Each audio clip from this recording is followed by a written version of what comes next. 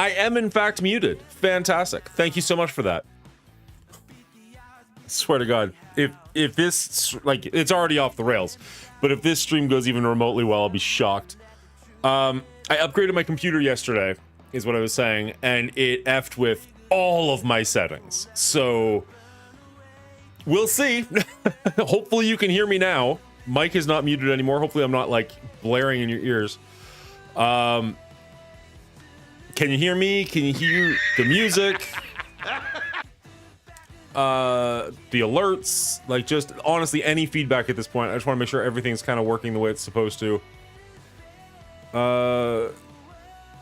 Let's check this out. I was saying, like, I was trying to do the blog yesterday, and I ended up going to bed, like, just super pissed off. Like, everything was not working, and it was so freaking annoying. All right, let's see. That's getting pretty old. That's pretty old. That's pretty old. That's pretty old. That's old. We'll leave that one. We'll leave that one. Let's go delete. Delete. Delete. Save. Delete. Delete. Delete. Delete. Delete. Delete. Alright. What's up, Zero? I missed one Saturday, real life. I missed one frickin' Saturday. And admittedly, a late start today. But seriously. Somebody just had to come in and give crap. Give me 1 second. I'm just trying to find some stuff. Where is going on? Upload. There we go. I apologize if everything is off the rails today. We upgraded the computer last night, put some new stuff in there, upgraded the processor so that hopefully we can actually, you know, play some better games, do some different stuff on the stream, and it messed with every single setting. So if you don't hear something, I truly do apologize. For instance, I'm pretty sure you just did a bit and nothing happened, or at least I didn't hear it. Did you guys hear the howdy howdy howdy?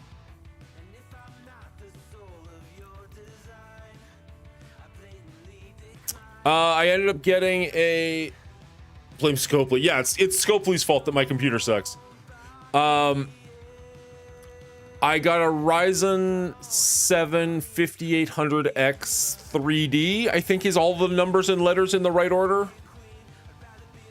I'm not a tech guy, as you can clearly tell. I don't think I needed to tell anybody that one. I think that was pretty obvious. Oh man. Let's see. I'm just.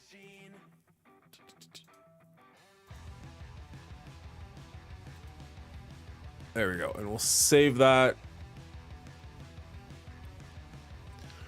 It's supposed to be great. I got a new cooler as well, so everything should be fine. But it messed with every setting I've got on this computer. So, as I said, today might be a bit of a train wreck, and we'll do our best. We really will. Nobody heard the fart. Nobody heard the other thing. I recently upgraded to an R9 5800X. Damn, someone's got some money.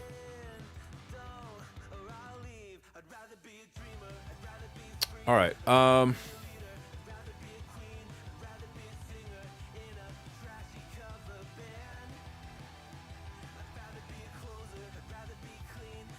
of my alerts.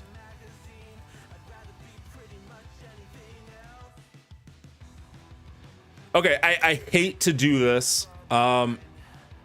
where is it? Bubba Hotep. If you're there, if you're willing, it's 1 penny. Can you send another one just so I see if it goes off? I just changed something. I'm hoping that will do it. I hate, like, quote unquote asking for money like that. It's 1 penny to see if something works. If you're willing. If you're not, I get it. Yeah, how's everybody doing? How are you guys doing this week? It's been a weird week for Marvel Strike Force. I just got the weekly blog done. It's just uploading now. I've got a couple of different content creators on here, so I want to check it on YouTube to make sure the volume of it sounds okay, because everybody's mics are all over the place. But I wanted to do like a sort of a send-off for some of the envoys. For those who don't know, we lost 4 envoys this week, to various degrees of activity in the community. So it's been a rough week. I'm privileged enough to call at absolute least 2 of them, if not 3 of them, my friends. I didn't know Tana very well. I didn't really watch his videos. I didn't interact with him whatsoever. I wouldn't be shocked if he didn't even know my name. So I don't have as much to say about him, but like 3088 Gaming is a great guy. Shane's a great guy to hang out with. Purple Sticky's been on the show. He's an amazing entertainer, great content. And then Run 7, as you guys know, I'm close with. He's on the show. We have a movie show together. That one I saw coming, but still really, really stung. 3088 doesn't really play this game that much anymore. Wasn't really active in the Envoys Discord, so that one, I wouldn't say that I saw it coming, but I wasn't shocked either. Purple Sticky really took me out of left field. Like, I was reaching out to him for something else, like, hey man, can you help me out with this? And he's like, no, I'm going on vacation and quitting the game. And I'm like, oh, okay, fair enough. So I wish those guys the absolute best, but I'd be lying if I said anything other than it kind of just took the wind out of my sails a little bit this week. So, oh well, here we are. It is Saturday. We're just gonna try and have a good time and hope that my computer doesn't horrendously fail me. We shall see. Just hit YouTube partner. Nice. That's amazing. At least the first half. Need to hit 1,000 subs. Hope to see some creators hop into new games.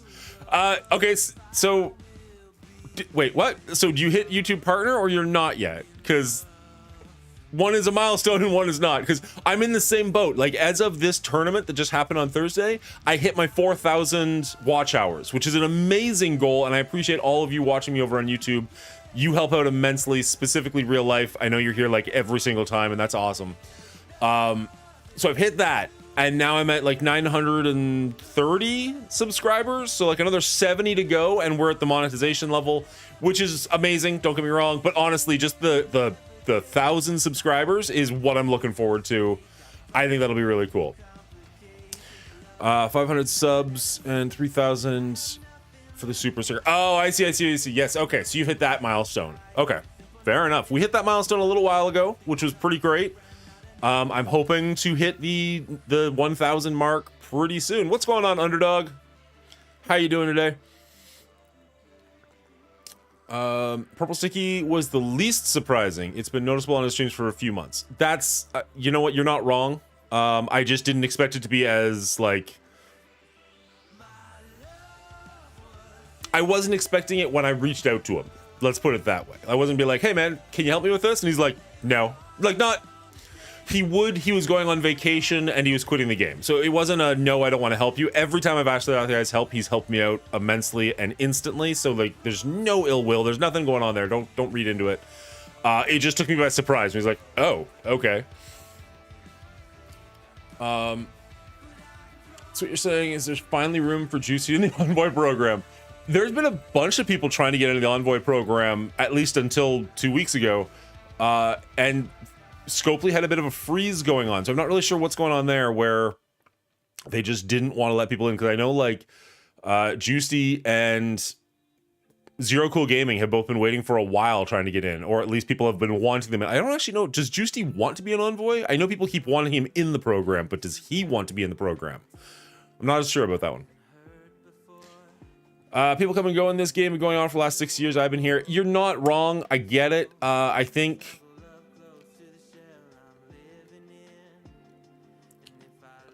I really like Purple. I think he's incredibly entertaining, and it doesn't sound like he's entirely sure what he's doing next. I hope he keeps streaming something, because I'll watch that guy do almost anything. Run was the one that hurt for me. And again, I saw that one coming a mile away. He's been talking about how unhappy he is with the game recently. I totally respect his decision to go. And it's funny because, again, I've got the movie show with him. Like, we're going to keep hanging out. We're going to keep streaming together.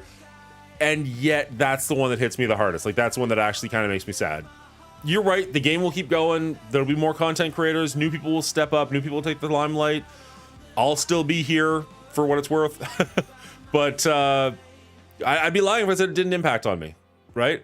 So between that, work just being hard this week, and then honestly, like, all the technical issues I had last night, I was just in a sour mood last night. So I recorded like half of the news blog yesterday, and then the other half this morning, which is why I'm so late getting on this morning. And I'm hoping everything just works, and if it doesn't, that sucks. But, you know, here we are. We'll try and make things as best we can, try and be as entertaining as we can, and all you can do is move forward, right? So, Run was a long time coming. He's been upset with the game for a while. Still disappointed, though. Exactly, Zager, where my thoughts are. Like, it wasn't shocking. It was just sad. I hope mobile collabs with an adult again. Not sure who that is, but what's up, Faust? How you doing? Run does so much for the community and other CCs that a lot of people probably don't even realize. Yeah, there's so much stuff. Like, there's a lot of stuff that he does behind the scenes in like the Envoy program that most of you can't see or will never see, or did, I guess. As a content creator, again, like the newest video is going to go up soon, and I have a big spiel about Run, and I have a bunch of other content creators on to say their piece about like Run, Sticky, 3088, and Tana. Less Tana, again, not to be rude, he quit the program after I already reached out to a bunch of people, so I got a bunch of videos from people before he quit the program. So I don't mean to be rude to the guy. He just did it later than everybody else did. Where was I going with that? So I have more thoughts in the most recent video, which will be loading up pretty soon. I gave everybody, more content creators, until 10 o'clock to try and reach out to me and get videos to me, and a bunch of them did. A bunch of them said they would and didn't. I only had one person straight up tell me no, and that's totally fine. That's their prerogative. I'm not going to out anybody, don't worry. But yeah. So that's where I'm going to later on today, not right away. I want to test out playing a higher end game while streaming and see if the new CPU can handle it, because the old CPU absolutely could not. So some of the games that I've been looking at, like, I kind of want to get back into Helldivers, but it feels like a lot of the drive around that one has gone down a little bit. I've been enjoying First Descendant a little bit. The look of Once Human looks really good, and of course, Hefe and Foster desperately trying to get me back into Fortnite more and more, so we'll see. We might not be playing Marvel Strike Force all morning. We might change some things around, but mostly just to see if it works. If it works, great. If it doesn't, that sucks. Run introduced me to your stream and a couple of others, and he's entertaining as hell. He'll be missed. Absolutely, Hotep. Absolutely. For lack of a better term, the recap bump is a very real thing. If you not only in the sense that your videos get watched more, but in the sense that, like, it keeps you going. Like, being on, like, getting seen as a small content creator, getting seen in that way is amazing, and getting that many more people to see you is incredible. And like, just somebody at a higher level than you looking at you being like, hey man, great job. Like, I shared it in my Discord, and it's in the newest video, but like, back when I just cleared 75 subscribers, and Run reached out and was like, hey man, great editing, like what you're doing here. As long as you keep making content, I'll keep watching. And he was true to his word. He's been hanging out and watching with my stuff ever since. And I can't tell you how much that motivated me to keep going, right? He's gonna I keep saying he's gonna be missed. I'm gonna hang out with the dude constantly, so it's not like I'm not gonna see him anymore. But I think in the community as a whole, he's gonna be very, very missed, and nobody really does it like he does. Like, don't get me wrong, there's other great content creators out here. There's much bigger content creators out here than he is. But for the community, I don't know anybody who does as much as he did. Anyways, you should have Run send you his wig collection. I have 2 wigs. I was saving them. Like, I have a Santa wig that I used at Christmas time, and then I bought another wig that I wanted to use for a show that I just haven't had a chance to use yet. So I think this is the 3rd time he's quit. Yeah.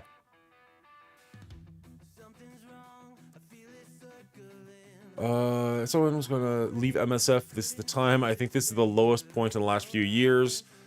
I mean,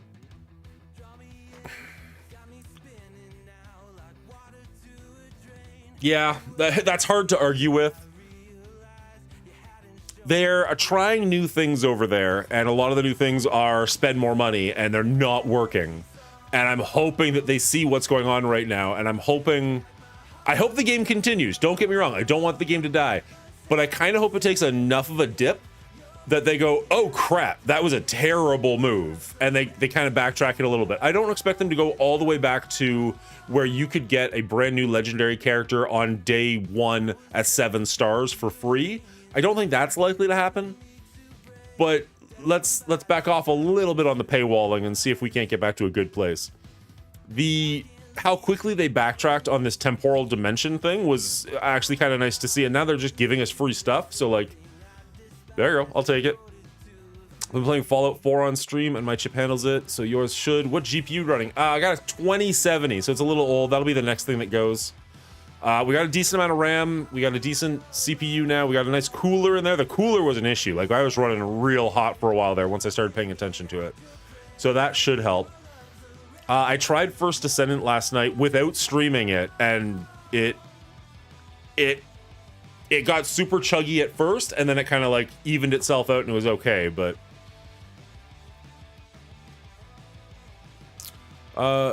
I knew I wasn't gonna be able to make it in time. I didn't want to do anything half-assed, but I also think it would be a struggle to get everything I would want to say in a short content format. So Zero, I mean, the video is not live yet. If you want to send me something, you're more than welcome to.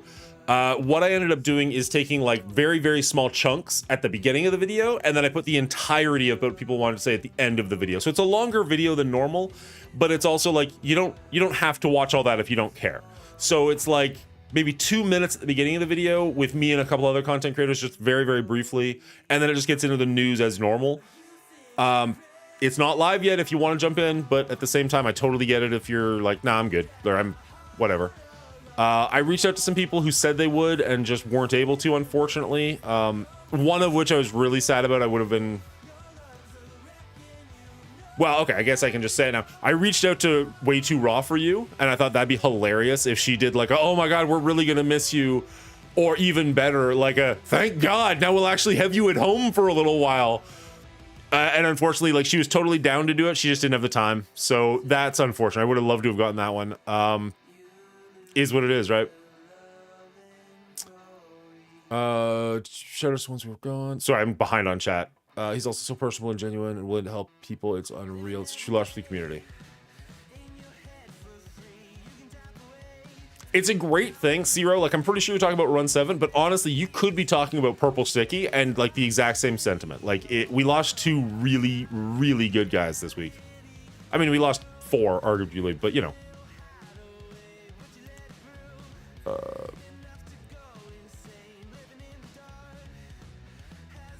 Trying new unpopular things. It's the last gasp of grabbing your money down when the game dies. I've heard that a lot, Faust. I hope that's not true, but god, it feels like it, doesn't it? I don't mind the legged tunes being 2-star to get the first time if you don't spend. That way you can still play in events and such, and spenders will have the upper hand. Everyone wins. It's just not good if you lock out 80% of the player base. Agreed, Underdog. I don't need to get a 7-star, but I want to be able to play the content. And when you can't unlock a character and then the character's required for something, it really hurts. Hey, Ralph, how you doing, bud? I am more worried about the temporal dimension than Old Man Logan or CB. The fact that event got in the game being gated to the degree it is horrible sign that no one boundless was able to get changed before it got into the game. So there, no, Steven, they are changing it. There is a blog out there. Let me see if I can grab it real quick. Where they are changing temporal dimension. Let's jump over here. So that you're only going to need 3 Illuminati characters, not 5. Now, arguably, are you going to be able to complete it with 3? We don't know 100%. It should still require 5 people. So if you only need 3 Illuminati, there's nothing in this blog that says you couldn't bring Super Skrull and Apocalypse as your other 2 members and just dominate. We'll have to see when it goes live, but at least you don't require 5 Illuminati characters anymore, so you should be able to get in this for free, unless I'm just totally missing something here. As well as they're just going to give out 10 Pimpal orbs, 10 Black Panther Shuri shards, 3 Armory 19 orbs, 150 L4 training materials, and 8 Crimson Gear Raid orbs. All of that, it sounds like, is just free to the players. That's not a reward you have to earn, it's just there. I don't know, that seems like not the worst change. That seems like actually a pretty decent thing.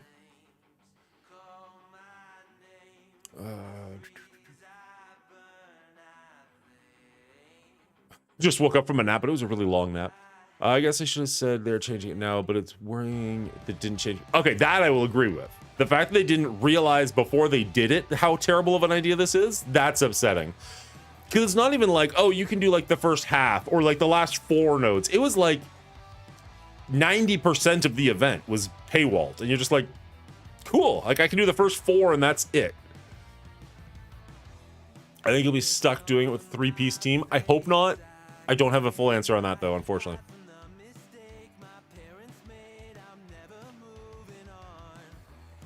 We'll have to see. Unfortunately, this doesn't say one way or the other. Will now require only 3 Illuminati males. Feel free to use more Illuminati characters. You have more. The gear requirements for each mission will remain the same. It doesn't specify. But generally, these nodes are made for 5. But yeah, maybe it is just you can only do it with 3. In which case, that's still for the better. Because, like, the Shuri free-to-play...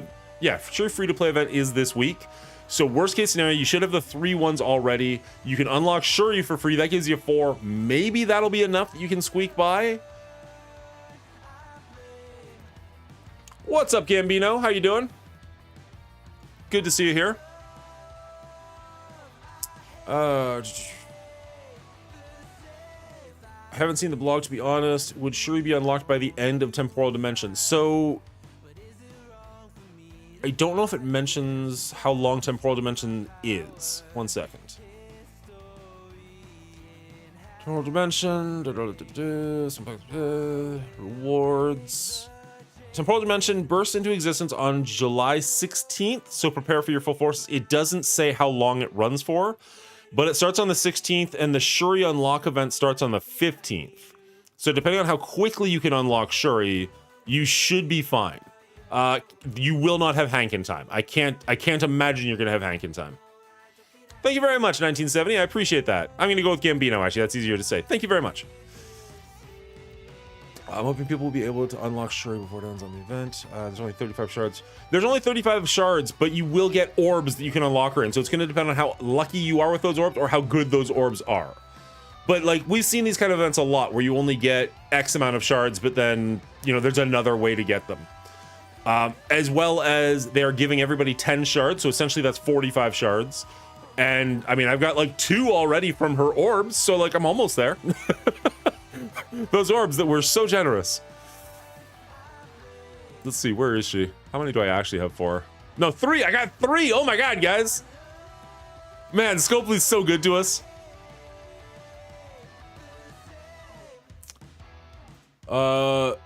Realistically, I still don't think I'm doing those nodes. I'm still building Alpha Flight. And I mean, honestly, everybody's at a different place in their journey, man, but you gotta do the best you can. Oh, wow, 35 shards, yeah. They would have to really undertune those nodes for it to just be a 3-piece. Those reworks really sucked, and those tunes are slow as hell. What's Shuri's event? Shuri's event, I think you're gonna wanna do Cosmic Crucible as well as some nodes ISO campaign nodes. Now, in the blog, it says you're going to do Battle in Cosmic Crucible and get bonus points for the Illuminati characters. But if you actually go to the chart, it only mentions the 2 Illuminati characters. So I'm hoping that's a typo. I reached out to them. I haven't heard back yet. Have I? I have not. So we'll see. I don't know if I've even checked the free claim. Let's go check the free claim. I did check the free claim. It's not there.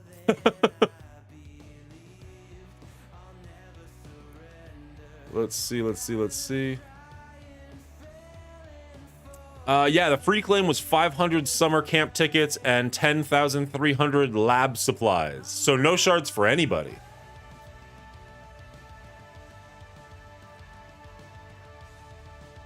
Hey, did they change the requirements for overnight or something to Pock Dimension? They did. They changed it so you only need 3 Illuminati characters, not all 5. And the discussion is basically whether or not that's going to matter, because you might not be able to do it without all 5 anyways. But at very least, you can attempt it. And maybe you can. It doesn't specify whether you need 5 characters and 3 of them have to be Illuminati, because we've seen that kind of thing before. Or whether it's you only are allowed to use Illuminati, but you only need 3 of them. In which case, we're going to be hurting a little bit. Let's jump over here really quickly, and let's actually get you guys in on the game. So if we go to My Illuminati, they're going to be embarrassing. HI.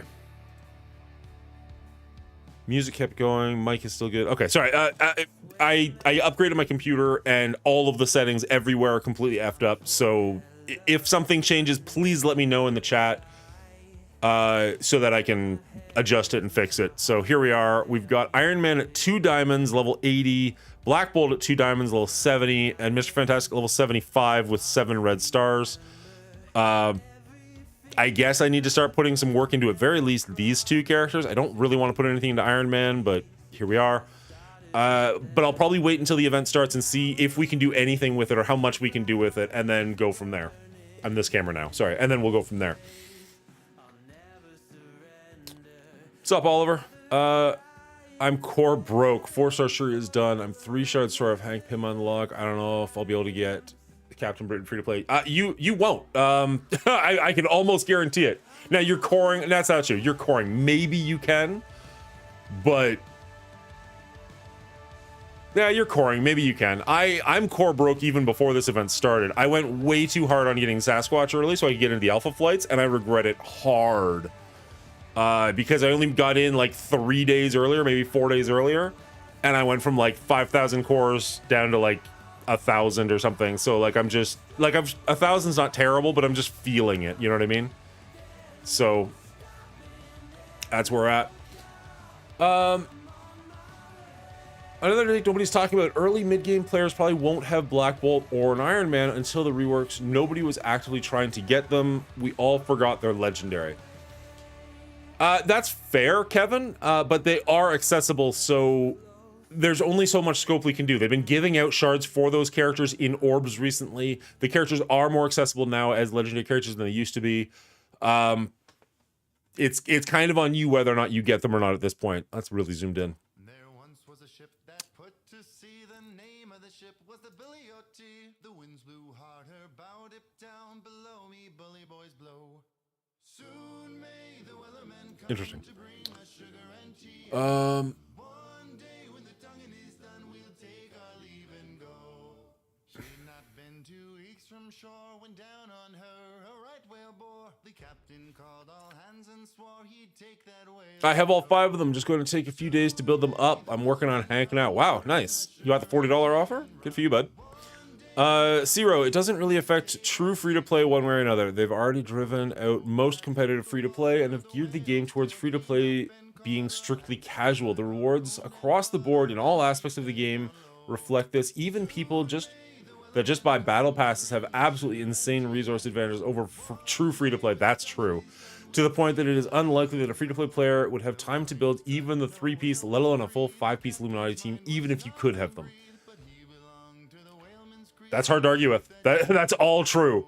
I buy not all the battle passes, some of them. I haven't bought any in a while because honestly, I just wasn't sure where this game was going, what was going on. And I'm feeling the crunch not having them, right? Like not having that extra access. Like they just gave us some dark promotional credits. Dark diamond credits because of the Cosmic Crucible payout. But I was sitting at absolutely nothing for all three of these for a long time, and like all these characters are coming and going, and I couldn't get them. So we're waiting now to get Black Knight back in the store. I don't think there's anything here we're probably likely to get, but yeah, a lot of people will tell you, myself included, like the battle passes are the absolute best value in this game, and they drastically change how you play the game versus actually being free to play. But again, they should, right? Like if you're spending money, you should have an advantage. I'm not opposed to that. And the more money you spend, the better advantage you should have. That makes sense. It is a business that works. My problem is when they start doing it to the point where you can't play unless you're spending money, or you can't even participate unless you're spending money. That's where it gets unfortunate and kind of gross. I understand people will say it's a business, they're going to do what they're going to do. I get it. But you want people to have, like, how many of the big spenders are going to stick around if everybody else leaves? Is, I guess, what I'm trying to say. So, like, yes, you want to accommodate the spenders, but you can't completely ignore and shut out the free-to-play and the cheap-to-play players as well. My goodness, this is annoying.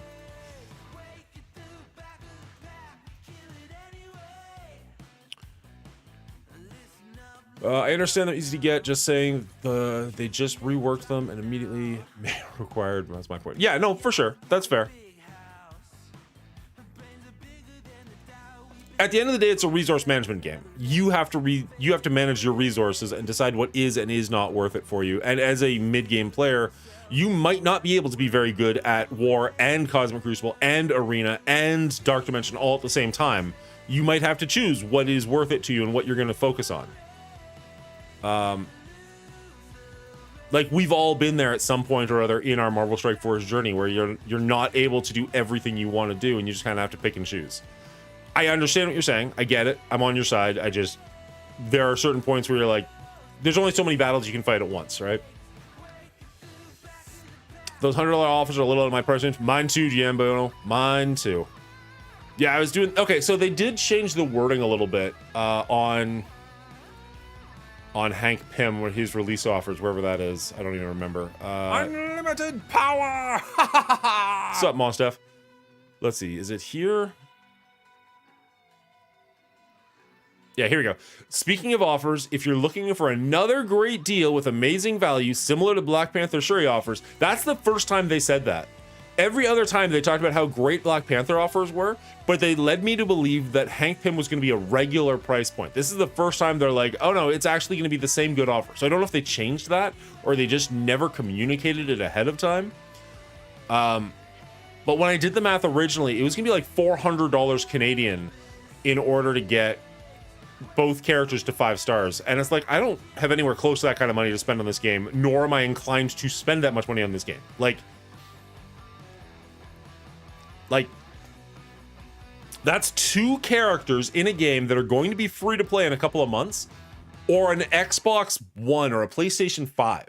Like that's the price point that we're looking at here, and that's what makes it so infuriating to be like, I don't understand how they can justify spending this much for a character. Like, think about Helldivers, right? This incredible game that gives people lots of fun to play. The game costs like what, $45? Like it's not even a full price release, I don't think. Correct me if I'm wrong. Let's pretend it's $80 for the sake of argument. They want to charge you the same amount for one character to unlock at not even full stars, no diamonds, nothing. Just unlock them that you would get an entire game for. And they think that's justifiable. It's mind-boggling to me. But that's the way mobile gaming is. Like mobile gaming prices are insane to me when you compare them to like video game prices or AAA prices. Like it just doesn't make any sense. It's not just Scopely. I'm not just ranting at Scopely at this point. That's just the mobile gaming market. Like even when I was playing some of these games where I had sponsorships for them and I'd be looking into those games, the releases on some of those games, you're just like, what are you thinking? I guess people are paying it, so good on them, but like, I don't understand. And maybe it's just that I'm old, right? Like maybe I just remember like too many game systems where you could buy an entire freaking game for $50, $60. And so it's just that's maybe what it is. Like maybe I just can't wrap my head around what gaming is these days. But it's just mind-boggling. Like First Descendant I'm having fun with, and it's 100% free so far. Yes, there's microtransactions. Yes, you can buy characters ahead of time. But as far as I understand, everything in that game you can unlock for free. You can play the game for free. The only thing I've heard that's baked behind a paywall is if you want to get like you only get so many mod slots, and if you want more mod slots you have to pay for that. That's not you can't earn that in any way in the game. That's the only thing I've heard of so far. And like I don't know, maybe the game will be dead in 2 weeks, who knows, maybe the hype's already going on, I have no idea. But the little, like the couple hours I played on, I've had fun with it, and they haven't asked me for a dime yet, so by comparison it seems ridiculous. The 5-star offer for 130 American isn't bad compared to past offers. See, that's the killer right there. It's not bad compared to past offers, but I still don't think $130 for a one character at 5 stars is good. It's better, but better doesn't make it good. Now, that being said, if you want to spend money on this game, if this brings you so much joy, ignore everything I'm saying. Just live your life. But for me, it's just not worth it. And that's all that's the end of it. I'm not trying to convince people to what they got to do. It's just, yeah, that's where I'm at. I know, Gambino. I'm just old. I have my trusty N64 literally right here. Like I'm touching it right now. I miss those days of just like buying a game and just owning like there's no DLC, there's no microtransactions, you just have the game. Now, sure, some games are Superman 64 and they're trash and there's nothing they can do about it. But a lot of the times it's GoldenEye and you get the game for free. Well, not for free. You get the game for a one-time price and you're good for years. All right, okay, let's get off this soapbox. Let's get on to something more positive. Anything. What do we got? What do we want to talk?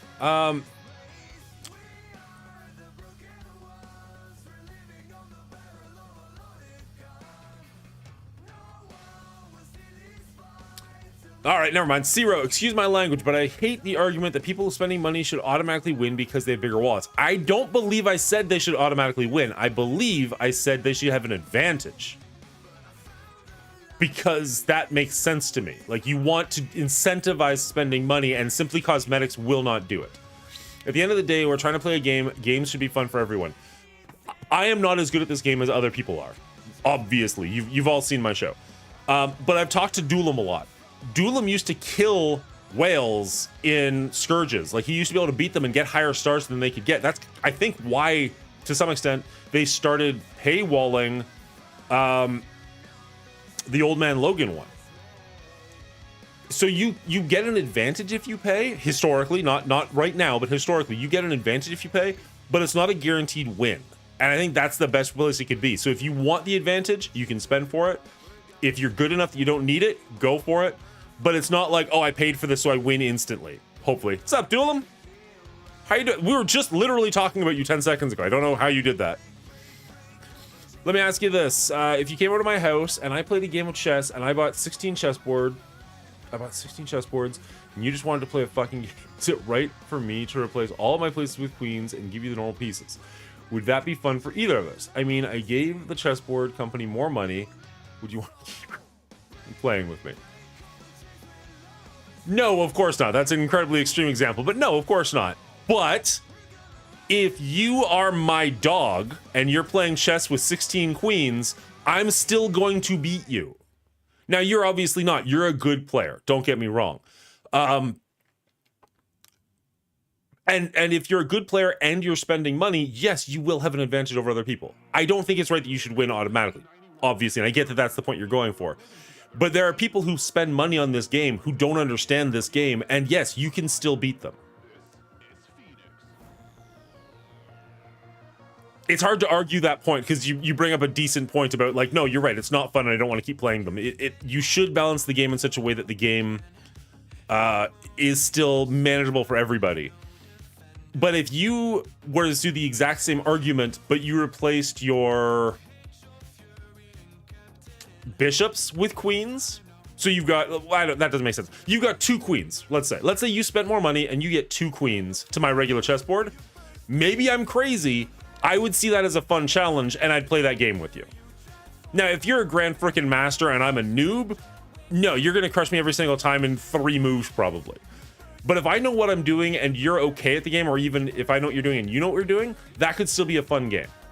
Now, obviously, we're really off on a tangent here. That's not the scenario that you presented me with, and that's not really the scenario that we're getting with Scopely. Shh, can't say that. Cool, Mostef. On the plus side, that's the first time I think that those things have worked, and the timer kicked in, and that kicked in, and I didn't have to do anything, so that's pretty cool. Now I just need to make it 4.5 minutes. Duelim's like Candyman, never take the risk of saying his name. I'm happy to have Duelim here. I'll say Duelim's name all day long. I still think some people just don't realize how life works. Rich people always have an advantage. Even their children start life on third base. I did not, Mostef. I absolutely did not call Zero Dog. I said if. How did Krakens not win instantly in Old Man Logan? They got all the 6 and 7 star Old Man Logans because better players were gated out of them. That's not an advantage. That was a guarantee. My understanding, and correct me if I'm wrong, wasn't there an issue with that though, where some of them paid lots of money and still didn't get 7 stars? Or am I misremembering that? I thought there actually was an issue with that. And okay, so earning Old Man Logan isn't what I meant by winning. What I meant by winning was doing well in Cosmic Crucible, doing well in Arena, stuff like that. Mephisto is an example of, yes, if you unlock Mephisto, you will pretty much win Arena, period. Is my understanding. I've only gone against him like 2 or 3 times and it was impossible, so I just gave up. But like, I know that there are people who spend money on this game and still do not instantly win in Cosmic Crucible. Like, there are people in even my bracket, and I'm way down in Platinum, who I have to assume have spent money to be where they're at, and I'm at the same place they are. Now, maybe they're climbing the ranks and they're going to outpace me. I don't know. But right here, right now, I'm in Platinum 3, and I'm seeing people, and I'm like, there's no way you've got that without spending money. There's no way your roster is that big without you having spent some money. Did I? Damn it! I made it 2.5 minutes. That's the best I could do. All right, 1 second. Oh, got some loose cables under there.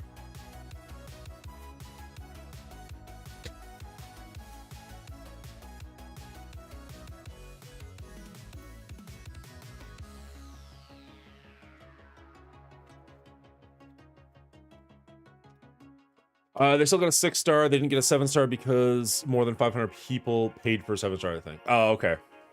So the people who paid did get it, just the first 500 only. Fair enough.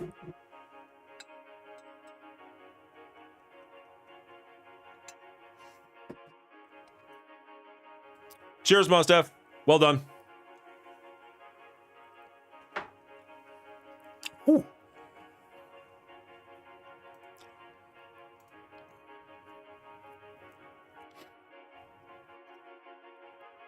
I don't know.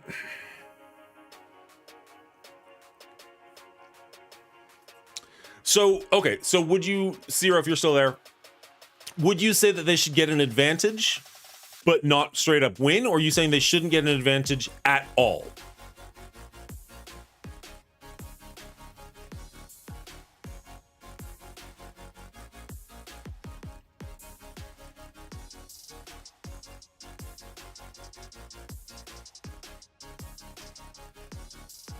You sent a big long one before, but it doesn't really affect you if you're playing. No, there's another in between. There we go. Oh, did you send the same one twice? Ah, you did send the same one twice. Okay, I saw you sent 2 really big ones. It doesn't really affect me personally. I was buying Handkerchief regardless, but it does affect me in the sense that now I don't get to play against people like Juicy and Sticky.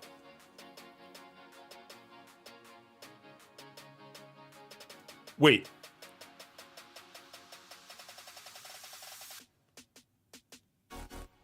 Did Juicy quit? Or do you just mean because he's in a different bracket?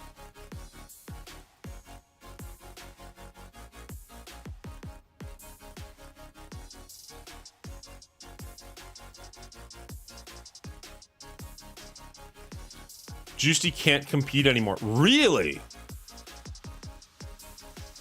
Because he didn't pay for the new characters? Like we're assuming he can't compete anymore, or like legitimately he's getting destroyed?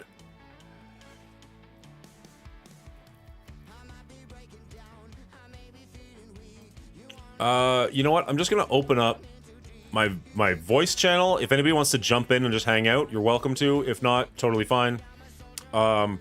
Bunch of you guys are in my Discord, so be it. That's people said your name 3 times, and here you are.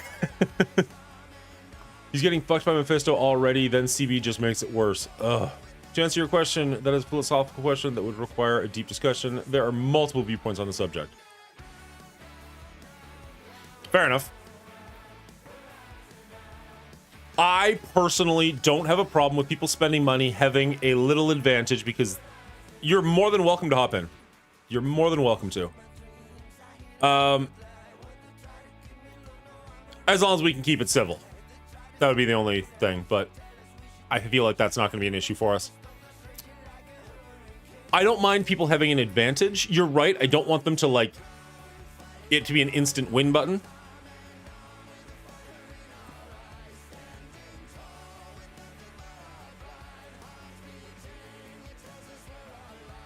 I don't know. It's tough to say.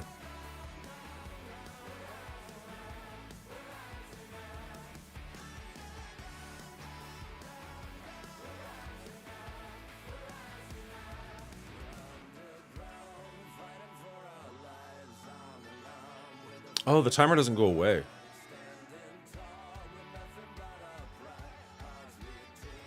There we go. Not the end of the world, just weird. All right.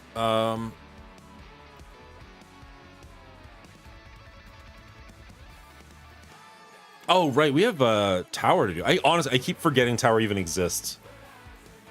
I'm not even stuck per se. I just keep forgetting that it's there.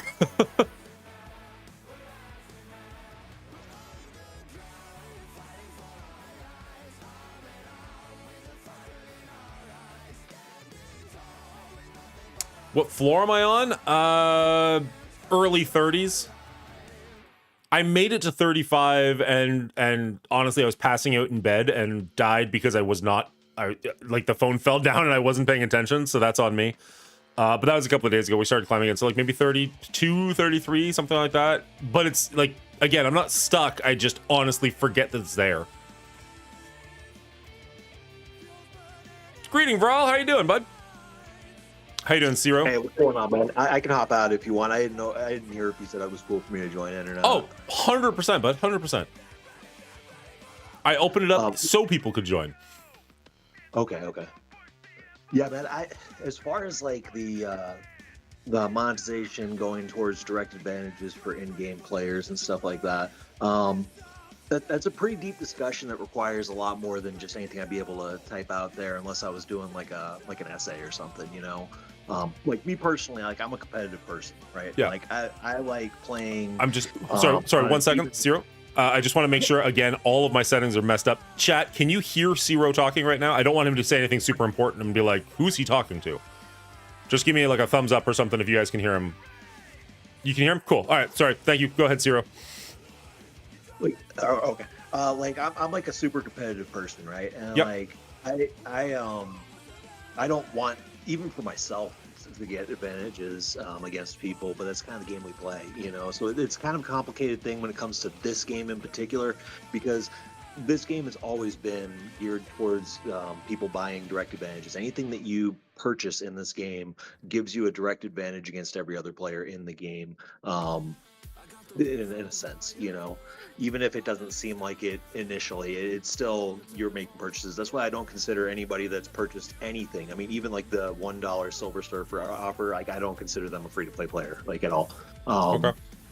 And there are things that can give you indirect advantages that you can purchase that might not be as visible and directly linked. Like for instance, let's say like 5 years ago, I bought a shield minion thing, and then that got me Nick Fury, which then down the road got me Omega Red, which then got me into a higher alliance, which then got me more rewards than other people, which then got me Morgan Le Fay and so forth and so on. It all kind of trickles down to one another. So even if you haven't spent in a really long time, having an account that did spend at one time does give you an advantage over free-to-play players. See, I always hate that when people try to claim that they're free-to-play when they're not. You know, there are people that spend like tens of thousands of dollars on their account, but because they haven't spent in a couple months, they're like, oh yeah, I'm free to play. It's like, no, you're not, bro.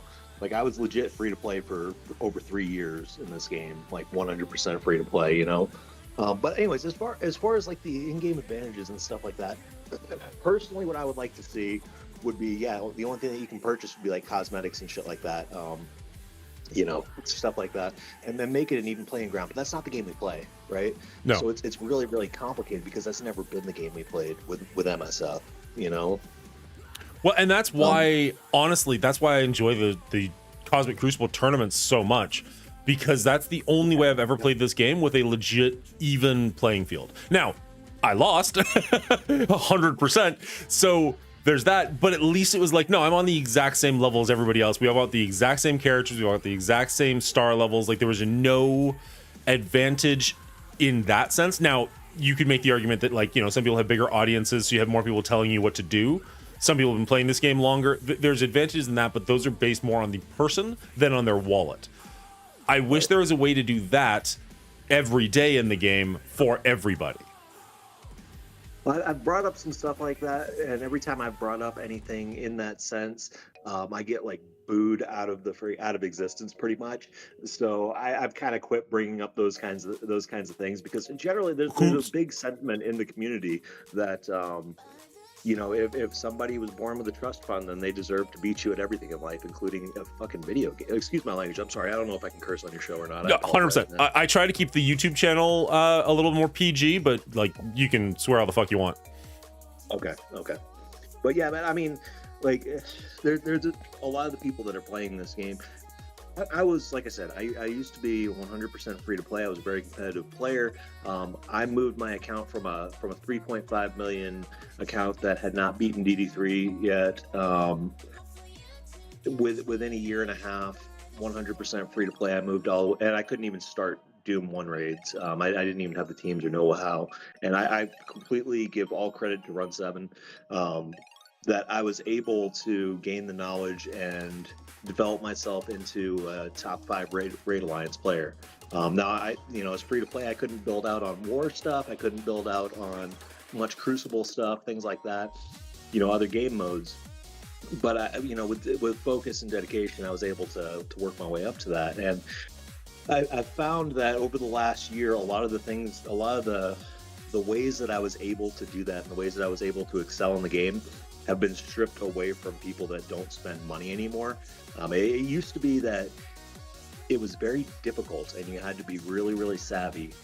But as a free-to-play player, it was actually possible in these leaderboard events to get into like the top 100, to be able to unlock characters at 5, 6, 7 stars that it's just not possible anymore because they've gated people completely out of it. And I'm not even talking about like, you know, Old Man Logan and Captain Britain events. I'm talking about just normal characters that come around.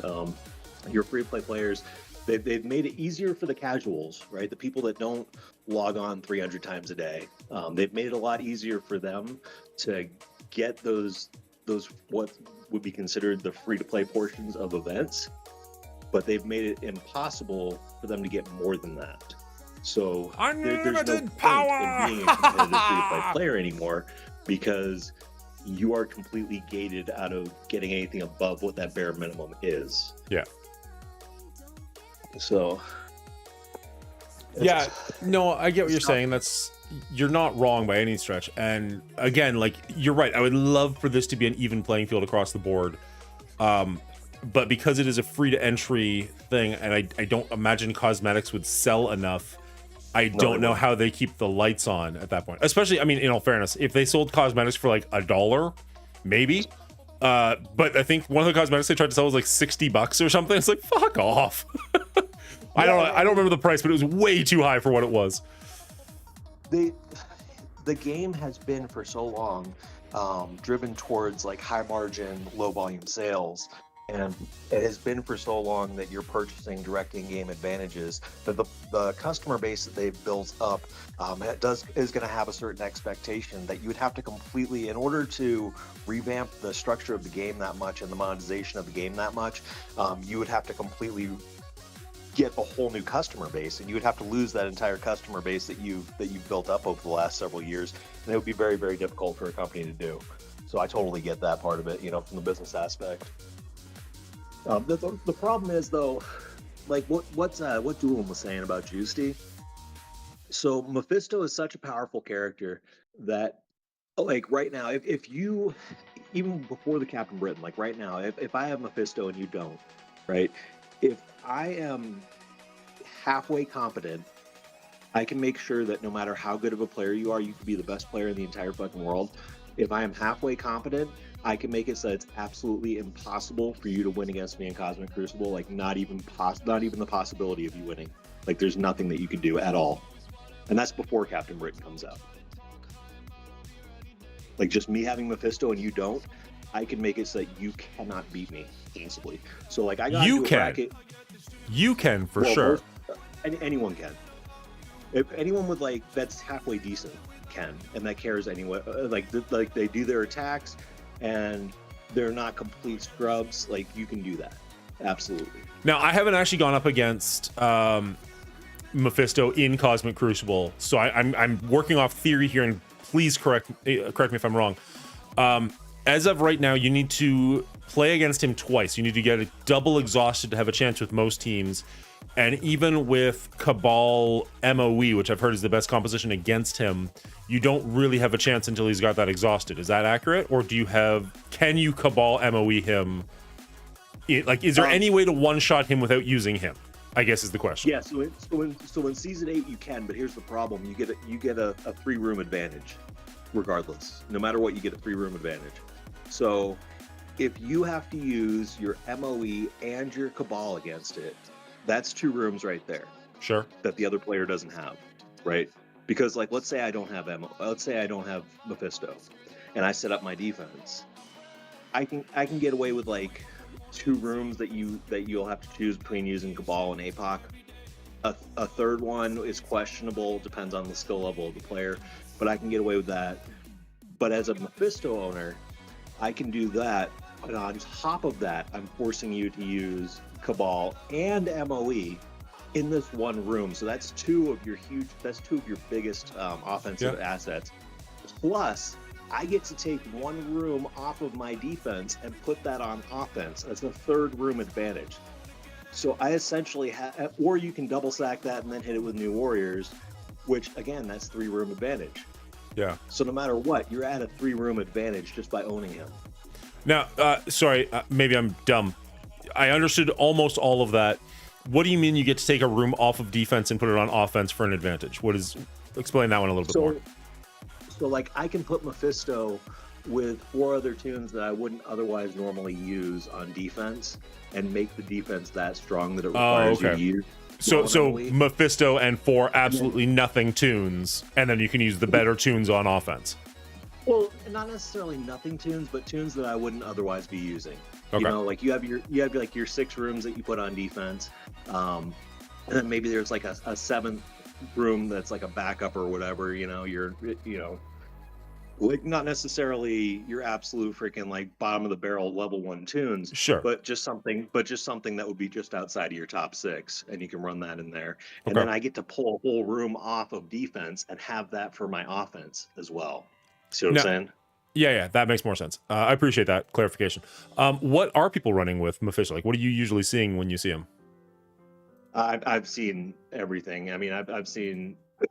So there's no one definitive best team. No, I mean, you see some people that make mistakes that make it easier for people to be able to beat them. People that aren't necessarily as savvy at the game. So, like, you'll see people do stuff dumb, like put Old Man Logan with him or something like that, because they're thinking in their head, oh my God, Old Man Logan's so strong and Mephisto's so strong that he'll be able to beat anything. But it's like, no, dude, you're taking Old Man Logan, which is a Cabal or APOC level response, and then you're taking Mephisto, which is a Cabal level response. Cabal completely neuters Old Man Logan, so you're really just wasting it when you should be spreading those out. Yeah. Okay. So if you're smart enough to spread that stuff out, and you throw something like, like a garbage Infinity Watch or Darkhold or whatever it may be, something that's a little bit lower tier, not necessarily like bottom of the barrel. You're not putting like Hydra minions with them or anything, but putting something a little bit lower tier in there. It definitely requires that response. And we kind of don't know going into this season, without Cabal getting that on-spawn speed up from Kang, if MOE Cabal's even going to be able to do it against Mephisto teams. Yeah, some people in chat were mentioning that too. Is like that counter works now, but only now. Like once that bonus is gone, we're back at the drawing board, seeing whether or not it's good enough. Yeah, because Kang's giving on-spawn speed up to all MOE, and with Cabal counting as MOE in last season, he's giving them speed up on spawn, which gives them that speed to do what they need to do. It's really not really tested out there in the real world whether this season that's even going to work or not. So I guess we'll see when that happens, But yeah, for sure. And then with Captain Britain coming out on top of this, that someone like Juicy, who just buys the passes and doesn't really buy character offers, he's an amazing player. He deserves every bit of being in the top 200, top 100, because of just based on his skill level. He shouldn't be completely driven out of the top end of the game just because. And he's a spender. He's not even a free to play player, dude. Okay. Like I get like Whale or like Battle Pass. Yeah, he buys like the passes, Okay. Like he buys the passes and like a very occasional offer or character offer, but he's not buying like the Shuri and the Hank Pym to get the Captain Britain. So, and there are very few people that have Mephisto. I just got Mephisto a week or two ago. Nice. And I was $495. Al got him later that day, Ambassador Al, and he was number 500. So it's not like someone free to play or cheap to play is out there freaking getting Mephisto, dude. Like this is like top spenders are getting Mephisto right now, Yeah. So he's already at that disadvantage with that. Now we're gonna have Captain Britain on top of that. Like he's gonna get really pushed out of being able to compete in that one game mode anymore. And it's like, dude's not free to play. $100 a month, that ain't cheap, man. Not at all. Somebody was just saying like the Battle Passes alone are $80 a month. $80 a month is a lot for a mobile game. $80 a month as a membership fee is a lot for anything. Like that's more than my gym membership. That's more than like, Like that's a lot just period every single month, let alone for one freaking video game. Yeah, and we're playing a video game, man. You can get a AAA game for $60, dude, and that's the whole game. That's the whole game. That was my point earlier. Like, it's crazy what they charge for some of these things, and I don't understand it. But it's not just this game. Like, a lot of mobile games charge way more than I would think would be reasonable. And, it's working. People are paying for it, but I don't understand it. Yeah. Yeah. So, and a lot of people do have that mentality, though, of, hey, I've spent XYZ dollars, this person doesn't, so I deserve to win. Or, hey, like, that person deserves to win because they spend XYZ dollars. Or the mentality of, well, these are the people keeping the lights on at night, blah, blah, blah. I can tell you, like, I would consider myself a whale. Probably most people, if they saw how much I spent on this game, like, they would probably consider me a Kraken more than likely. I don't spend anything near what a lot of the people around my level spend. Sure. But I do spend a very significant amount of money. More than probably most of your car payments, and Jesus, more than some of your house payments, So random question out of nowhere, but just something I've always been curious about. Where would you put the line between Kraken and Whale? That's a tough one, man. I think that's a really tough one. I was just personal opinion. I was just curious. Gosh. Like, I would have told you 2 years ago, if you're spending $100 a month on a video game, that's Kraken level. And it was like eye-opening how much people actually spend. No doubt. We have such a broad range of people of that have disposable income in this game that it's really difficult to put a number on that, right? Because there's some people that if you look at like leaderboard events and you look at all that stuff, I mean, they're most likely just taking a stab at it here, probably spending 5,000 a week to 5,000 a month. I'm sorry, did you just say 5,000 a week? Looking at the events and looking at what the offers cost and stuff is what it looks like to me. So I literally can't even fathom. You just broke my brain a little bit.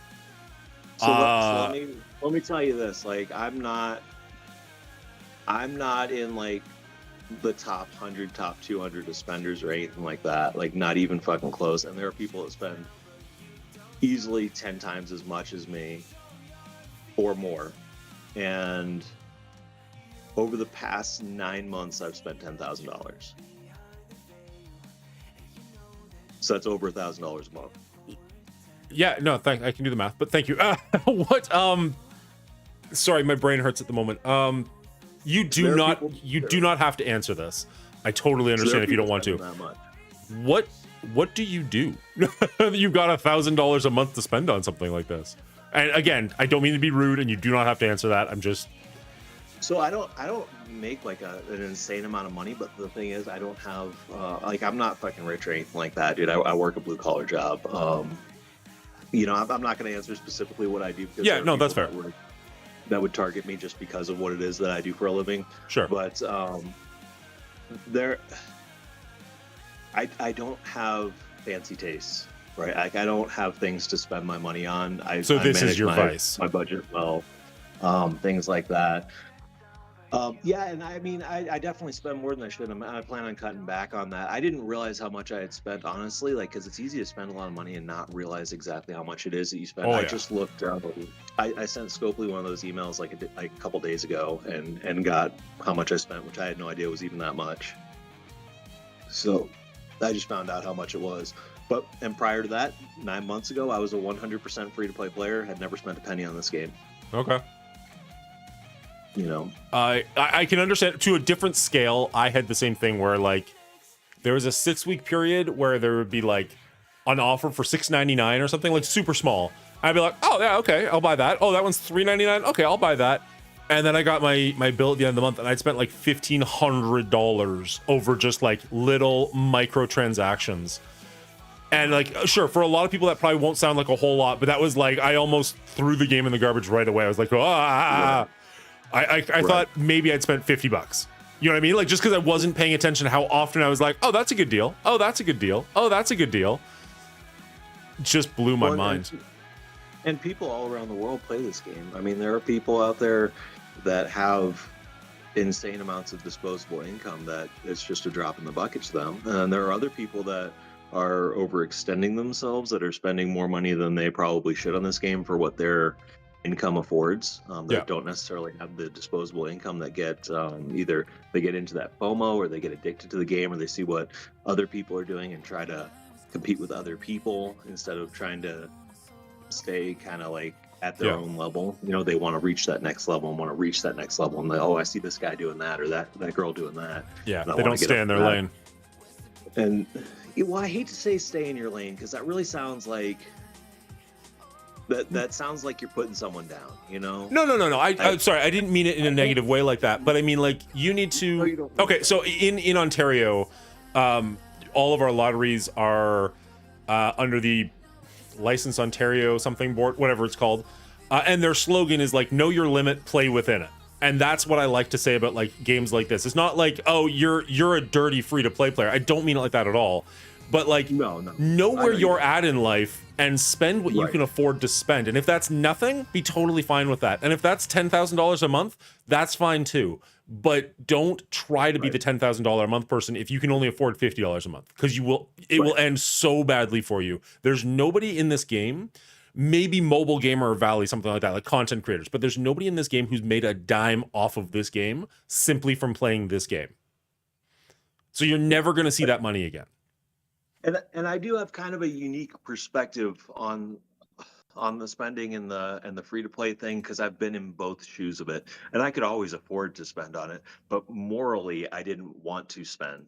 Like, for instance, last week, I don't know if you know who Pat Dim is, but I was in the same bracket as Pat Dim, and we're we talk every night, you know, Okay. me and Pat, and he's been always been a top 100 player for a little bit now, for a couple seasons now, and he's a smaller account like me. You know, both of us are under 80 million TCP, playing against people that are like 150 million. You know, Yeah. in Crucible, and he got in my bracket. I had Mephisto and he didn't. And like I was talking to him, I was like, man, dude, like I'm really like I want to pull my Mephisto off and just use him on offense if I happen to get into it with those guys, or not use him at all if I get into it with you, because I don't want to beat you because I have something that you don't, because I have the shiny toy that you don't. I want to actually play a game with you where you and I just compete and see who's the better player, you know? Yeah. And he ended up being the only person in the whole bracket that did not have Mephisto. And Jeez. you know, it just went the way that it did. I mean, we had several people that were, I think we had two guys over 130 million and two guys over 140 million in our bracket. Wow. I'm at 60 million and I'm constantly punching up into 75 to 95 million, but I Yeah. those numbers are insane. I wouldn't even want to. Like I would have nothing, there's nothing I can do at that point. Like, cool, I made it up this high just to lose and go back to where I was. Like, thanks. Well, I mean, yeah, just think about that. I mean, I'm not that much higher than you. I'm at like 77 million. Yeah. You know. What bracket are you in, if you don't mind me asking? I am. Let's see. I think I finished at 107. So I finished at 107 was where I finished at for Crucible, the ranking. Wow. So you're only like 17 million more than me, but you are really using that 17 million. Yeah. And I mean, I didn't really have a chance at playing against Crucible for a long time because I didn't realize it, but my account was like glitched out or whatever.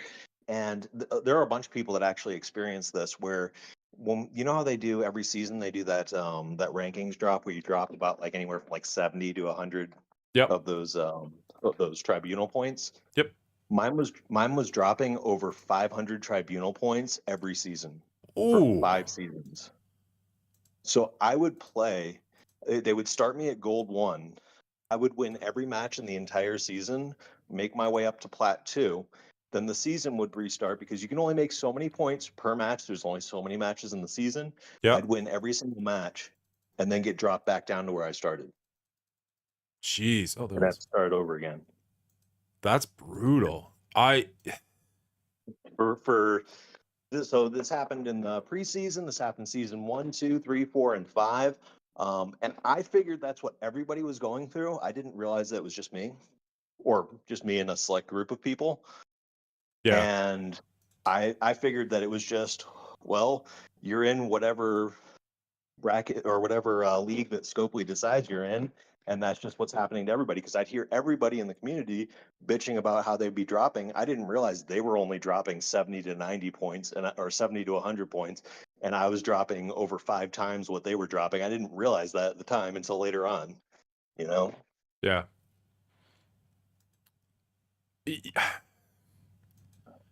Yeah, I understand the drop mechanic. It's highly unfair that it's different for different people. Like that definitely should not be the case. And it sounded like you got absolutely screwed by that.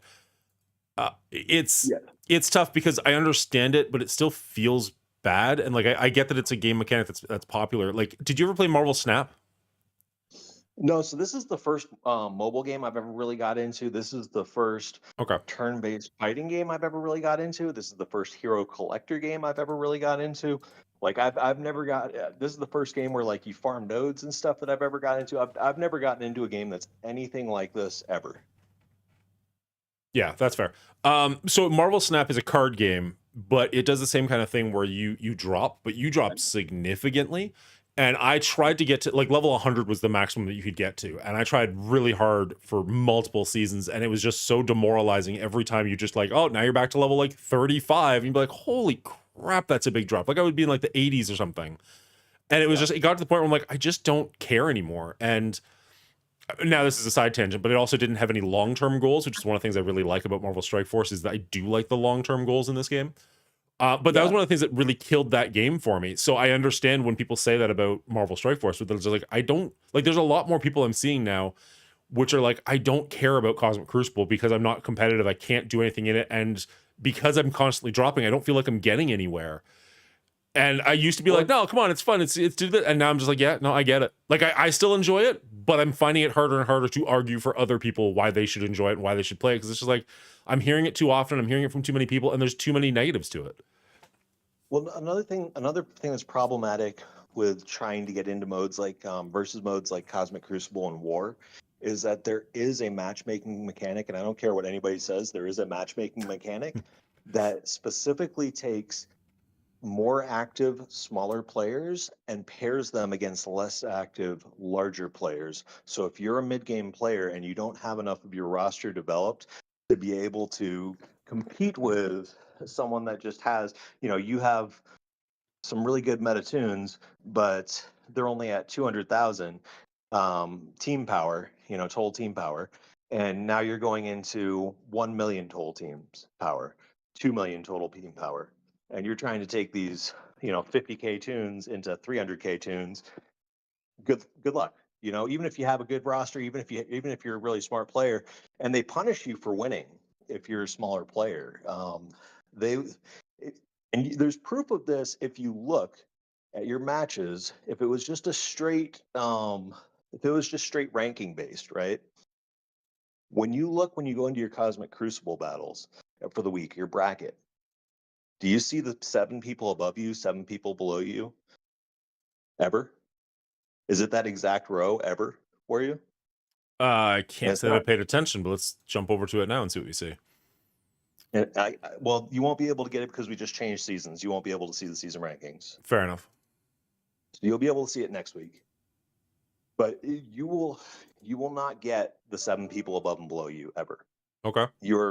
It specifically matches, like I said, smaller players that are more active against larger players that are less active. And they do that as an intentional marketing gimmick that's like, oh man, I could have beat that guy if only if I was a little bigger. I know, I'll get a Scopely offer. That'll help me for sure. I just beat that trash can. And that's what it is. It gives you that mindset that you could have beat them, but then the problem is you get that Scopely offer, and now it's somebody even bigger. Now it's somebody even bigger. Now it's Yeah. somebody even bigger. And you will very rarely get matched against people that are similar size to you. But it depends on how many. There's like an algorithm with how much you're winning, how much you're losing, stuff like that. That will go into that. I mean, it'll even cross over leagues with people sometimes where maybe you're in Plat 1 and you're facing somebody in Plat 2 or Plat 3. Or maybe you're in Plat 1, you're facing somebody that's in Gold 2, Gold 3. Oh, I didn't realize that. I You didn't know, realize you could fight people that weren't even in your bracket. not it's not every time. More often than not, you usually stay within your bracket. Sure. And it's usually but I've seen it on multiple occasions where they'll go outside of the people that are 100 above or 100 below you just to find somebody that's just that perfect match to get you to spend more money. Interesting. I can't say I've ever heard of this or looked into this, and now you've got me looking forward to the next season to kind of like, take a little gander myself. Track it, man. I've taken a look at it. And they do the same thing in War, man. I mean, I remember when I was in War, and me and most of my alliance were anywhere from 6 million to 10 million, and we start winning a couple matches, and we'd be facing alliances where we're punching up like every single person. Their smallest person's like 25 million, 30 million, because we won too much. So now we're placed into this different elo or whatever, Yeah. and then you got to work your way out of that. It's all monetization though. It's all a way to try to incentivize you to spend more because you're more active, right? You want to win, you're competitive. And so it's really until you get to the end game that you should really start caring too much about these modes because they're going to make it impossible for you pretty much. Or damn near. Hmm. Like PvE content is kind of where you want to be at. If you're an earlier game player or mid game player, you want to go for your raids because at the end of the day, that's where you're going to get the most resources for a reward anyways. If you get into a higher raid alliance, you'll get more resources incoming to you, so you'll be able to build your roster better, faster.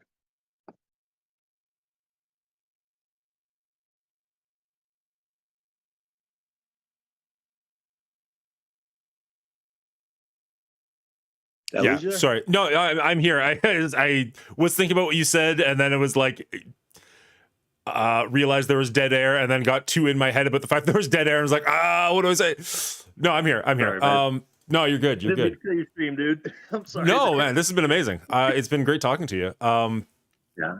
I don't have a great follow up for that, other than I agree. Like, now that being said, like, we do have some people in the chat. Like, I think Jacob JBD Holmes is in here, who is a newer player and has been doing very, very well in Cosmic Crucible, mostly because I think he watches and pays attention to literally everybody's stream. So he's seen enough of what everybody is doing that he can apply that to himself. Now, I don't know about what he's getting punished with. I know he's punching up significantly every single week. He sends me screenshots and stuff like that of some of his matches, but it's Yeah, I've seen JBD all around the community. Great guy, man. Great guy. Yeah. Yeah, he's helped out this channel quite a bit. He's done some like editing for me and stuff like that. And you're right, like he's in everybody's chat. Like he's just everywhere. In a good way. In a good way. But which is honestly one of the things you see in this community as a whole, is just everybody kind of everywhere. Like if you look in my chat right now, you're gonna recognize people that you see in Cleaning Agents chat, in Run 7's chat, in Sticky's chat. Like, you know what I mean? Like they're just, it's such an amazing community to be a part of, and I think that's what keeps people staying here for as long as they do. And as much as it's sad to have seen so many great content creators leave recently in the last week, it's because of the community. They stuck around for as long as they did, because I would bet money they would not have fought it out for as long as they did if it wasn't for this community. I mean, Cleaning Agent was here a minute ago. I don't know if he still is. He's been trying to stop play this game for years now, and he just can't get away. And Cleaning Agents, I think the longest running free to play account in MSF.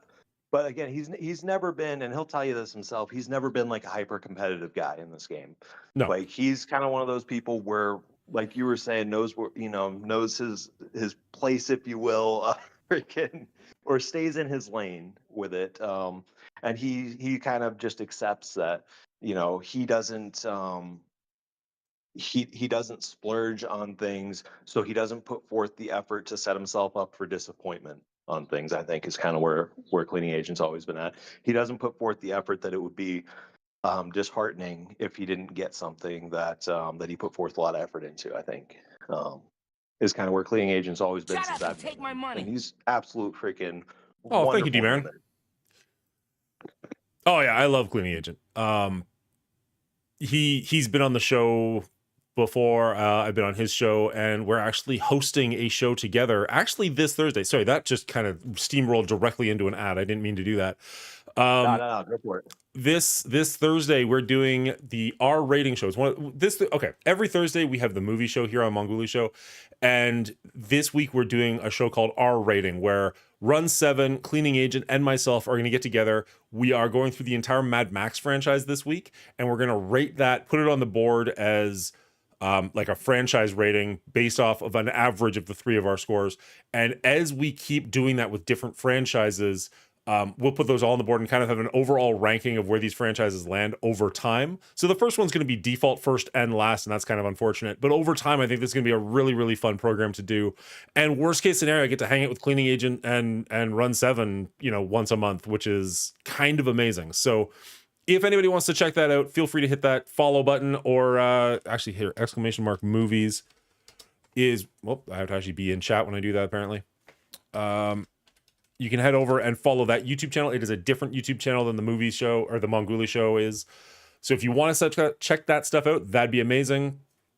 It's going to be just so much fun hanging out with both those guys. I've hung out with both of them individually. I've never hung out with both of them at the same time. I think it's going to be pretty great. This Thursday, prepare for the summer event of your life. There you freaking go. Can I hire you? What's that? Can I just hire you to do that in the future? Like, that was so much better than anything I said. I kind of rambled on about nothing for a while. 3 men discuss things that you could never possibly imagine. Monguli, Cleaning Agent, Run 7, in the summer blockbuster that we've all been waiting for. Awesome. Have you ever seen the Mad Max movies? Are you much of a movie I have buff? not. I've missed so many good movies over the years. I cannot say I've seen them. Nope, that's totally fair. Just curious. I've seen one of the 5 of them before, and I've been going through them slowly. I still have one to go, and I'll probably rewatch Fury Road. I was going to say something, but if you want my thoughts, tune in on Thursday. He just Don't give summoned a too little much bit of his away. inner Halo. Don't give too much away. You got to give something for people to tune into, man. Absolutely. Are you So, okay? I saw you had like an introductory stream. You had a bunch of people on it. Are you still streaming at all? Am I just missing when you're on, or have you kind of no, given up so on that? I haven't streamed since January, so I there's a lot of things, man. So I was having some internet problems for a while, and I set up my streams in such a way I don't want people to be I don't know how to put this without coming off like a dick because I don't mean to come off like a dick, but I hate it um when I'm watching a stream, when I'm interacting with a streamer, or when they're doing some content that I'm interested in, and an ad pops up. And I don't feel right, like just saying "fuck you guys," and if you don't want ads, then pay me. I don't mean to come off like a dick. I'm sure that probably sounds way worse than what I mean it to be. Yeah, yeah, But like, I went through the Twitch settings and I set up my ad settings so that um, it comes up once per hour. So then that gives me, and I do the max ads for that hour. That gives me about 5 to 6 minutes of ad break straight. That gives me enough time to go out and take a smoke break because I don't smoke in my house. So that gives me a couple minutes to go out. I take a smoke break. I know my viewers aren't missing anything when I'm taking that ad break, and nobody feels like they're forced to subscribe to anything, right? Like yeah, you don't get anything for subscribing to me. It's just if you feel kind, if you feel like I'm entertaining you, and you want to drop a sub, you can drop a sub, but just know you're not getting anything extra out of it. It's just because you want to support the channel, kind of thing, you know. I'm not in a spot where I need the money. I'm not doing this for a living. This is a casual hobby for me. Brings in a couple extra dollars. That's cool too, man. yeah. Um, so I had a point where I was getting some internet issues, and the problem is if I lose connection and my stream goes down, the way that Twitch is set up, I can't. The ad break thing would start over. So I Okay. would have to, if my stream got interrupted and I would have to start up my stream again, you might get like it would throw my timeline off for my ads and stuff. And then I would fall into that category that I didn't want to fall into, where you're getting random ad breaks, not during my schedule breaks, you know. Yeah. And then on No. top of that, with the job that I work 13 hours a day minimum, 4 days a week, and then 4 days off. So I don't work a 7 day schedule. So I don't have the same 4 days off every week, right? Yeah. So when I go into my streams on work days and I still have all that MSF content to do, I still have all that stuff to do. My stream's going to end up taking like 3-4 hours, right? And it's very difficult because then I end up getting like 2 or 3 hours sleep, go to work the next day, come back up. I got streams that night too, because that's my Yeah. schedule, and I can't set up any normal person schedule of, hey, see me every Monday or every Tuesday or whatever it is, because I don't get the same days off every week. Yeah, So I it's totally like, understand that. My Monday, like I say that I stream every Monday, Thursday, and Saturday, but the Monday one goes out the window more often than not. Just because there's usually so much else going on. Maybe I'm making a video for the event. Maybe I'm hanging out with my family. Maybe I'm stuck working late. It's hard to say. Thursdays is the movie show. I usually have a guest on, and that kind of keeps me honest. yeah, And Saturdays are honestly one of my bigger streams, and it's just so much fun hanging out with the community that I usually make a priority of it. Once in a while, I play a little miniatures game, and the tournaments are usually on Saturdays. So once in a while, I'll take a Saturday off to do that and hang out with friends in real life. But I try mhm. and stay as active here in the community on Twitch as I can on Saturdays at very least.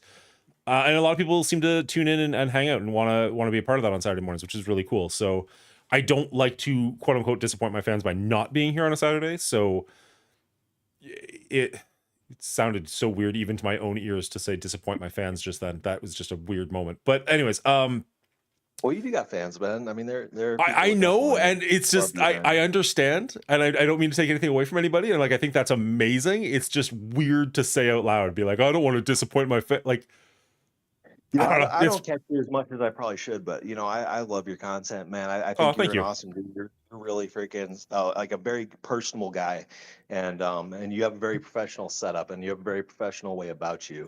You haven't That been watching I long feel enough. like I feel like you should be a lot bigger than you are. To be just dead honest with you, not blowing smoke, but like I feel like you should be a lot bigger than you are. With I don't know how much energy you put into this, but it really looks like you put a lot into it. So from the outside looking in, it looks like you put a lot into this. So I kudos to you, appreciate that. man. That means a lot, to be perfectly honest. Because I don't know enough of what I'm doing from a technical standpoint. So like my editing to me feels very basic when I see other people doing kind of some of the stuff they're doing. Um, I have technical issues constantly. Like anybody who's been here long enough will tell you, like 9 times out of 10, something's going on with my sound or something's not working, and it's just frustrating. Um, so I think I beat myself up quite a bit, but I keep getting nice compliments like that from you, from other people in the community, from like Run 7 was one of the first ones to do it. And it always like it feels amazing, but it also feels like what's that called? There's a term for it. Imposter syndrome, where I'm just like, Yeah. that's Yep. awesome, Yep. but one day you're all gonna figure it out that I've just been lying to you and just like cheating away. So I don't know. It's hard to Finkel get is past that mind Einhorn. frame. Einhorn is Finkel. Yeah. Sorry, what was that? I said Finkel is Einhorn. Einhorn is Finkel. Exactly. Yeah. Um, but thank you. We Yeah, are. man. I don't have my phone in front of me. I can't check, but like we are less than 100 away from getting monetized on YouTube, which is a nice goal to have. But honestly, it's the 1,000 that I'm more interested in than the actual monetization. Like just in my brain, I really like milestones like that, and it's just like yes, like I want to hit that 4 digits, and the fact that it'll be monetized afterwards is like okay, that's a nice bonus. But like if it wasn't monetization until you hit 10,000, I would still be really looking forward to hitting 1,000. Does that make sense? Like I just want to Yeah. hit that number and be like, all right, cool, thanks guys. Well, I'll tell you, I got a lot of man. There's some really amazing people in this community. I'll tell you what, the MSF community, for as small as it is, has some really generous people, has some really kind people, has some really good people in it, and very supportive people in it. And I've really considered coming back to streaming here a lot lately. Every week I tell myself I'm going to do it, and then I'm going to try to get a hold. I don't even know how to get a hold of Lori, but to try to get a hold of Lori and get see about getting into that Envoy program and all that. I've been telling myself that for probably a good couple months now. And then every Yeah. week I get on that and I'm like, I will send not you her sure. details in Discord when we're done here, because I think you'd But be an I mean, amazing envoy. I won't even contact her until I actually kick myself in the pants and get back onto streaming again. For Because sure. I don't want to. I I don't want to mean, we've make got any kind of openings now, so yeah, I know. I know. But I don't want to make any kind of commitment until I know that I'm gonna hold up my end of it. You know what I yeah, mean? Like I don't want to sit there and say I'm gonna do something and then not do it. So I got to get my foot back into the door and get back on to doing it before I do that. And another struggle that I've had too with getting back into streaming is I didn't start up streaming to be a streamer, right? Like yeah, I never considered myself a content creator. I would, I've always been kind of a big presence in the community and talk to a lot of people and try to help people out from a genuine standpoint. And being free to play for all that time, with my free to play roster that I had for a long time. Obviously, I don't have that now, but at the time I had a free play roster. Um, I was one of the first 1,000 people to get Super Scroll, and at that time, people were saying that you could not get through DD6 with a baby apocalypse. And I wanted to show that you could get through, not only could you get through DD6 with a baby apocalypse, but you could do it without apocalypse at all. And going through DD6 and doing all those resets and all that stuff that it would require to actually do something like that at that time, was too long of a format for like YouTube, right? For in my opinion. yeah, And that was why I started streaming in the first place, because I had already interacted with a lot of the community in multiple different Discord servers and stuff, larger servers. And I would take people that, let's say, had, hey, I can't get through this piece of content. Well, sure, show me your roster. And I would go through with a smaller roster than theirs and show them how to do it with what they had available. through a YouTube video, and I would make YouTube videos and tutorials for people specifically. And that was kind of my content on YouTube, but I didn't ever really view it as content. And that's kind of how I started the streaming, was just because that's too long. The DD6 thing, the Dark Dimension stuff, that's too long format for YouTube to do what I was trying to do. So that was why I even got into streaming in the first place. No, that's fair. The nice thing with YouTube, I don't know. I'm an outlier on YouTube, right? Like I'm one of those weird people who I don't listen to podcasts per se, but I pay a monthly Right. subscription to YouTube so that I can listen to like long form YouTube content while I'm driving. I have a 45-minute commute Okay. both ways. So I have a YouTube subscription. I'm one of the few people that I know that do. So that I can A, have it on in the background while I'm playing Marvel Strike Force, and B, download videos that I want to listen to so I can drive to work and listen to, you know, Valley Flying or Duelim or somebody.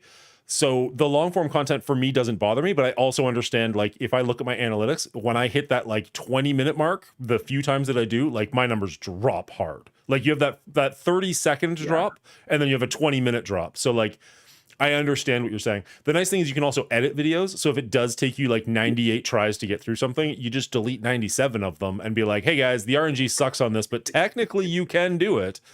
And that works.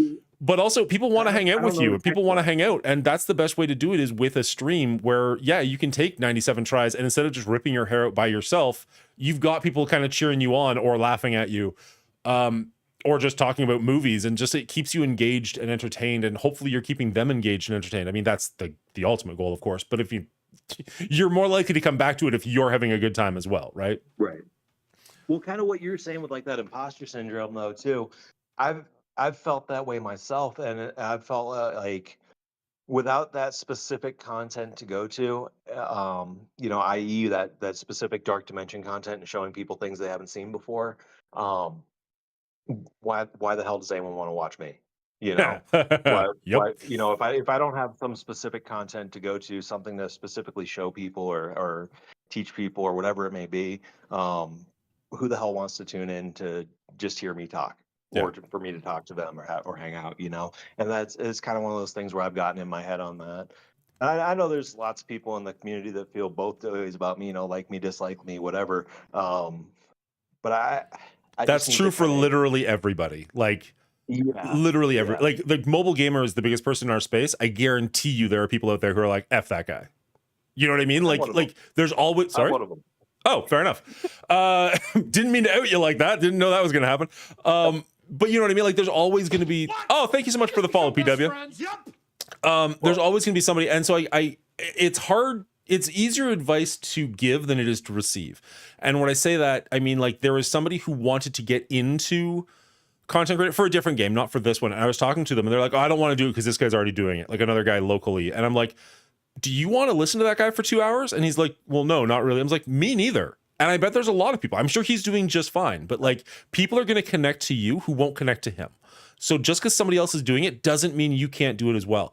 Now, that being said, even as I'm giving that advice to you and I gave it to him, it's one of the hardest things for me to personally overcome, because I have been like halfway through videos before, making a video, editing a video, working on like researching it, and then Valley Flying will come out with the exact same thing. And I'll just be like, F my life. And I'll like stop recording. Like all of my motivation will disappear. And I'm just like, I guess I'm deleting that video. Like I can't release this because he just did. And you kind of have to like talk yourself back into it, be like, no, man, like A, there are people who don't know who Valley Flying is. B, there are people who know who he is and don't like him. And C, there are people who actually like you. You have to have more confidence that you are somebody that people want to come and listen to and hang out with. And it's really hard some days to get past that hurdle of just like, oh, somebody made this video, I guess I can't. You know what I mean? Like it's weird. 100% understand that. I mean, that's another thing too. I mean, because I have such a limited time frame of when I'd even be able to stream, just would even have the possibility of being able to do it on a consistent basis. There's lots of other people in that space. Why the hell are you going to watch me if you can go watch Cleaning Agent? Why the hell are you going to watch me if you can go watch Comrade? If all my content is just going to be Crucible now because I'm not showing people how to get through Dark Dimension with a small roster, then why the hell are you going to watch me over someone that does Crucible like Comrade, where you can watch like 500 people's Crucibles or Updog or whoever else that's in that space at the same time? Like what, you know what I mean? That I totally relate to you, dude. I Yeah. totally relate to you on that. But I mean, people like there's some people in the chat right now who are saying like Roe of Gilead saying I feel you on the video posting by bigger streamers thing. And then Be Risen, like some people like watching multiple views on the same thing. Great point. Absolutely. I mean, I do that. I'll watch like a movie review from one person and then go watch a movie review from somebody else on the exact same movie just to be like, okay, well, like how likely am I to enjoy it if like these three people who I respect, like what are their takes on it? So like it all makes perfect sense in my brain, but I feel like the logical part of my brain and the motivational part of my brain don't always connect. So like the logic part of my brain can be like, no, you're good, keep going. And the inspiration part of my brain is like, oh, this is bad. It's just like, that's it for the day. I don't know. It's definitely. I got into content creation. I've said this story many, many times. I didn't get into this to be a content creator. And I don't imagine any world where I like quit my job and do this full time. I just don't see that ever happening. I got into this because my alliance, as I loved them, they were great people. They sucked at this game. And I was like, I am so sick of getting shit rewards. Like, come on, guys, if we can do this. Like, if you go look at my first couple of videos, I literally say like, hey, guys, this is for the beginner's luck, guys. Don't, if anybody else finds use of this, great. But this is for like my alliance specifically. And it's just like, let's hammer this out. Let's make sure we do this. Like my very first video was on something like, I can't remember what it's called anymore, but like one of those alliance events where you just like, you have to get your war tax in or something. I don't even remember anymore. And it was just like, come on, guys, we can do this. Every one of us does like 9 attacks. We can make it to this milestone. And like, and I won't say the video like hit, it only got like 90 views or something. But at the time when I was expecting it to get like 3, I was like 90 views. Yeah. This is amazing. Yeah. Your alliance has 24 or 23 other people and you get 90 views. That means other people are watching it too. Exactly. And so like I didn't start off to become a content creator, but it's kind of the ball has just kept rolling and it's been so much fun. And like, you don't know what limits you can hit until you try and hit them. So you kind of just have to get out of your own way sometimes and just try new things. Dula mentioned something in here. Like the reason I have so many audio problems and video problems is because I'm constantly trying new things. I'm constantly trying to make this stream as entertaining as I can, whether that's through me being entertaining or through having like different kinds of alerts and stuff set up. Like I'm working on, as I said, I've been trying to get into like Once Human and like First Descendant and some like first person shooter games. So I'm trying to upgrade my computer to the point where it can do that. But I'm working on like different scenes for that because like this scene here is fine for Mortal Kombat, Marvel Strike Force, because you don't need to see a whole lot of the game, right? You know what the abilities are. Unlimited power. But if I want to have a full screen for like a first person shooter or something, I have to change what it looks like. So I'm taking up less of the screen, right. And I'm working on that. But then what do the alerts mean? Because the alerts are so focused on what this screen looks like. So I'm having to change the alerts. I'm having to change a bunch of stuff. And I'm hoping by the time it's done, it's a good finished product. But it's a lot of trial and error. And it's a lot of like, let's just see if this works. And sometimes it does and sometimes it doesn't. But I guess what I'm trying to get at is just like, all that stuff too. Oh, same. There are a lot of videos online that help, and that's all I can really say about that. This is not something I could figure out on my own, but there's a couple of YouTubers who are like, this is how you do this, and I'm like, okay, and I'll just like verbatim copy it. All that's to say, if your personal life will allow you the time to start streaming again, I would highly recommend you start streaming again, because even if you're making the same Cosmic Crucible content other people are going to want to see you, people are going to hang out with you, people are going to want to see what your strategies are. The only thing I would recommend is your timing matters. Not necessarily consistency, although that does matter, but like there are times when you can come online and like I find evenings are harsh because everybody's talking on like Comrade Red and the Gulag and seeing what all those guys are doing. And it's like, sure, I can be there and I'll get my like loyal 9 people, but like I won't get a big stream on a Monday night, and that's kind of demoralizing. But every 6 weeks, I have a week where I start later. I start at noon, and I'll come on like early in the morning, like 8 a.m. in the morning, and I get a whole different crowd of people who are just like, hey, who's this guy? And it's like, okay. So just like experiment with your time. Figure out what works for you personally. Of course, your personal life comes first, but experiment with when you go online and who you're going up against and what kind of an audience is around for you. And I'm sure you'll find your niche. I'm sure people will hang out with you. And I mean, I'll be there if I can. It's a good time. Hey, thanks, man. I do appreciate that. I just want to say Duelim is probably the best sport in the community. I don't think anybody catches as much hell as that guy does. And he really he is so good with how he handles all of the harshness of how much people razz on him in the community. And he's such a good sport about it. Just big bravo to him, man. I'm terrified to say this out loud because I don't like complimenting him when he's around. I had the weirdest shower thought like 3 days ago. Well, maybe like a week ago. This is before anybody quit. So like Purple Sticky was still around, Run was still around. And I was thinking about it. I was like, Duelim might be, personal opinion, and I'm sure I'm going to get flamed for this one, the best streamer in our environment right now when it comes to entertainment level versus knowledge level. You know what I mean? Like he nails it on both, where like Run 7 and myself, and I hope he doesn't take this as an insult, are much more, I hope, entertainment value based than knowledge value based. You've got other people who are much more knowledge based than entertainment based. Like I learn from them, but I don't find it fun to hang out with them. And Duelim seems to have hit that like right in the middle, where he is highly entertaining to watch and he knows his shite. And yes, I was thinking about Duelim in the shower. Shut up. I knew someone was going to say it. I was going to, but I was just waiting. Fair enough. And it was just this weird realization of like, shit, like he could probably, like, I know he's got a full-time job that I'm pretty sure he does enjoy. So I don't think he's looking to become a full-time streamer. But like, if anybody was going to make a real run at this, he might have a good shot of it. Yeah. God, I hope he's not around right now. 100%.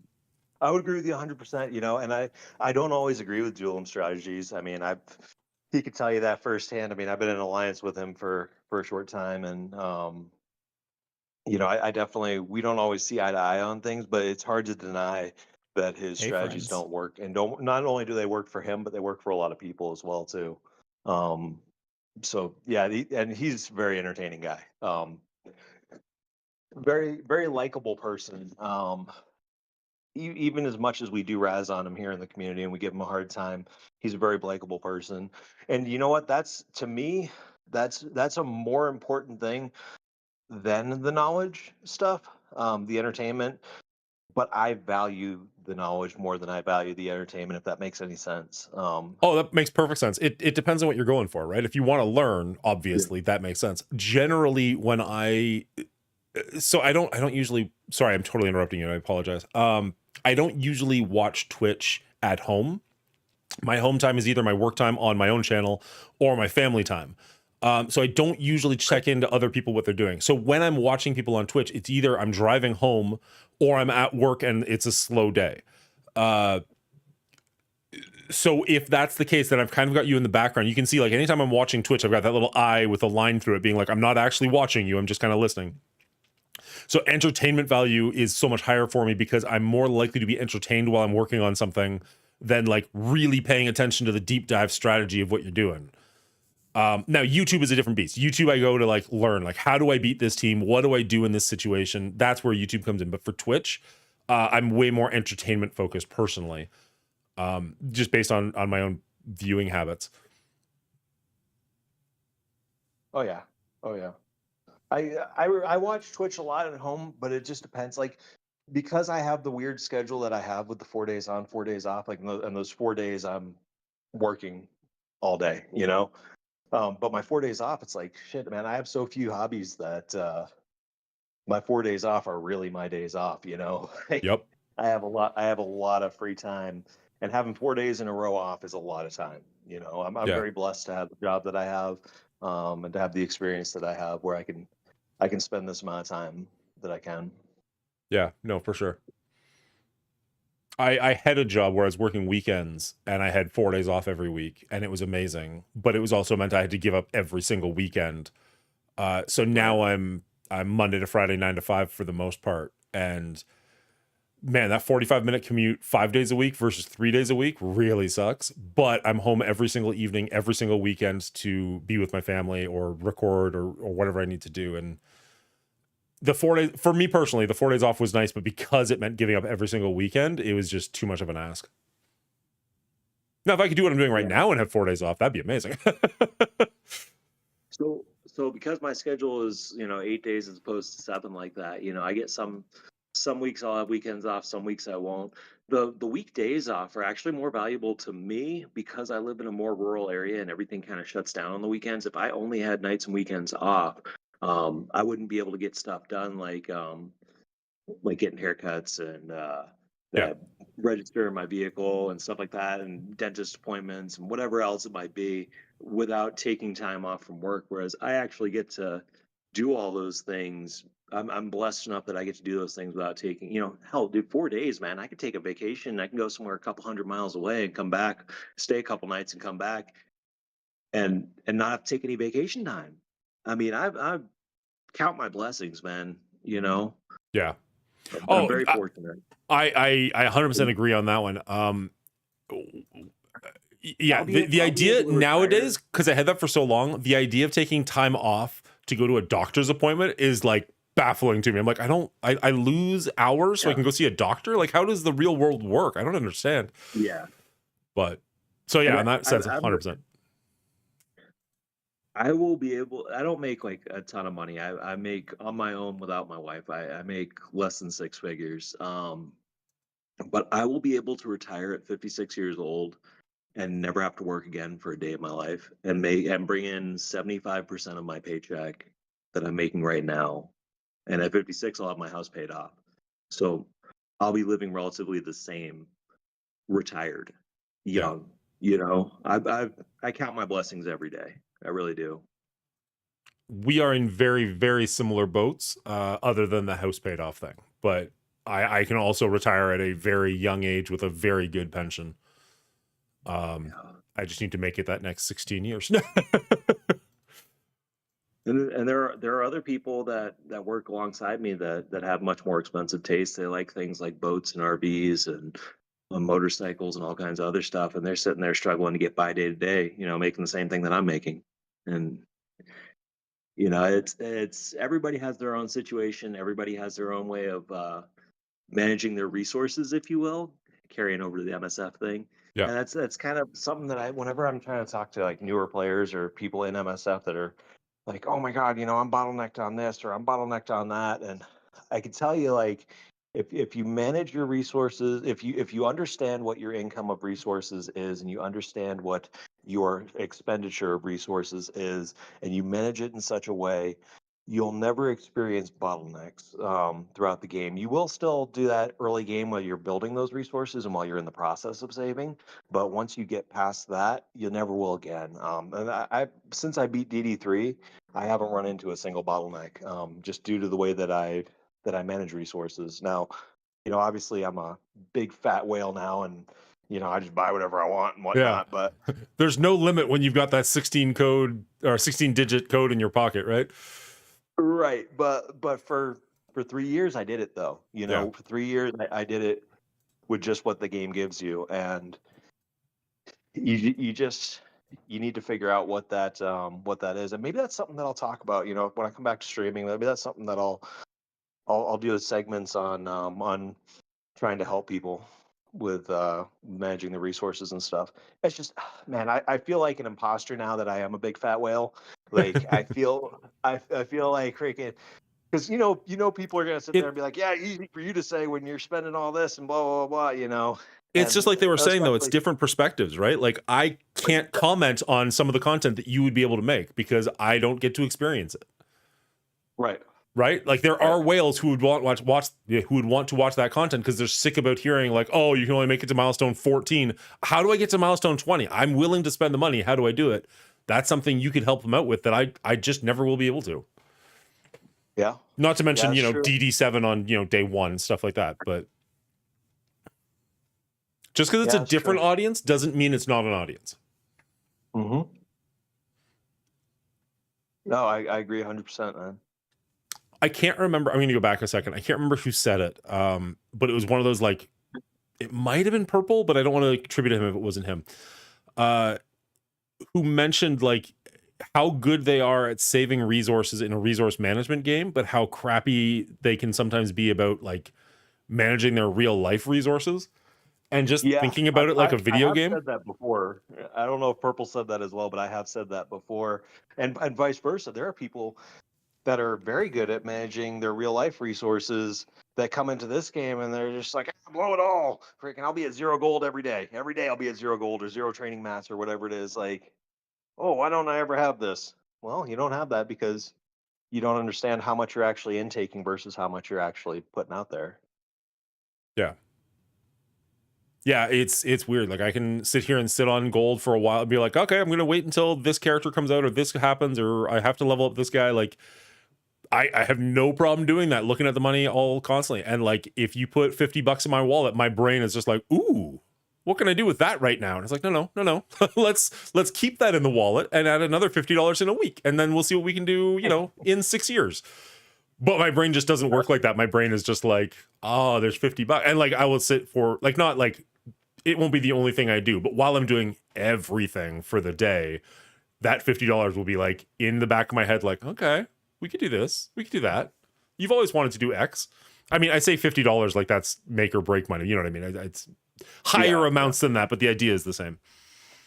One of the big things that people don't understand in this game is how the resources are tied together. And so we'll go through spurts where all of a sudden everybody in the community, almost everybody in the community, will all of a sudden be out of gold. And freaking gold's the hardest thing in the world to get. Nobody has any gold. Most people don't have any gold. And then there'll be a huge community outcry, and all of a sudden we'll get an influx of gold. Maybe war season rewards get updated, or maybe we get this, and we get an extra couple million gold a day here or there, and gold goes up, and then all of a sudden they go, whoa, now the training mats are a problem. Now training mats are a huge problem. And it's because people don't understand that all the resources in this game are tied together. If your problem right now you think is gold or training mats or blue gear or whatever kind of gear it is, you have to understand you have to manage yourself the same way, whether we start getting an addition of that one resource or not. You have to manage yourself the same way as if that never happened, because it all ties together. So if my quota is I'm going to spend 1.5 million gold per day, if that's what it is, like Yep. let's just use that as a for instance. Sure. And I figure out that allows me to have an income of my gear, that allows me to have an income of blue gear, purple gear, orange gear, teal gear, whatever other gear, that allows me to have that income of trading mats, and that allows me to have that income of gold where I can save a little bit. If I get income, if we increase the amount of gold that gets dumped into the community on a daily basis, that doesn't mean that my budget goes up, because we only had one resource come in. We didn't have multiple different kinds of resources come in. So if I sit there and I increase my budget just because now we get more gold, that means that it's going to create a bottleneck for other things. So I need to maintain that same budget as if that increase had never happened. And that's how you create bottlenecks. You create bottlenecks by sitting there and going, well, shit, I just went from 1 million gold a day to 5 million gold a day, or it getting coming in. I'm going to spend that 5 million gold a day. You can't do that, because now you're going to run out of something else. Now, if you do have your again, let's just say the 1.5 million gold daily limit, does that ever change with like, oh, a new character just came out that I need built up ASAP, or are you just like, no, I can wait the week and a half to get him to where I need to be by spending my 1.5 every single day? Well, that's the whole reason for doing that budgeting. The reason that you do that budgeting is that you can build a rainy day fund, Okay, so that's what I that was wondering.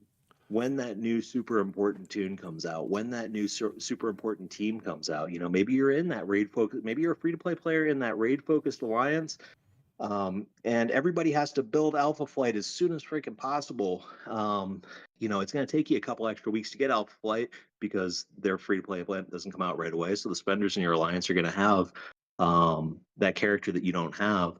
And now all of a sudden we're 2 weeks out. It's been 2 weeks, 3 weeks, 4 weeks, and now you finally get that character. Does your alliance want to sit there and wait on you for another 3-4 weeks to build that character? Now your alliance is behind 2 months because you're free to play. Yeah. Or That's how you end up finding a new alliance. that's how you end up finding a new alliance, and not in a positive way. No. But if you manage your resources properly and you have enough resources on hand to be able to build that full team, I think at any point in time, a free-to-play player that's later end game should have enough resources on hand at any given time to be able to take a full team up to the tier before what the highest tier is at the time. So right now the highest tier is gear tier 19. You should be able to take a full team of characters to level 95, gear tier 18 at the drop of a hat. But you have to understand what your priorities are. Yeah. Maybe your priorities aren't that Alpha Flight team. Maybe your priorities are something different. Maybe we have a new Mystic team coming out. Oh God, please. Maybe we have 4 new raid teams coming out in a whole new raid. I'm not saying that I have any kind of insider knowledge because I don't. But I'm saying though, this is the longest we've ever been sitting at an old raid that the entire raid is figured out, where we have an optimal team for all sections of the raid. We've never sat at a raid for this long where 100% of it's figured out, where 100% of it's more, every other time that we've been in raids, it's, oh, this section struggles. Oh, that section struggles. Hey, we don't even have a tech team yet. So now we're all sitting there trying to way overbuild these half-ass tunes or, hey, remember Incursion 1? Yeah, I don't know if you're around for that, but Incursion 1, nobody wanted to invest in Bionic Avengers. Yeah. To the point where you could actually get through 1.6 with Bionic Avengers. I'll tell you what, though, the few alliances that did that got insane rewards. Absolutely great rewards for being top rate alliance. Made it very easy for them. There was a time where nobody wanted to invest in invaders because the skill section was just going, you know what, we're not doing skill. Our alliance just doesn't do skill. Your alliance doesn't do skill, great. You don't get those top 100 raid rewards or top 10 raid rewards. So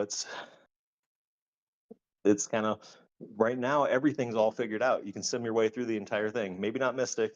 I was gonna say I am not simming my way through Mystic. I don't know what you're working on. Like my Mystic team is as high as I can reasonably take them, and I still can't sim it. It's frustrating. I can get through it, but it's you can beat it on a consistent basis, right? So what I've taken to doing, and like please don't yell at me, is I sack node 1 and then sim node 1, and then I play node 2, and then I'm on an outside lane, so usually the inside lane takes over the boss, so I haven't had to worry about the boss in a couple of days now, which is nice. And then I can sim everything else in Incursion 2.3, and we've been hitting 100% for about a week and a half now, which is really, really nice. But my God, I dread those Mystic nodes, and then after that I'm like, whatever, sim the entire thing. But we're at a point though where the community's ready for a new raid. It's coming. It's got to be in the pipes. Yeah. So we're going to be getting all new raid teams, and they're probably going to release them one after another, after another, after another. If you're a free-to-play player right now and raids is something that's important to you, are you saving your resources? Do you have them set off to the side, or are you so worried about Captain Britain, the Crucible team, that that's all you can think about?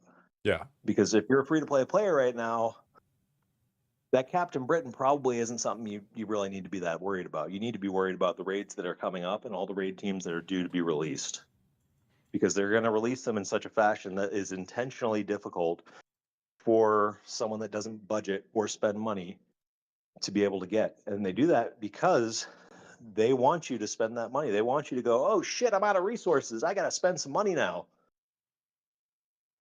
I don't want to get kicked out of my alliance because I can't do the raids that the alliance is doing. I got to spend some money on this team. Meanwhile, maybe you should be setting some stuff off to the side now that times are good, because a lot of people think that times are bad right now.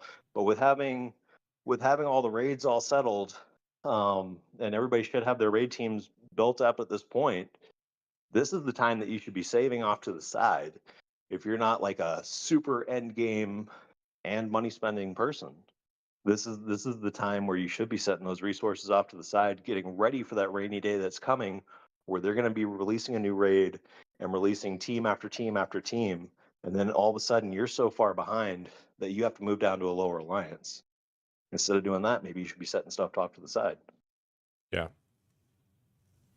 I just realized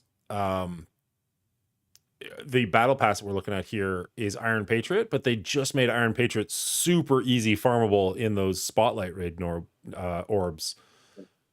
That feels like a bit Yeah, of a that's mistake. They would have, if they waited no, 3 it's more days, the odds of me buying this battle pass would have gone up. But now I've got a 7 red star Iron Patriot. It's like, like I still want the other resources in here to be sure. I was just about to say that because they know what they're doing. They know But exactly what they're doing. but why wouldn't You you know, wait 3 days? Because there's going to be some people where like the Iron Patriot would have pushed them just over the edge, and now it's just that's not an um, incentive. so here's what I can tell you pretty much the kind of marketing scam that they got going on that. Uh-oh. For a long time, the battle passes and strike passes and whatnot. Actually, there's only one pass for a while there, and it was less frequent than it is now. But those passes weren't What? Did we just become best absolutely friends? insane value like they are now. That was something that the MSFPV pushed for, was to get more value out of those, which incentivized more people to spend. And we got them to a point. Not we. I'm not part of them, and Sure. I don't really Yeah, I participate understand in what you it. mean. But they got them to a point where you're almost foolish not to buy them if you're going to play this game. You're almost foolish not to buy those strike passes and battle passes because of how much resources they give. And then on top of that, that's the other part of the free to play experience of getting those characters that we used to get to 5 stars through natural progression through doing good at their events.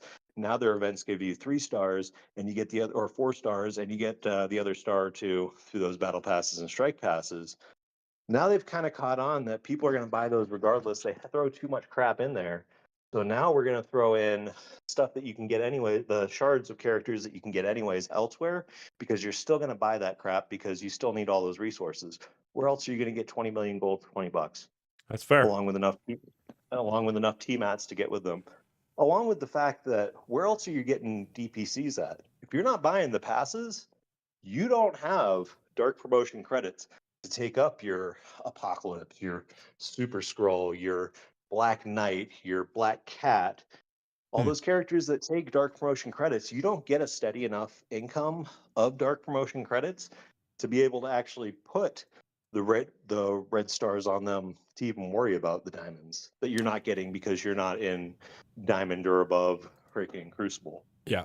So that's actually talking about how, like, going way back in the conversation where I was like, oh, I wasn't even paying attention to how much like nickel and dime money I was spending because I was just buying like the membership, essentially the battle pass and the strike pass.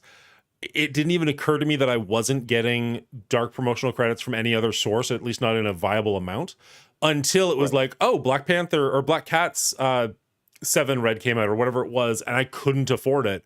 And I was like, oh, Yeah. I'll get it in like a week. But I stopped buying the battle passes recently because I was just kind of in a weird place with the game, and I was like, well, I'm just gonna not spend for a little bit. And that Welcome to number the never free-to-play went up. experience, buddy. That number never went up, and I was like, oh, I Yeah, it do doesn't. kind of need to buy these, or at least I've trained myself to think that I need to buy these. Like, Yeah. or sorry, If you want to, they've trained me to think that I need to buy these. Let's call it what it is. what about your old man Logan that only has 2 or 3 reds on him? When he Uh, releases that, do you have enough dark promotion credits to upgrade him if you're not buying those battle passes? I definitely do not. I don't know when that's going to Oh, be, but I definitely do not. I think we've got So, 4. so they don't. They've kind of realized they don't need to give away the character shards in 63. those, so they can give you farmable characters in there, and you're still going to buy them out. You're still Yeah. going to buy them out because you need it for the other stuff. Well, and that's like we got OG Diamond Dave as well as Prince of Peace in the chat saying the exact same thing. Like, there's so much in there that makes it worthwhile. Like the characters are kind of a non-issue anymore, whereas originally the characters were kind of why I was buying them. Now, also, I will admit I am a collector at heart, so like getting the 7 red stars on a character means a lot to me, more so than not just their power level, but just like some part of my brain gets real happy when I see a character that doesn't have this little star missing in it like the leader does here. I don't know. Yeah. I'm just dumb like that. But Well, you're not oh, going to get that. You're not going to get that red star on them if you're not buying the passes because you're not getting enough dark promotion credits. absolutely. And that's the crunch I've been feeling now. So like we just got paid out from Cosmic Crucible, so I can be some dark diamonds. But I still am severely lacking in dark promotional credits, and yeah. Right. You'll probably be lacking in training mats here really soon. So they substantially increased the gold intake that we get as a community, and this helps offset things like if you were trying to get into DD6 when it was new, buying the teal gear. Now, if you're trying to get into DD7, buying that crimson gear, that extra gold that we're getting is to buy that newest gear. And people are using that to catch back up and to use that to level characters that they've been wanting to level for a while. And that's how they're running into this training mat issue, because training mats are becoming an issue for a lot of people that aren't buying those passes. And those passes have a lot of training mats in them. Yeah, So for sure. Yeah, no, I've been feeling the squeeze for the last 2 or 3 weeks that I haven't been buying the passes. My gold is finally at a decent place now, but for a while there, I was sitting at like 1 or 2 million gold. I had not a great amount of training mats. I had no DPCs, and it's just like, oh man, this kind of sucks. people like to throw free to play and cheap to play into the same discussion, and they're not in the same sector at all, like not even close. If you do nothing but just buy those passes and nothing else, and then you look at somebody that's a true free to play that doesn't buy the passes, doesn't buy anything, doesn't buy the broken offers, doesn't buy anything, the difference between those two players and their accounts and what those accounts are able to do Yeah, is massive. I think Absolutely massive. I would put them in 3 separate tiers where you got like the free to play, the cheap to play, and then the memberships. Because they're like, you mentioned like there's the free to play, and then there's the person who spent like the $1 offer on Silver Surfer or whatever it was. Like there are people who do buy those like $6.99 for 50 cores or 50 shards, or at least there used to be before they became so insanely farmable. Yeah. But yeah, I think definitely once you get to the membership level, the game changes drastically for you. Yeah. Sorry, I just want to go back 2 seconds. One, thank you for the follows, New Shocker. Appreciate that. But also, Captain Salty was asking if I'm also quitting the game. I am not. I'm not going anywhere. We're just having a frank discussion, Ciro and I, about the state of the game and where we're at. But no, as of right now, I am still happily in the Envoy program. I am still playing the game. There are things on the horizon that I am excited for. There are things on the horizon that I'm not excited for. I have a video that I forgot to upload, but it's done and it's ready to go. I can put that out any second now, where I have I share my thoughts as well as some other content creators' thoughts on the fact that so many people have left in the last week. But no, unfortunately, you're stuck with me for now. Actually, that's a good point. I'm going to upload that while we're just hanging out. Oh. I think a lot of people, and not to sit there and speak badly about people, but I think a lot of people don't truly understand the implications of a lot of things that are set forth to happen and that have happened in the game.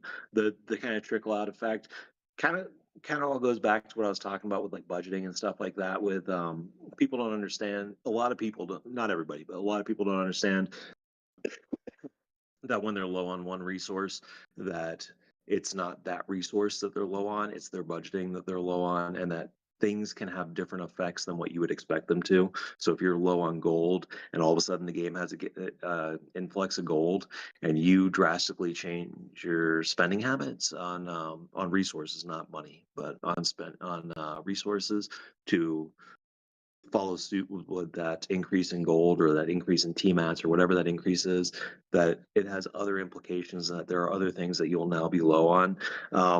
The same thing kind of holds true with people having a difficult time understanding, because of how complicated the game is, some of the implications of things like not having access to that pocket dimension by not having that team that they want you to spend on, or not having access to that Captain Britain right away that they're not going to have access to.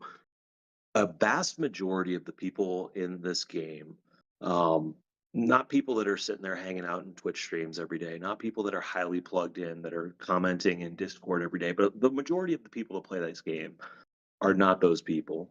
And the actual implications of um, the requirements to make purchases of Shuri and Hank for getting Captain Britain are not going to have as huge of an impact on most of the people's day to day that the community kind of gives the outcry as if it would. You know, if you're not already facing multiple Mephistos in your in your Crucible matches without having a Mephisto yourself, this isn't likely to have a huge impact to your Crucible game. If you there are a lot of people that aren't even as plugged in as to understand how they were going to get that character in the first place, even if they made it more accessible. There are a lot of people that don't even log into their Discord every day, that aren't in the know, that never watch content creators. There are a lot of people out there that it just doesn't have the same impact that you think it would. Um, and that's not to say that's not a horrible thing, because I do not agree with them requiring people to spend a minimum of $250 to get this one character, to have the opportunity to purchase more offers for this one character. I mean, I think that's pretty low down. But the actual physical impact that it's going to have to the community, I don't think is the same as what a lot of people think it is. And I think there will be opportunities in the future to get this character as well. That there's no this character stays meta forever. No. A year and a half ago, 2 years ago, whatever it was, just before APOC released, everybody thought that there's no way you could do anything against people that had all the horsemen and you didn't. And then Spider Weaver came out, and Spider Weaver said, "Fuck you, horsemen, coming through an arena." Like, there are so many changes that go on throughout this. If you miss this meta, there'll be another meta that you can catch after it. And if you miss getting this character unlocked right away, there'll be other opportunities to unlock this character. If you stick it out in this game, you will unlock every single character in this game. You will get all the stars on every single character in this game by sticking it out. You just might not have them when you want them. And maybe when you want them isn't necessarily when you need them. Yeah. If you're not already performing at that super end game level, at that super high level, you might not necessarily need it. Yeah, you want it. You want all the new shiny toys, but it might not be something that's necessary for your account at that time. And I don't know how to come across. I don't know how to say that without coming across as like being a total jerk, because that's not how I mean it. I really don't mean to like shit on people or anything like that. But I think that some of this stuff is getting kind of blown. Not that it's not a big deal, Okay. but it's getting blown over the top, out of proportion to how much it actually is going to affect most people on a day-to-day basis. Now, people like Sticky and Juicy, who are performing well above what their spending level is, yes, it will absolutely impact the living hell out of them. Yeah. But for the average everyday MSF player, it's not going to be as huge of an impact as people are making it out to be. So here's a little look behind the scenes, if you will. In my limited time and with my limited audience on YouTube, I have noticed that when I make a video that says this game is amazing, and when I make a video that says this is total bullshit, I can guarantee you which one of those is going to do better. It won't even be close. I'm certain I am not the first person who's discovered that. And so to some extent, you're going to get people who know. And I mean, like Dorky just made a great video, I think like late last night, kind of saying the same thing. So I don't think I'm outing him because he literally just said it. Most of his like attitude when he's streaming is fictional. It's because it's fun to do for him, and it's because the audience reacts to it. But he's not actually that pissed off constantly. He's just not. You'll see every now and then, like I used to watch Mr. Hartgrave quite a bit. I don't anymore, but I did. And he would be like, every now and then he'd crack and he'd have this like great big smile on his face. And you can kind of tell like maybe he's not as pissed off as he's coming across on everything. Like, but the videos, like literally, I think he had a series that was just called Total Bullshit. Always did really, really well. It sucks because I try to stay fairly positive about this game and about real life. But if I need a boost in the channel, or if I need to like see some numbers, I know that making a negative thumbnail will do that. Yep, absolutely. I wish that wasn't the case. I wish I could make, flowers and rainbows and people would tune in, but they just don't. Like not in numbers that matter. Like if I could literally have the exact same video, and if one thumbnail was, I can't believe how good this game is, and the other one is, this game is total shit, I guarantee you the total shit one is going to get 5-10 times as many views easily. And I have to assume, I've not talked to other content creators about it specifically, but I have to assume that's why when something like Captain Britain comes out, we all kind of go like, oh, like, is it bad? Yes.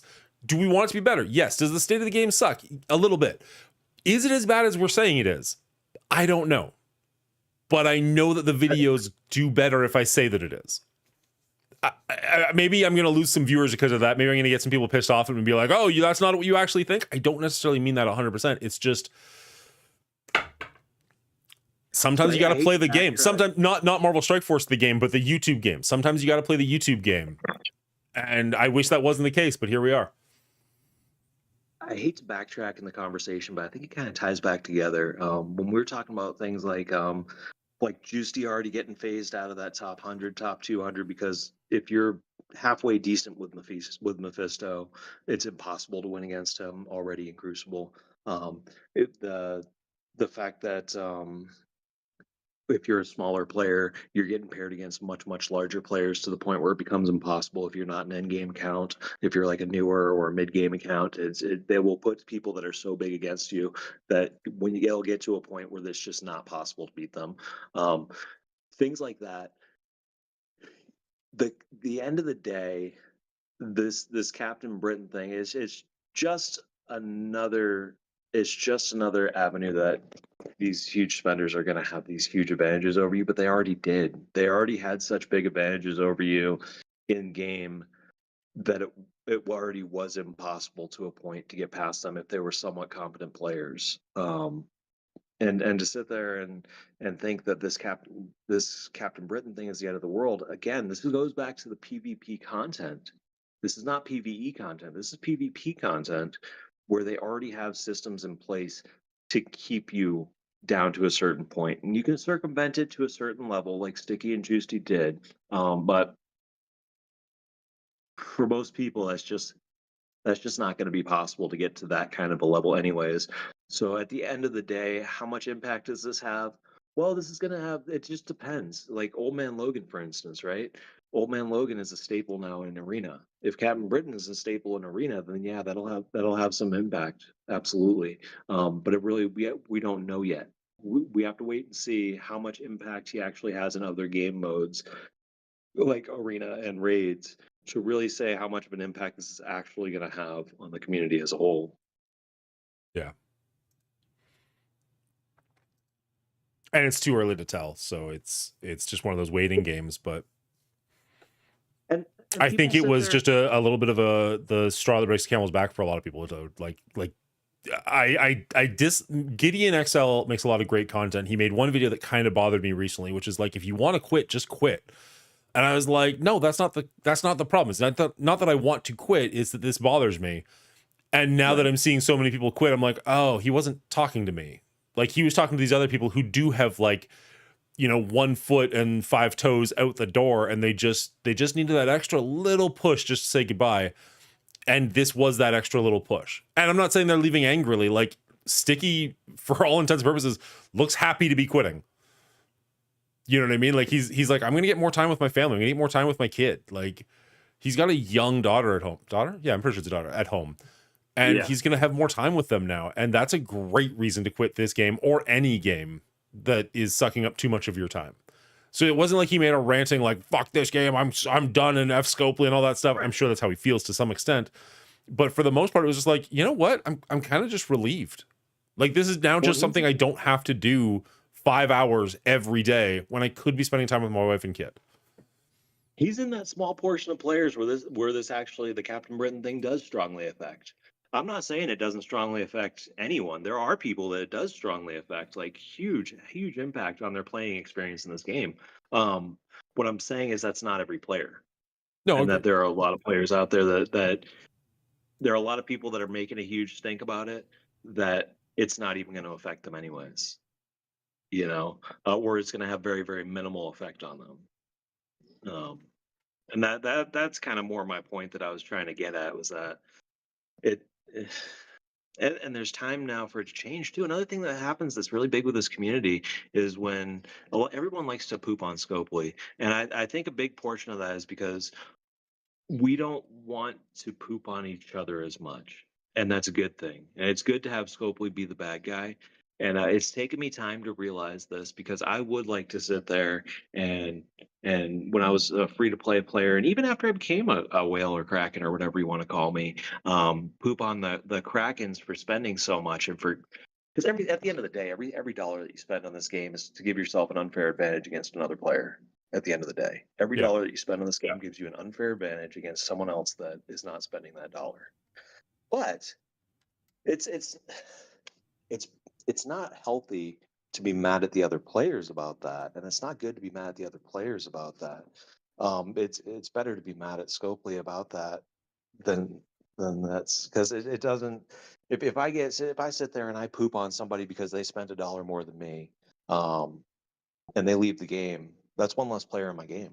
That's one less person to interact with in the community. That's one less person that could have helped me get through some content that maybe I didn't know how to get through. That's one less person that is supporting the game to keep the lights on at night because as much as I don't like it, everyone that spends in this game does help keep the lights on for everybody else. Absolutely. It's one less person that maybe I could have built a friendship with, that I could have um, gotten somewhere in real life with, not necessarily like, hey, we're gonna hook up or something, but like something that could have talked to me about a situation that they've gone through, and helped me get through something. Maybe I go through hard times in life and they've been through that same thing, and just being able to talk to them um, as another human, could help me through my life. So sitting there pooping on other people really doesn't help you in the long run, and really isn't a good healthy outsource. It's much better to poop on Scopely, the nameless or the faceless corporation, than than individual people. It certainly is healthier if you got to poop on someone. Yeah. I yeah, you're absolutely right. Like it's so much easier. Like I'm just gonna talk for myself, not other people. It's so much easier for me to attack the nameless corporation, which is not something I would ever do to another player. Like long-term viewers of the show, like I bet you won't be able to find many times, if any, where I have had negative words about somebody else in this community, jokingly about Doolum. But other than that, Right. you won't hear me. Even if I'm like, you know what, I don't watch Mr. Hartgrave anymore. I'm not saying anything negative about him. I'm not crapping on the content he makes. I Hey, have, friends. hey, Doolum. I have moved on. I watch other things now. That's where I'm at. Um, but I don't feel that same way about the nameless corporation. It's easy for me to be like, oh, F Scopely and like their stupid decisions they make. I'm just as an example. I don't actually mean that right now. Probably because they're not somebody that I ever have to interact with. Even though I interact with people from that company daily, it's not quite the same thing. Like I would never say F Lori. Lori's an amazing person who does great work behind the scenes, and she's amazing for the envoys. And you know what I mean? Like she's phenomenal.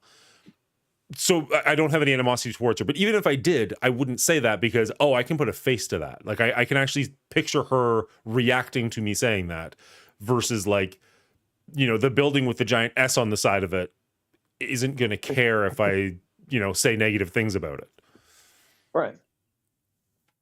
Yeah, no, nobody knows who the faceless number crunchers are, and you know what? Maybe they're good people. Maybe hard to know. We don't know them. Yeah. But I think it's better to just kind of have the villain be someone that's not someone, that's just this entity, than to villainize people that are actually people with feelings. And I think at the end of the day, that's a better perspective to have. And you know what? I've not always had that perspective, and I've not always been that good of a person. And I've said negative things about other people in the community, and that's wrong. And that's not something that I should advocate for anyone, really. Um, but I'm not going to sit there and I'm not going to be disingenuous about it and say that I haven't done that, because I have. Sure.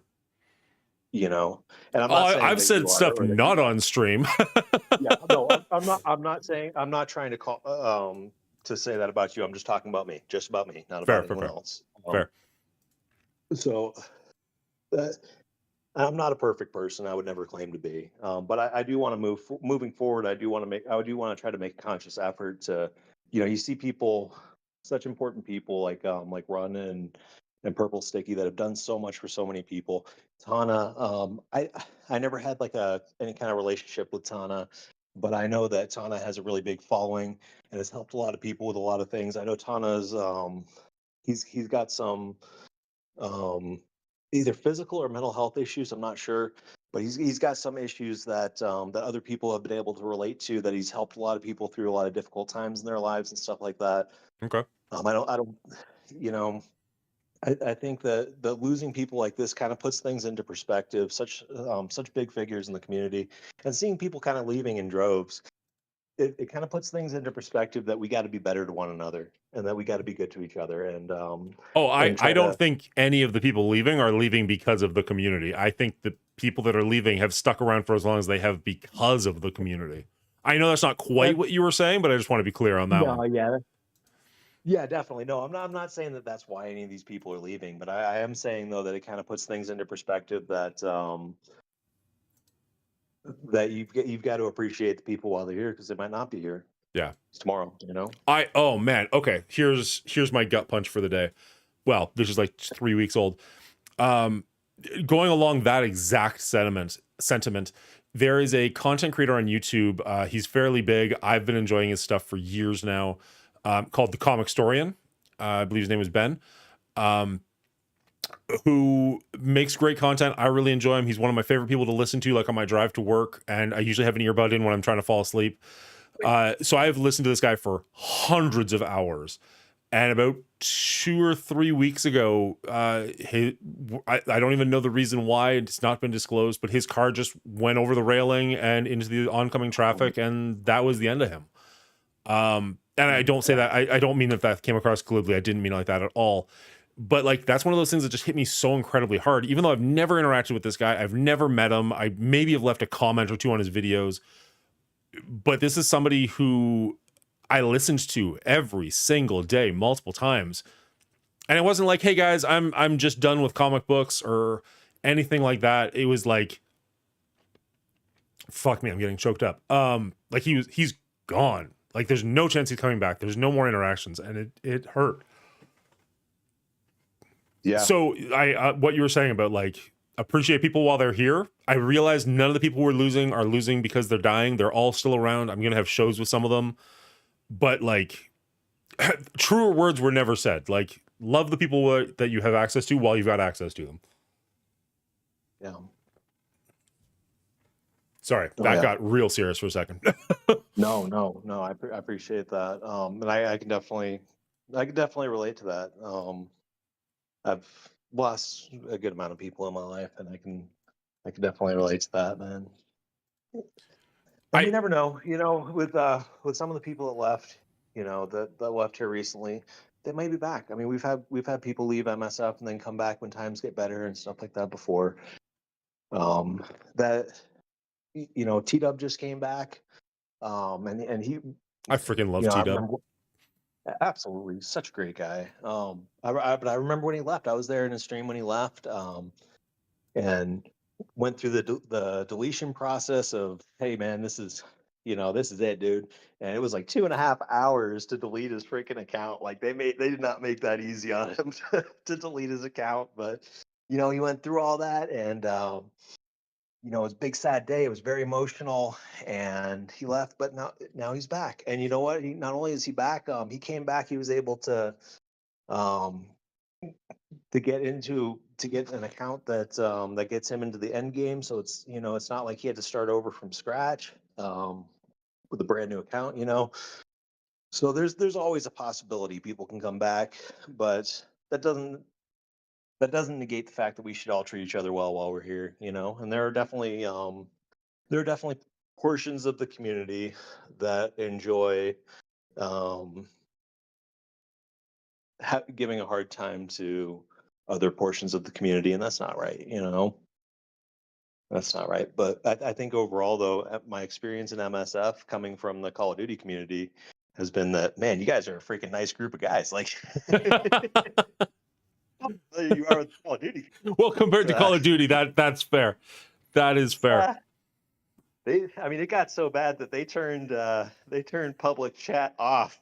Like you can't talk with people in a public lobby anymore because people were were that bad. So, I loved watching those videos though when the newest Call of Duty came out, and like people would be talking to themselves, and somebody would like sneak up around the corner and be like, "What you doing, bud?"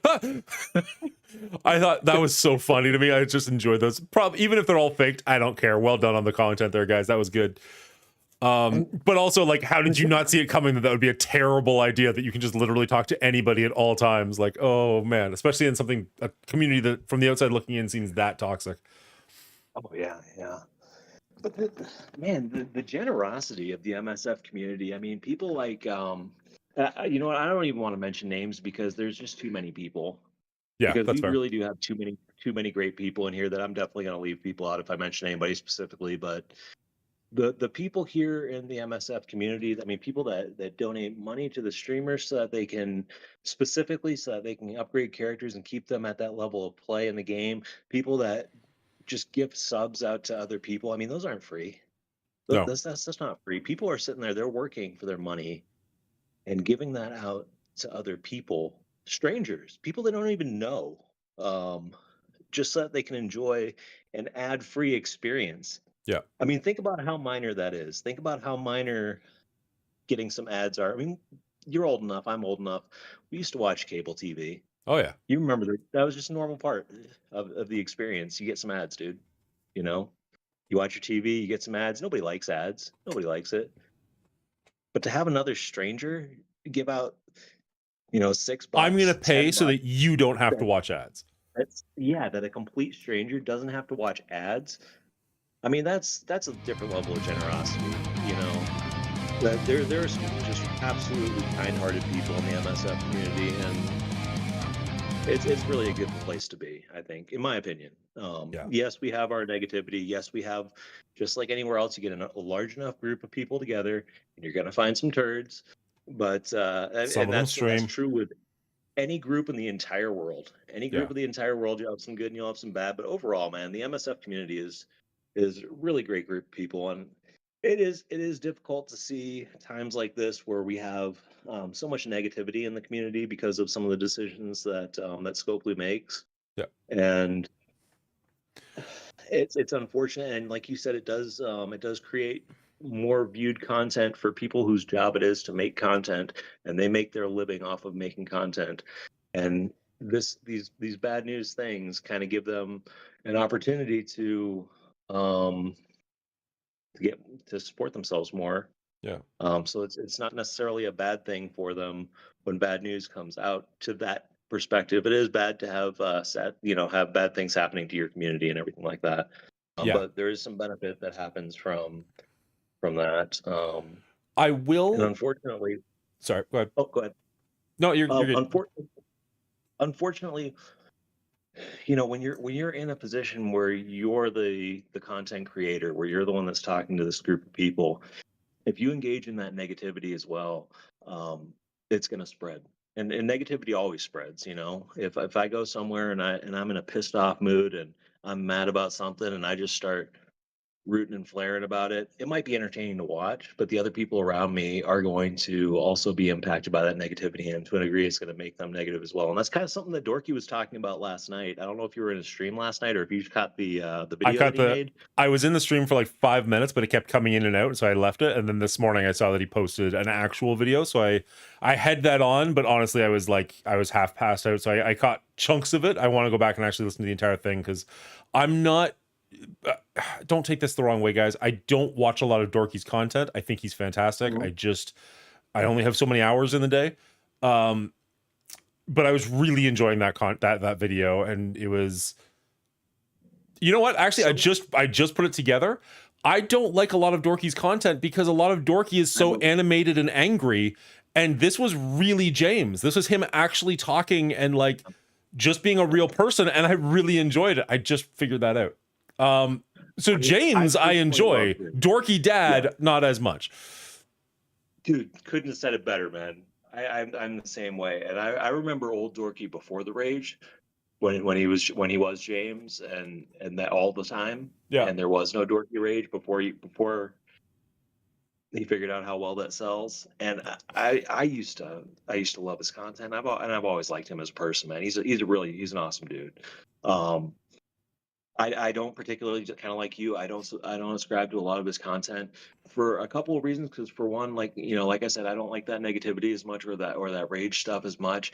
And then for two, um, I've never while he does help so much of the community and there are so many people that benefit from the content and the strategy that he creates, I've never personally benefited from any of it. So I can't watch it from that aspect and get that value that other people get from the value aspect.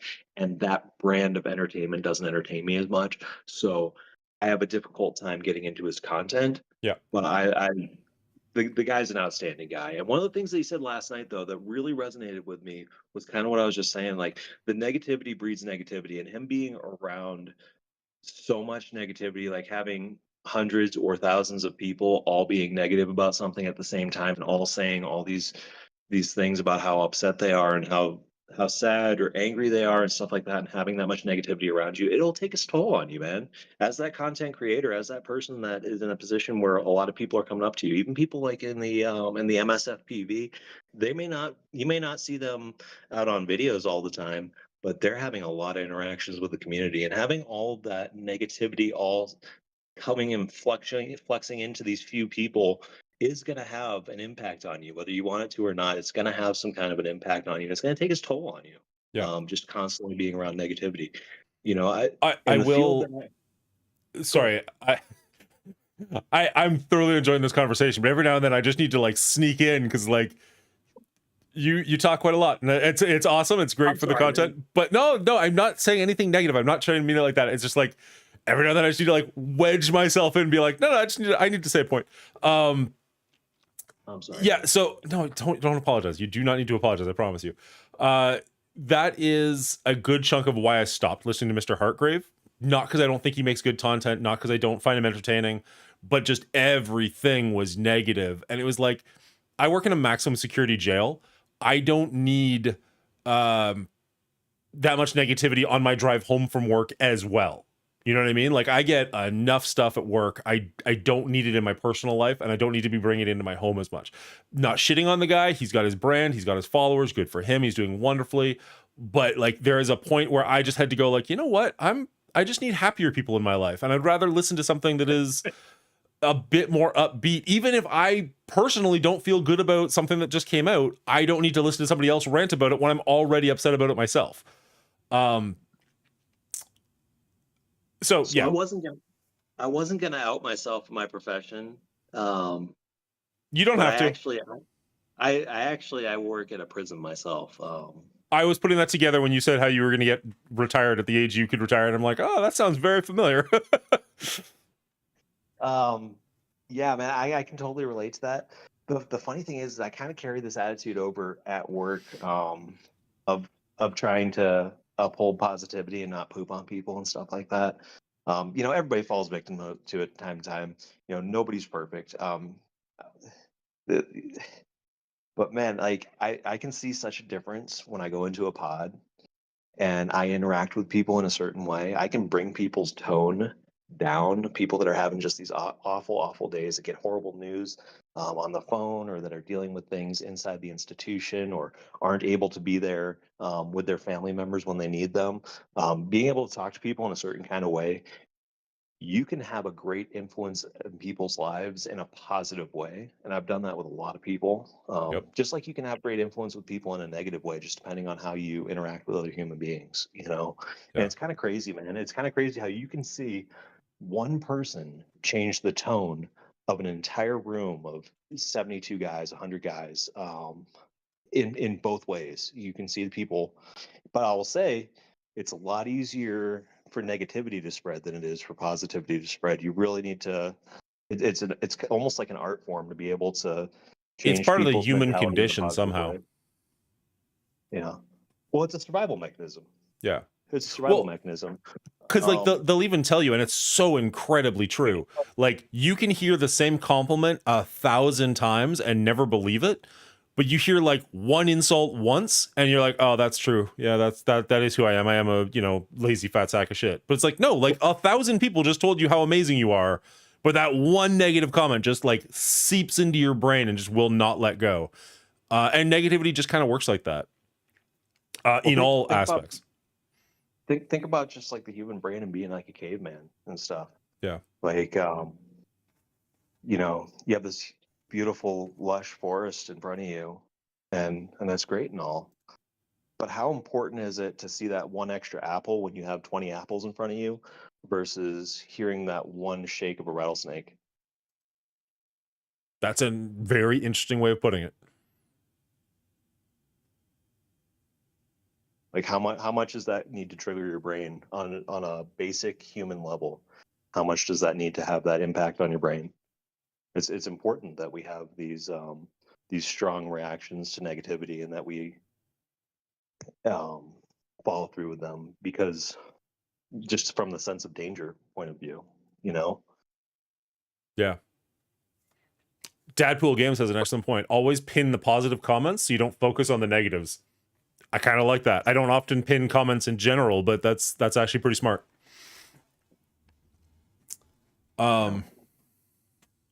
Yeah, I'm sorry if any of you guys have been talking to me in chat. I don't have, from where I'm at, I don't have any way to view the chat without making the experience horrible for everyone. 'Cause if I bring up my Twitch on my phone, you're going to hear an echo from both of us, and it's going to be to the point where we can barely even talk to each other, just for me to be able to read that chat. So if anyone's been It's talking to me, I do apologize. the chat's going through phases where like they will have a conversation with themselves and it's like it's more than I can possibly read while also listening to you.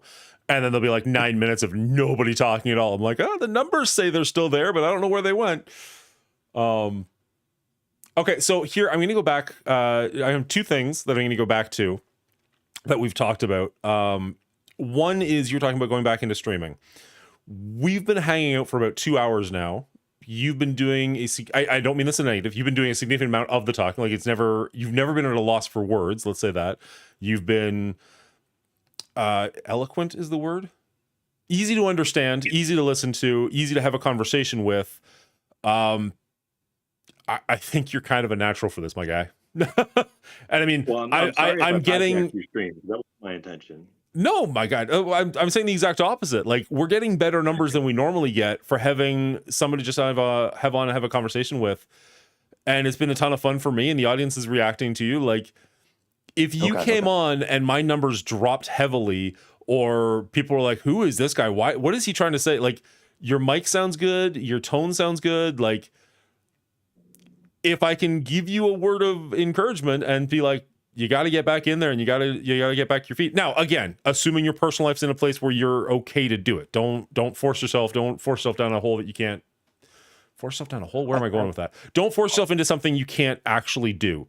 But if you I can, think the only way that I could really do it is if I accepted the imperfections of the technical aspect of it, i.e., there's going to be some sound issues, there's going to be some visual issues. I'm not going to be able to pull things up as quickly as I want to, things like that. At least at first, there'll be some learning curve because I never got over when I was doing the stream.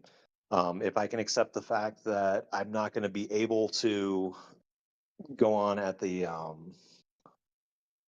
cadence that I want to. So I want to be able to set a schedule and keep to that schedule. And I need to just understand that I can't keep an exact schedule with people with the way yeah, my work goes. yep, Because there are some days that I come home so assed out tired, or, you know, there yep, there are days where I don't mean to bring the stream down or anything, but there are days where, I might go through and I might try to save somebody's life and have them die and have their blood on me and freaking that's difficult. Or I might see some things that change my mental perspective where I can't be that positive person that I want to be, just because of some of the things that I see in my job. So I might need to take days off from my normal schedule. yeah.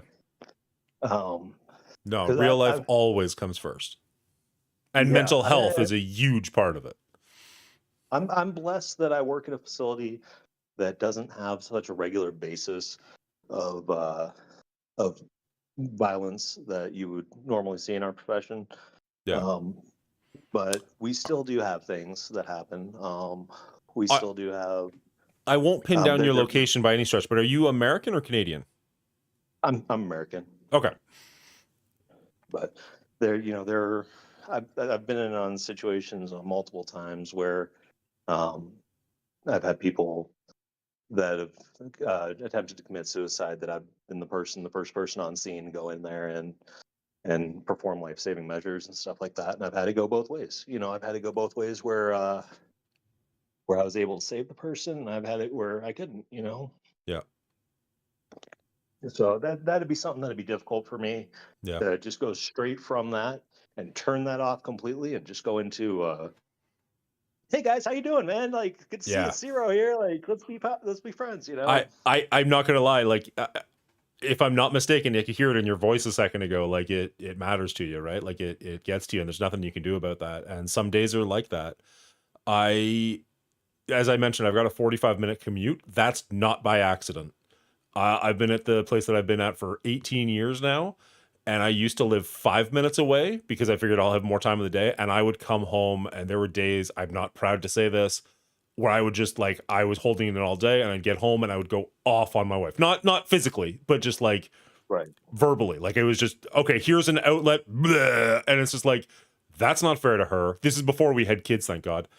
That's not Yeah. fair to her. That's not fair to anybody in my life. And so, like, we moved further away, because it was cheaper, but having that 45-minute commute where I have time to either ramp up if I know I'm going to have a bad day or calm down after a really shitty day helped my family life immensely, because then I can have, not that you get home and you're like, oh, in perfect mental health every single day, but if I have a really shitty day, I can throw some, like, Slipknot or Korn or something on and just scream at the top of my lungs for 40 minutes and get home and just be like, okay, now I'm in dad mode. Now I'm in husband mode. Now I'm in streamer mode, whatever it is. A lot of people can probably relate to the sentiment, but would have a hard time actually understanding the exact what it is that we go through mentally without actually having done it. So that's something. I have a philosophical viewpoint of a value on life. I have a philosophical viewpoint of people being able to repent no matter what they've done. So even though I do deal with some people that have done some really, really atrocious things, Yeah. I still place a value on their life, that it upsets me when they lose their life or when something significantly bad happens to them. I don't go in there with this mentality that I need to punish these people or that I need to treat them poorly or anything like that. That's not my job. No. That's not my job. Yeah. And a No, lot of these your punishment is being here, and my job is making sure that you're safe and you're secure. Yeah. Right? My job is not to punish you. Yeah, even when somebody, when I have to enforce the rules, it's not a personal thing. It's not a thing where I get angry that they break the rules. But it is something that I need to be an authoritative person. Yeah. And I can't put other people's safety at jeopardy because, hey, what's going on, JBD? Hey, bud. Sorry to cut you off. No, man, go ahead. Well, I want to touch on something. My mic wasn't working. I want to touch on something Ciro was just saying, and then we can totally change topics because we're going down a rabbit hole. I work in the records department now for the last year or so, but I was on the floor for 17 years before that. I always found it was a lot easier for me personally. I wouldn't look up their charges because I didn't want to know why they're there. It didn't matter to me why they're there. The point is, you're under my care, you're under my control. It's my job to keep you safe. It's my job to keep you here. But like, if I knew what you were here for and it was something absolutely disgusting, maybe that would impact my job and how I treat you as a person. I never wanted that to be the case. If they're a super dangerous offender, that's a different situation because now my partner's life and my life might be in danger. But like, other than that, it was beneficial, I thought, to not know what people were doing. And now I'm in the records department, and obviously my entire job is knowing exactly what everybody does. It's like, oh, it's just a very different thing. Anyways, we can move on now. I know exactly what you're talking about. But so you said that you were you might not have the time to be consistent, or you might not have the knowledge to be like a Mongoolie or a Valley Flying or something. But mine was not the name you should have used there, but okay, go ahead. No, so, I think I was giving you the rub. Yeah, thanks. Some of you is better than none of you. we have a community where we have a lot of negative. I mean, Better Ray Bill, one of the nicest people to play this game, one of the best players to play this game, one of the people who was like most passionate about the game, decided that he had to walk away because of all the negativity. Oh, is that why he left? He himself was receiving. He himself Yeah. was receiving a lot of negativity. I didn't know that. I didn't know why he quit. I just knew that he was stepping back. People kept trying to dig into his finances, make fun of how much he was spending.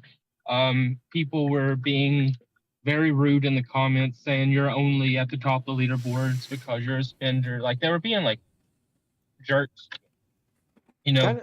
And having more positive people like you and Dan and T-Dubs, like it's very helpful. Like I've been trying to teach Ambassador Al to stop being too negative and try to leave the politics out because it pushes people away and it just makes the community more negative. Like I've in addition to being a videographer, that a person that works in the film industry, I too hold some like the same morals as you. I'm a licensed minister. I have been since I was 16 years old. My mom's an evangelist. My stepdad, he is the leader of a church. So like I have really high morals and I believe everyone deserves chances and try to make the place better. So like if I'm giving Purple Sticky like a hard time in the comments, I'll send him a message on Discord, like telling him, hey, you know, it was just all for play. Think you're a great guy. Here's a picture of my daughter. How's your daughter doing? You know, like we had a kind of a really friendly relationship behind the scenes. To speak on that personally, you've done that with me, where you've come on the show and like, I don't want to say started an argument, but definitely like threw an elbow, and then you'll mention in the background like, "Hey man, I'm just trying to get like the audience participating more. I don't mean anything by it." I'm like, "Yeah man, it's cool. Like we had a good time. I'm fine with it." I grew up a wrestling fan, so I know how to get heat or views. Well, and kind of touching back on Beta Ray Bill, you know, there are some people like what we were talking about before with just that natural human instinct. Some people are going to have a different, and I don't mean this in a negative connotation, but some people are going to have a different level of sensitivity towards negativity, especially towards themselves personally. It's one thing to sit there and attack a faceless organization, even if somebody works for that organization. You know, it's easy to sit there and be like, yeah, well, freaking, you know, they're talking about Scopely, but I'm a Scopely employee. They're not talking about me. They're talking about some other Scopely employee. You know, when we're attacking a faceless organization, it's another thing when it's a real human being. You know, Beta Ray is a single person. You know, he's a singular entity. So if you're saying something negative about him, if you're saying something negative about Sticky, if you're saying something negative about Heartgrave or whoever it may be, it's that person that you're attacking. It's not. There's no way mentally to sit there and take yourself out of the equation, and that's kind of something that even if a large portion of the community is very positive towards him, he's such a prominent figure, and there are so many people that even if it's like, let's say it's 1% of the people that are saying negative things to or about him, 1% is still a lot of people. That's still a lot of negativity that has to hear. And we for playing a game, like he's not even crucified someone else. Sorry, if we're talking about Beta Ray Bill, like to the best of my knowledge, he's not a content creator. He's not out here telling people what to do. He's not giving his opinions. He's just playing the game, and he's playing it at the level that he wants to play it at. And to receive negativity for that is kind of gross, to be honest. Yeah, he would hop in people's streams and help them out through stuff. Sure, but he wasn't trying to become famous or anything. Yeah. The negative community literally crucified a man out of a job in our game. They made him out to be such a villain that he lost his job. I never saw him in all the videos, and he was real passionate about the game, still is. Like, it always seemed like real happy to engage with everyone. So I never heard the official reason why Archangel lost his job. I never really pried into it all that much, but I can say my interactions with the guy were always incredibly positive. He reached out to me. I don't know if you guys remember, like way back when I had a pretty negative video. Sorry, I had a pretty bad day, and I made a video in the middle of the night because I couldn't sleep, and I was just feeling upset and whatnot. He reached out to me the next day. He went through Sevi, he went through Run 7, like he tried to find me, he found me. We talked for a little bit, and he's like, I'm so sorry, I didn't mean to, like, you know, I didn't realize this would have that much of an effect on someone. And I was like, I get it, like it's cool, but like it is what it is, kind of thing. So he always kind of like that earned him a lot of good graces in my book. I don't know why he was let go. I don't know what that had to do with. So there's that. He was the scapegoat because of the miscommunication, where the cabal would or would not be required for Old Man Low. Yeah, it's hard to say what actually happened behind the scenes on that either, too. You know, Everyone I'm we talking to don't said know. that was the reason. Right, and that very well could be. But I mean, you know, you don't really know unless you're actually in that position too. I mean, it's very well possible that that, you know, they talked to him about this, and he didn't give them responses that they liked, and they let him go. It's very well possible that he, you know, didn't like that he was the scapegoat on it, and he left on his own accord. I mean, there's so many different possible scenarios on that. I'd hate to sit there and pin down something and say this is the exact reason without having any personal knowledge myself. You know.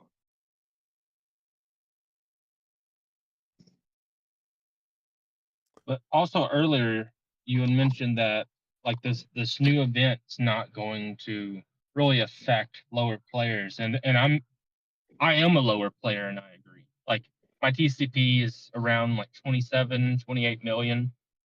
Yeah. I'm probably a week and a half away from hitting level 97. I just started the game in September, and you know I'm in gold 2, I think, right now, because I would get up close to platinum and then I would drop all the way down because since January 1st, I have only been ranked um higher than 8, which was 7, one time to start a tournament. And sounds familiar. like I definitely see what you mean when you say that Well, it's not going to affect you because I've been playing Crucible since since Crucible was released. I've been playing the game since before Crucible was a game mode. Yep. And I can tell you, since the inception of Crucible, there have been 7 times, so less than 10 times, ever, that I've ever been 7th. I've been 8th every other time in TCP. Wow. I don't keep track, but that sounds about right too. Like I'm always at the bottom of the barrel. my biggest punch up this week was 81 million. Jesus. Oh, yeah. You're gonna find people in gold that are bigger than me, which that right there is bigger than me, that you're going to be facing. And I'm in Masters. I'm 3 points away from Masters 2, and I've been in Masters 2. But it's kind of funny. I'm 107. I'm ranked 107, just outside the top 100, and I'm not even in Masters 2 because of that compression thing. Yeah.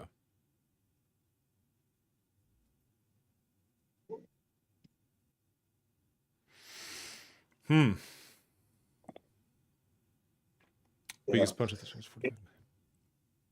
And there's huge people in every league. I mean, there are people that don't care about Crucible. There are people that aren't knowledgeable in Crucible. There are people that build the characters that they want to build. They're, you know, rather than what's the absolute most meta characters. I mean, there are some people that just say, you know what, I like OG Star-Lord. I don't care what anybody thinks.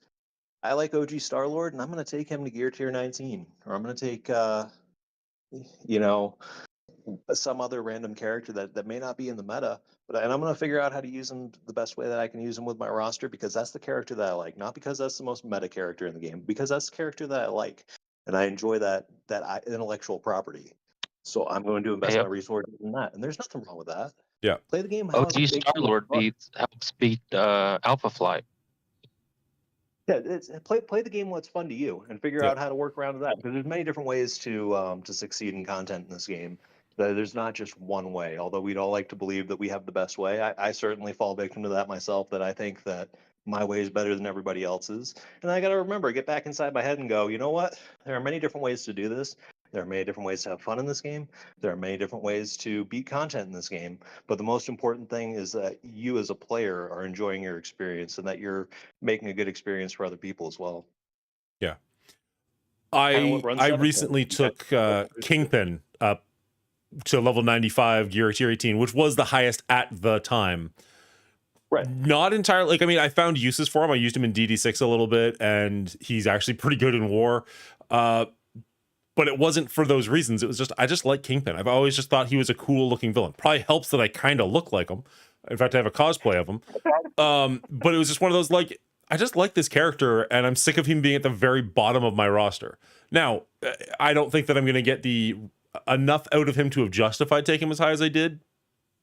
But Yeah. sometimes you just, as you said, you have to just play the game you like and enjoy it the way you want to. So Yeah, I'll Canadian never teams get don't count. the, Frick you, Arlo.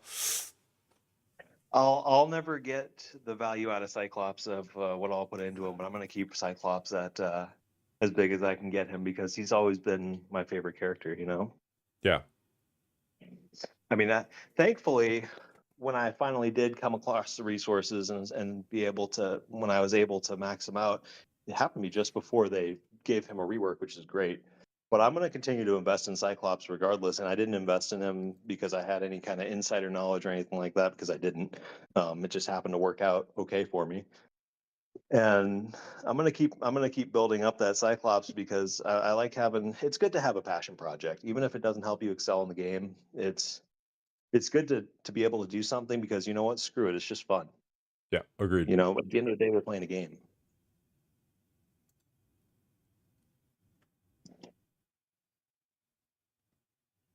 But with that said, I have been ignoring my beautiful little girl for far too long, so I need to get back inside and keep her company. I will be in your chat and I'll still be watching you, but I got to hop out of voice, man. Thank you so much for having me on. I really do appreciate the opportunity to have this conversation with you. It's been a great conversation with you. It's been a ton of fun. It's kind of all over the place, but I've really enjoyed it. And thank you very much for stopping by. That has been Thank you. Zero, everybody, in case people are coming and being like, who is he talking to? Been chatting with us for, I think, at least an hour and a half or so. Like, it's been quite a while. So that's been absolutely amazing. We still have Jacob JBD Holmes on the line. How are you doing, bud? No, we don't. I'm He's doing not pretty there. good. Can you hear me? There he is. Yeah, Can I'm you here. hear me, or does it sound quiet? No, I can hear you just fine. Okay. I have two earbuds in my ear. One of them works as a microphone, while the other one is how I hear you. Fair enough. Are you doing the Uber thing today? I have a couple more days where I'm doing this as the main source, and then I'm going on a trip to Wisconsin, and then got a little set. Well, I can't talk much about it, but No, that's I got fair. another project I'm working on. Very cool. NDAs, you know how that works. I do for many reasons, both work and and Marvel Strike Force. Yeah. So,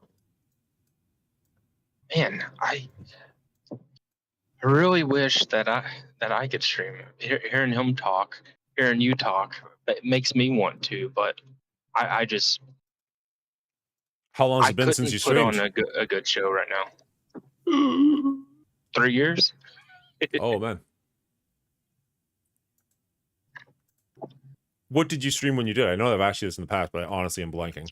I used to do a little Among Us during its heyday, as well as shiny hunting Pokemon, because I've always enjoyed those games.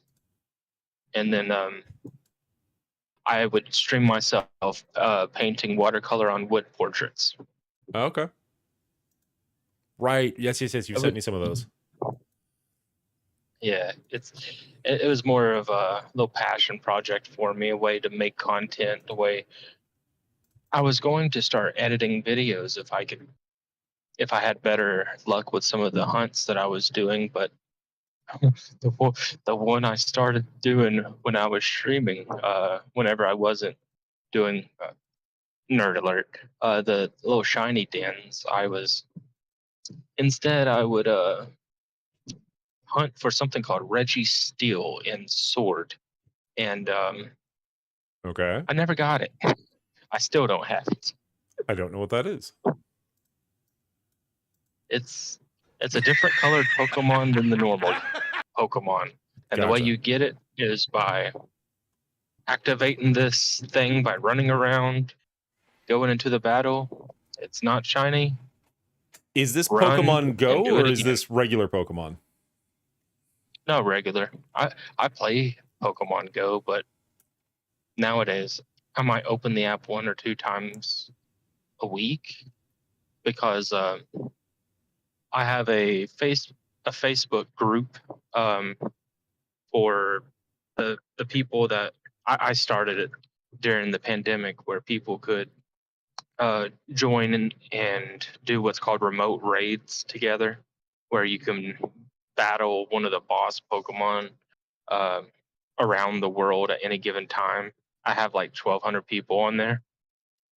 Okay. Yeah, I've my gaming adventure is kind of weird. I started off as a Halo player.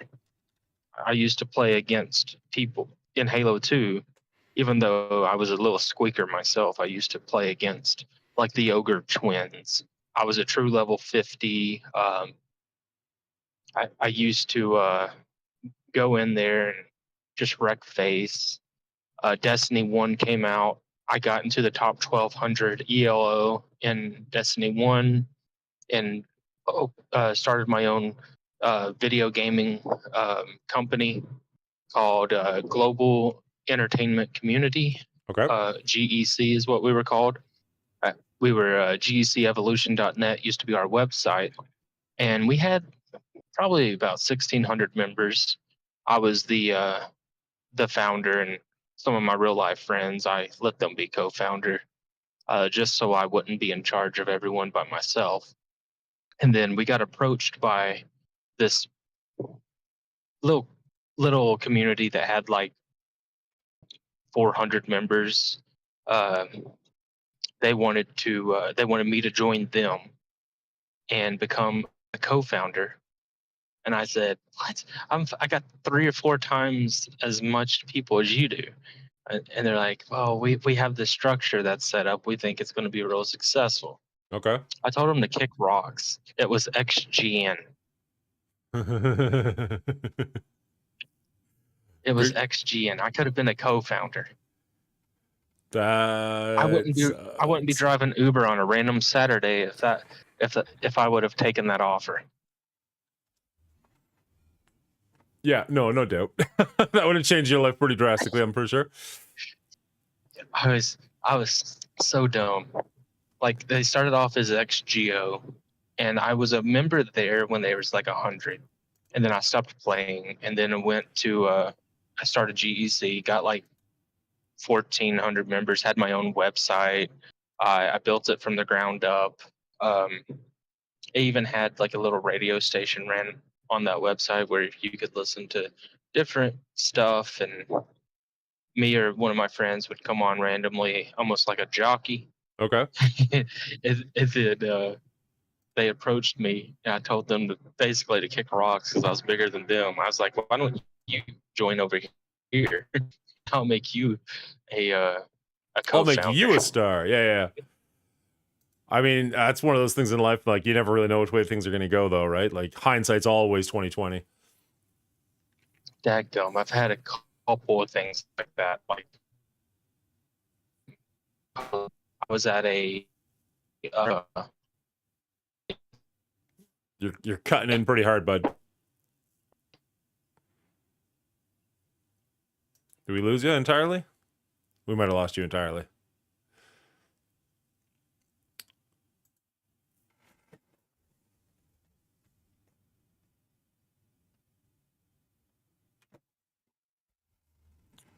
Chadius, I haven't seen you in a while. I'm not sure if you're still here or not. You sent something in the Discord, but there's no context to it. I'm just curious what the deal is with that. You sent a graph. If you're still around, let me know. I mean, I guess I could also just respond in there. I'd love to stream, but I'm worried that for the mic costs and all that kind of content, and the amount of work it would take to make it, it is very, very niche. Or make videos. What would you stream, Dingo? Out of curiosity.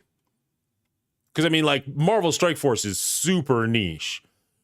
But, I mean, I have a good time doing it. You use software like SteelSeries Sonar for your mic and CapCut for videos. Yeah, if the price of the microphone is what's keeping you out, you can get good microphones for a pretty decent price. Like, that shouldn't be the barrier to entry. It's more like, do you have the space to do it? Do you have the time to do it? Do you have the love for it? Like, those are the things that are actually going to keep you out. But if it's just the price of a microphone, that's not that bad. That's not a very big barrier to entry. Yeah, B Risen uses a headphone microphone when he does. I've got I took the headphone mic off of this one because I've got a fairly decent mic here. But I mean, I'm okay. So you can, well, not here, but you on this one, you can see up in the corner there that I've got a HelloFresh sponsorship. I'm hoping that when that package actually shows up, I can do like a live stream from my kitchen. And if I do that, I'll probably use the microphone on this mic as opposed to moving the microphone around. And I'm hoping that that'll sound okay and that'll kind of work. I'm sure it'll be a little bit of a shit show because I'll have to move my laptop upstairs. Not that that's hard. I'll have to move the cameras. I'll have to make sure the microphone works. Like, there's going to be a bunch of stuff to try and make that work. And then it's going to be me cooking for an hour, which is like, is anyone going to care? Maybe it'll be a fun time. Maybe it'll be ridiculous. I have no idea. But the point is, you can get a microphone that'll work on your headphones. I can hear you. Just give me 1 second. You got a microphone that you can work on your headphones. It'll work just fine. These headphones are not that expensive. And for being good headphones and a microphone, the barrier to entry, if the only thing keeping you from streaming is a microphone, we can figure that out, bud. And I say that because Dingo's a friend of mine in real life. Sorry, Jake, how you doing? Sorry, phone was starting to overheat because it was facing the sun. Oh, okay. So that was my second story I have. I was in college my sophomore year. I was married to my first wife. She was a cheater, spoiler alert. And I was at a Primerica event. They sell life insurance and IRAs, and it's a pyramid scheme. And so I was doing that because my ex-wife got me involved in it. Before I knew any better. I was young and dumb. And a guy approached me and he's like, "Hey, I've got a financial opportunity for you. Uh-oh. Right now it's not that big. But if I can get you I think he said we have these this new currency where if you give me $100, I can give you 50 of them. And if you hold on to them on a flash drive, you'll hold on to them for a few years. You'll get back your investment and then some." Are you telling me you turned down 50 Bitcoin? Thank you. I knew cryptocurrency, but I couldn't think of the actual name. For $100? Oh, in college, that was a lot of money. Oh, I get you. I remember hearing stories of people who like spent 50 Bitcoins to like order a pizza and they were like, yeah. And I'm like, oh, buddy. Oh, that hurts. At the time, you're just like, yeah, that's really cool. But like, oh, man. Sucks to suck. When I went back through, because I gave him my email address. And when I went back through that email and saw the date on it, I was like, you idiot. So that's two. Like, I could be a millionaire right now. That's two missed opportunities. I mean, yeah, so those are. Anyone got a millionaire idea? Let me know. Those are close calls for sure. But I mean, like, everybody's got that story of like, oh, if I'd only invested in Apple in 2001, I'd be a billionaire right now. And it's like, that's true, but nobody knew that in 2001, right? Like, yeah. So in the pandemic, when I heard about this new coin that was out, even though it was a meme coin, people were. I was driving Uber as a side hustle because the whole kind of world went upside down, starting around Christmas, and I had a passenger that was telling me about this coin. He's like, you could buy like hundreds right now for like $20 or whatever. I'm like, shut up, really? He's like, yeah, and this celebrity endorses it. This celebrity endorses it. So I bought in at 2 cents a share on Dogecoin, Okay. and then when before Elon Musk went on to Saturday Night Live, I sold them all because it was around like 80, and so I sold them all, and I was able to buy my wife like a $6,000 wedding ring on my initial investment, and then it tanked. So there you So go. like any logical person, I bought back in. I'm not as familiar with that one. Did it do well later on, or is it still garbage? It's still garbage. It's around 13 cents. Sometimes Okay. it'll jump up to like 20 something, but I'm playing off of funds from other investments, so it's free money. All my investments suck right now. America's not in a nice spot. Canada's not much better, bud. In fact, we're probably worse. Our dollar's kind of trash at the moment. Now, are y'all a piggyback economy or off of the euro and the American dollar, or do your Federal Reserve kind of do its own thing? I'm not going to pretend that I know enough about that to answer honestly, but I know a significant portion of most of our resources we sell to the States. So when the States isn't buying, we dry up. You know what I mean? Like a lot of stuff we ship to the States. See, I assumed that your main export was professional wrestlers. Comedians, actually. Comedians is one of our big ones. Yeah, like Now you got me- D-list comedians. Ouch. I mean, I'm just saying, we Okay, have George Carlin. we're going back a little bit, but I'm thinking, okay, you're thinking like stand-up comedians. I was thinking like movie stars. Ryan Reynolds, Jim Carrey. I had another name that I just lost. Mike Myers. Jim Carrey's Canadian? Yeah, man. I mean, now he's American, but he was born and raised. I didn't know that. Justin We have Bieber, Farley. says B Risen. You can keep Bieber. Yeah, no, we don't want him. Please We take don't him either. back. No. At least he was a cute kid at one point. Then he went and got Americanized. Now he's a freaking, looks like a drug dealer. Yeah, we I love Canada. I've always thought that you guys should have been the 63rd states of America. Fuck you. But no, as in like one big family. Yeah, huh? You tried that one year. We burnt your White House. Yeah. I do wish that you guys were part of it so I could go up there more easily. Most people just like us There's because we're a road to Alaska. Just it's just weird that the United States isn't all connected. So they just want to take like BC over and be like, nope, now we just have this entire coast. Well, one of my goals in life is to visit 50 countries, all 50 states, all 7 continents, and then all 3 parts of North America, which I've been to Mexico.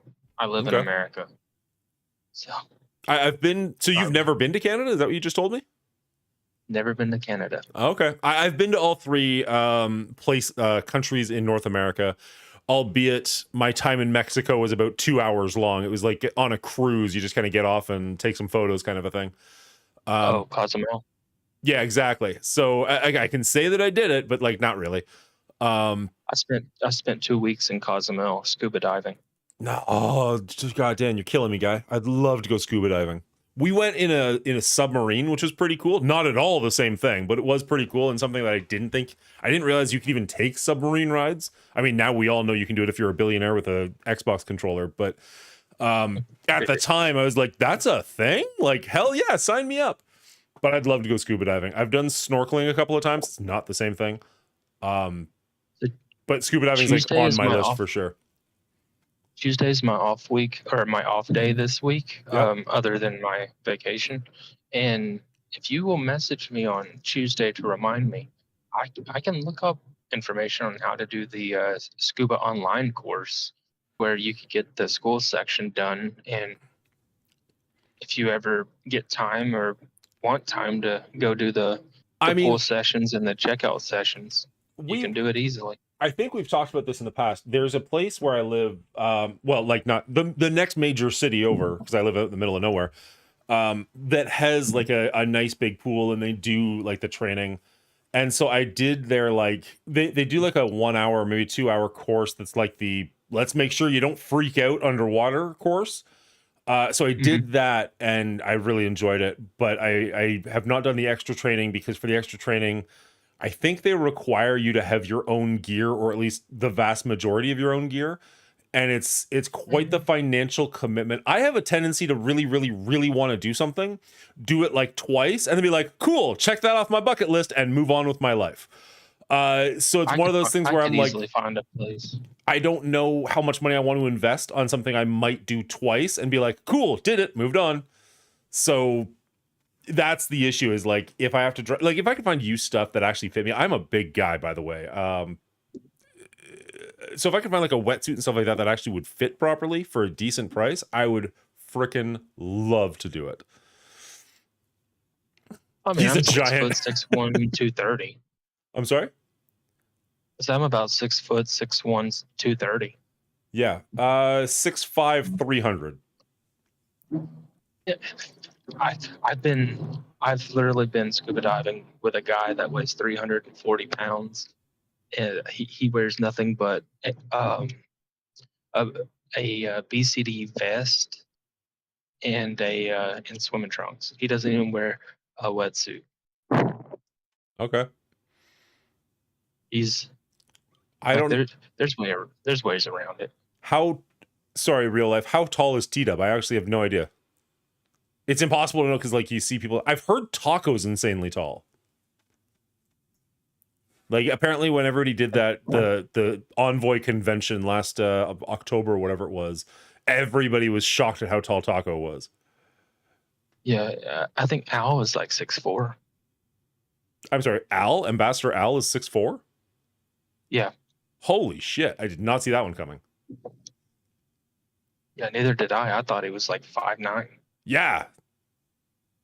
Al is not 6'4", OG Diamond Davis said. Then Al lies. How tall are you, Dave? Let me know what he says. I'm driving. I can't read it. Al is not 6'4". Might be 6'3". It's like, oh, okay. So yeah, he's not. He was very adamant at first. OG Diamond Davis 5'8".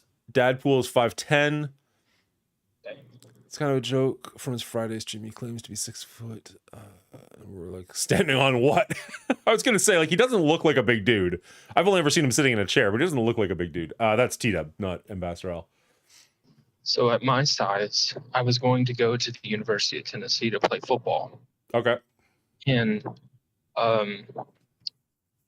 like in high school, I'm from North Georgia, right below Chattanooga, Tennessee. And in high school, around my freshman year, I was already 6 foot. I thought I was going to be massive because I was one of the tallest on my team. Sure. Well, by the time I was a junior, I was the third shortest person on my team. Oh, wow. See, I was a really late bloomer. So, like, people always ask me, like, oh, did you play, like, basketball in high school? Did you play football in high school? And it's like, I was tiny until, like, halfway through grade 12. And then it just, like, boom, like, I grew at the point, and I mean, I think a lot of people go through this, but, like, I grew at the point where, like, everything hurt for months because I was growing so freaking fast. Like, my joints hurt, my knees hurt, my, like, bones hurt. It was just like, this sucks. That sounds like me now. Yeah. Oh yeah, fair enough. Yeah, no, my knees are awful now. Half the reason I have that ad when I go to the bathroom is simply so you guys can't see me try and stand up after sitting for like 6 hours because it's just like, oh, everything's stiff. They're like, watch this ad so I can hobble to the washroom. Man, freaking driving. I know exactly what you mean. Yeah. Yeah, I so the thing is, like, I drive 45 minutes to get to work. My job, now that I'm in records, I sit for like 8 hours other than like getting up to go to the printer essentially. Then I drive 45 minutes to get home, and then on like a Monday, I might like have dinner with my family and then come down and stream for like 4 hours and then go to bed. And it's like, I haven't moved all day. Everything hurts. I need to like go for a walk or something just to like get some blood moving. It's like, Yeah, that's what the family doesn't understand. When you get home, they think you've just been sitting all day. But you're like, I've been sitting, but I've been working. So whenever they're like, why are you sitting down? You've been sitting all day. It's like, because I'm actually sitting down this time. yeah. I almost do the opposite sometimes where I'll be sitting in a family function or something. I'll be standing. They're like, there's a seat right there. I'm like, I've been sitting literally all day. I need to just not sit for a little while. Standing for me is no fun. I don't have an arch in my foot. Me neither, but I've got support or whatever you call those things. What do you call those things? I totally lost the word. But what, the things you put in your shoes. Oh yeah, the soles. Orthotics. There we go. I need to look into those. I'm kind of stubborn. They're Like expensive. the only, They're expensive, but I've got benefits with work. So not that I'm like bragging or anything. I guess maybe I kind of am. I didn't mean it to come across like that, but like I probably wouldn't have them if it wasn't for the fact that they're fully paid for. So as a flat-footed person myself, do you find it whenever you do run, which at our age isn't as often, but when we do run, That's like cute. You run pigeon-toed, but do you feel like you run on your tiptoes? I couldn't tell you. Okay, one, thank you very much for the raid, Ralph Kieran. Appreciate that. Two, I couldn't tell you the last time I ran. I honestly could. I wouldn't even know.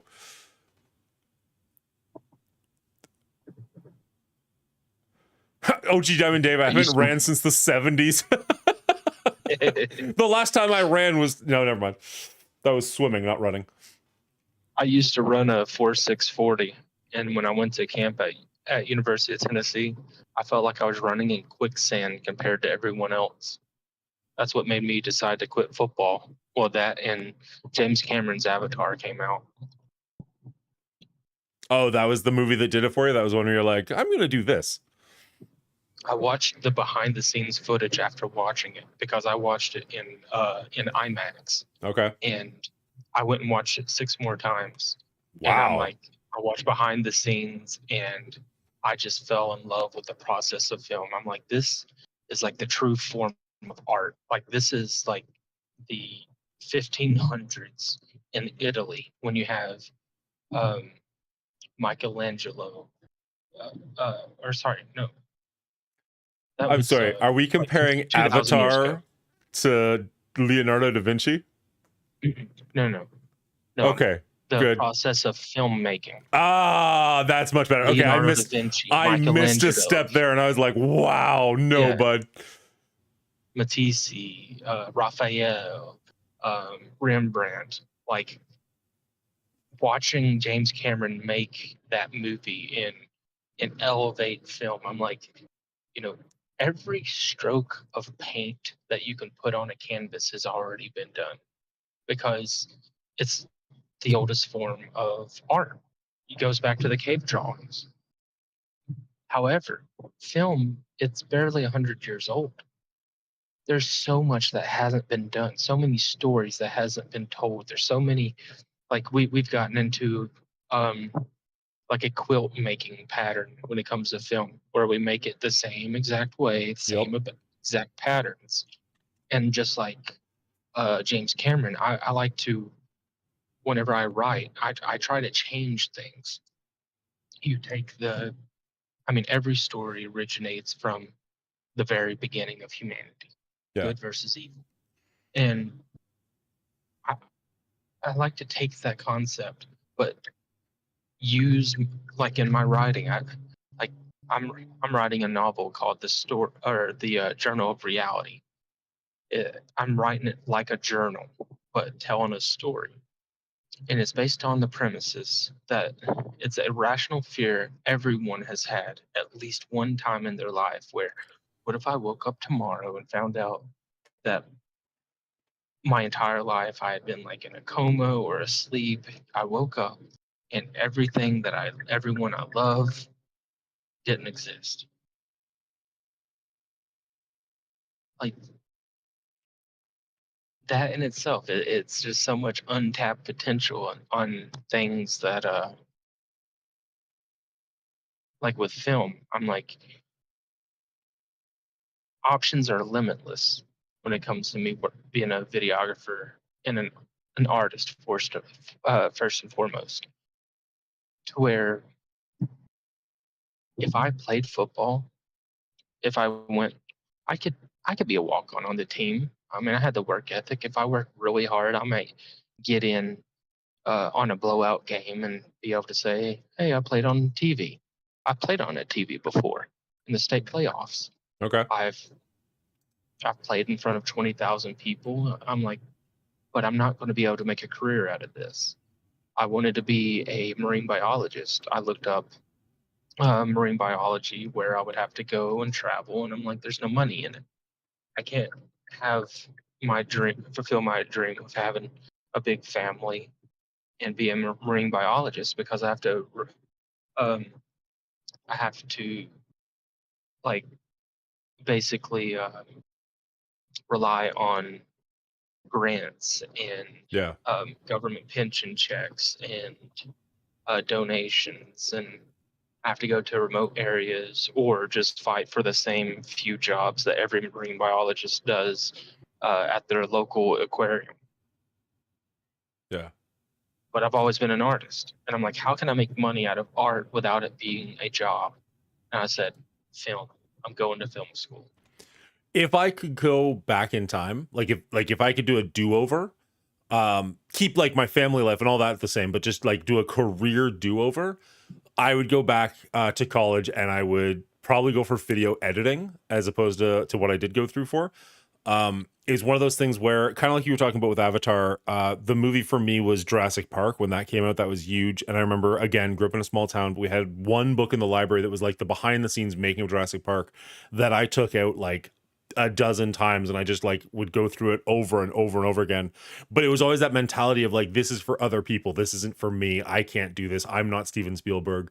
And I'd love to go back to that 12-year-old kid and like slap him and just be like, no, you could do this. You don't have to be the director, you don't have to be the one in charge. I don't really like being the person in charge. I like being the person that the person in charge relies on, if that makes sense. And like, you could go through and do editing and be part of this industry that you love and like be a part of the art that you love without having to be the one that everybody is looking to for all of the answers. And I wish I could go back and give myself that kind of knowledge. I realize some people are going to be like, you're still young. Nah, no, I'm not going back to school at this point. That's not happening. Sorry, I need to interrupt for 1 second because I'm enjoying this, but OG Diamond Dave just pointed out, I realize you can't see the screen. We are in the same bracket for Cosmic Crucible, and I'm looking at his numbers, and he's only got me beat by about 500k. Our rosters are incredibly similar, which is super exciting. Account. Oh, he's got multiple. Oh, okay, fair enough. Either way, is that the one? Look at the alliance. Is that the? It's Hellfire Club X, and it's OG Diamond Dave. He says it's his middle account. That's his second. Yeah, his middle account. I would still very much like to get paired up against you, sir. That would be a very fun stream if you're willing to, like, I saw, I think it was Run 7 and Benny Westside did one time where they were in each other's stream and they're like, you do an attack, then I do an attack, then you do an attack. That'd be kind of cool if you're up for that. I don't know when you stream or if it's going to work out or not, but it'd be kind of fun to do something. Little collaboration. Look in the top 100 if you want to see the big account. don't know if they're gonna let us see the leaderboard because it's the new Cosmic Crucible season waiting for trial results. There's no leaderboard yet. Unless I'm just looking in the absolute wrong place, but I don't think that I am. So you're saying his middle account is where my main account is. That's disheartening, but whatever. Everybody's got to grow at their own pace. His middle account's in my alliance. Oh, really? You're in Hellfire? Mm-hmm. Nice. I usually do Cosmic Crucible 7 p.m. Eastern on days. I work until 8 this week, and then I won't be home till like 9ish. So maybe that won't work out. But do you record your Cosmic Crucible? Because I'd love to watch you destroy me. That sounds weird. Oh, I guess I can actually set my defenses now.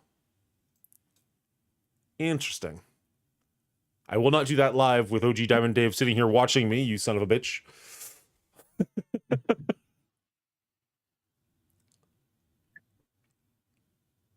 All right. You have a great day and safe travels.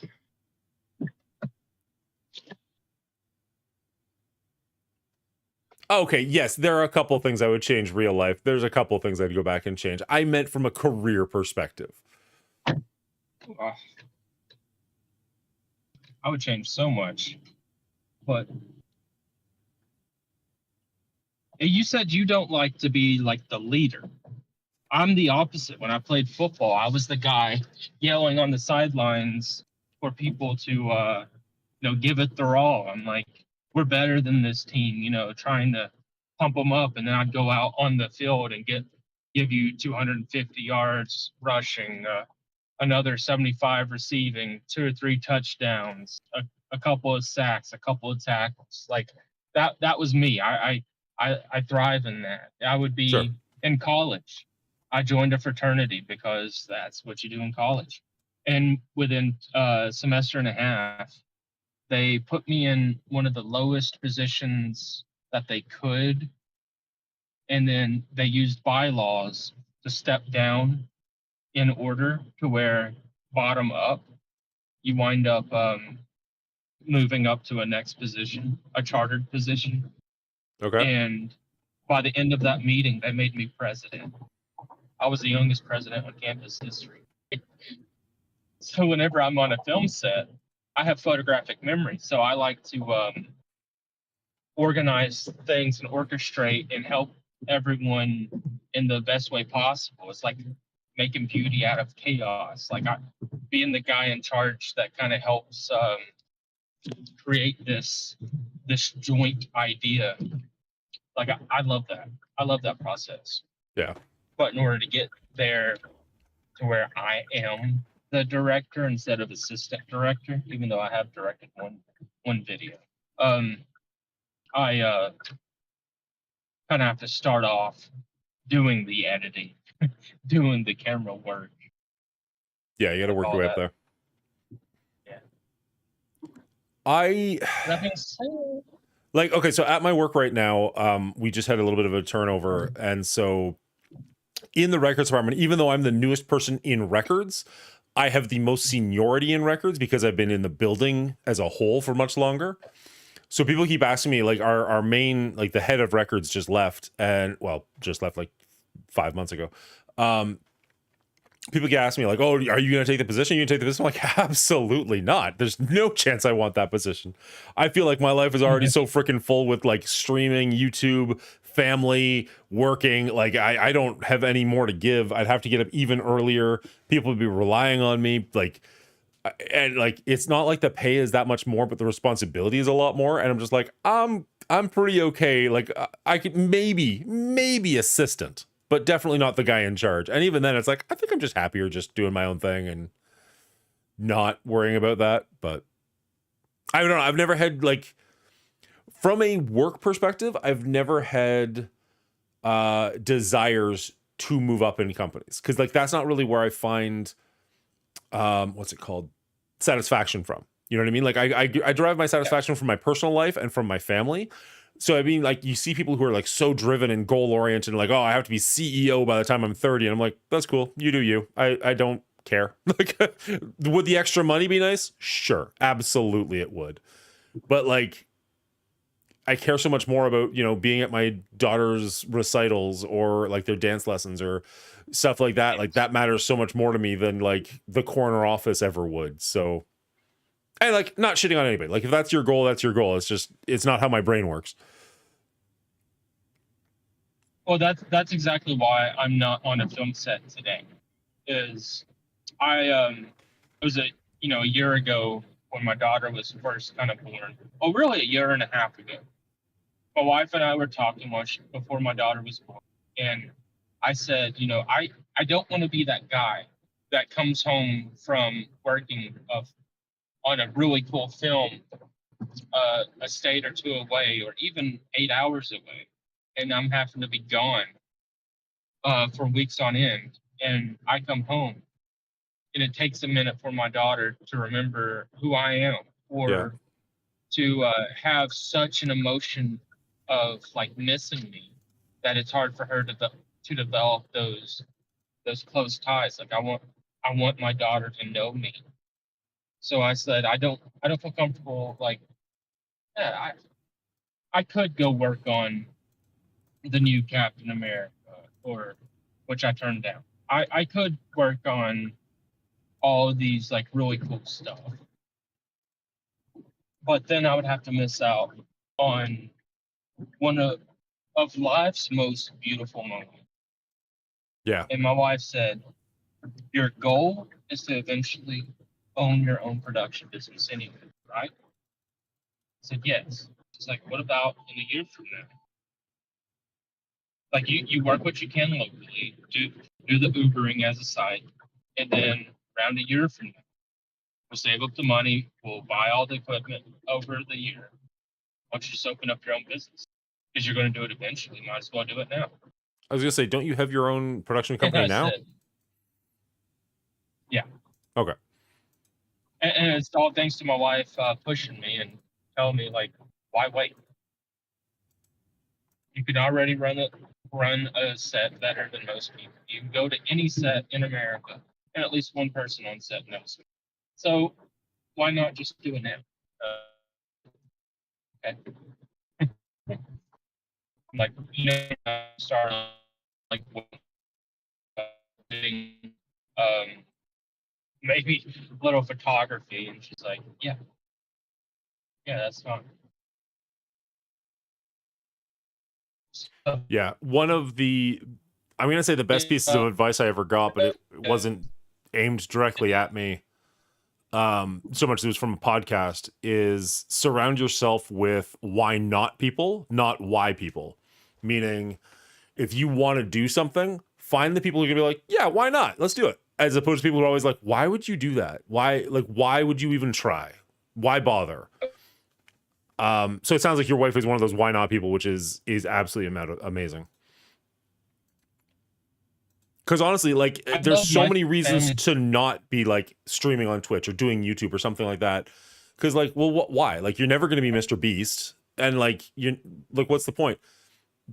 But at the same time, like, you're right. I'm never going to be Mr. Beast. But the amount of success that I've already found, let alone the amount of success that I will probably find tomorrow and the next day, is already incredible and like life-changing to some extent, even if it's from a confidence level and not from a financial perspective, which is fine.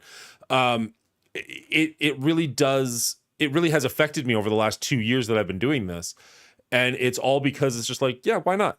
Why wouldn't you give that a try and see what you can do? As opposed to, like, I'm sure there's 1,000 naysayers that'll just be like, yeah, why bother? I was on the set of Logan Lucky, and I was sitting down, and Channing Tatum was talking to me. He's like, what's your goal in film? Because I was just a little PA. But that day I was an extra just because I wanted to be on set. And I'm like, well, it's basically be like the next Steven Spielberg. He's like, no. He's like, you'll never do that. Like, why? Because he's already exists. What's your name? My name is Jacob. Jacob what? I said Jacob Holmes. He's like, why not just be the first Jacob Holmes? I'm like, you, sir. That's some of the best advice. Yeah. You don't want to be the next Mr. Beast, because Mr. Beast already exists. All of his fans are already watching his content. Be the first Dan. Be the first Mongoli.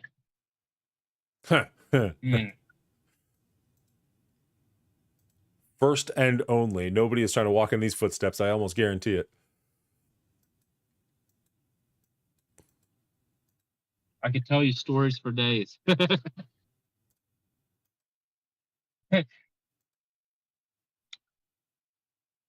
I'm writing several novels. None of them's about my life because they don't seem too fake. Yeah. It's funny, even as I said it, you know, I'm probably the only Mongoli because nobody else wants to be me. I was thinking, like, I've been doing this for 2 years. I've got hundreds of followers on YouTube, hundreds of followers on Twitch. There probably has been at least one person who's been like, man, I wish I could do that. You know what I mean? It probably has happened because I thought that way watching other content creators before I started doing it. Hello? Oh, what's going on? Yeah. Like, who knows? What's up, Darkhold? How you doing, bud?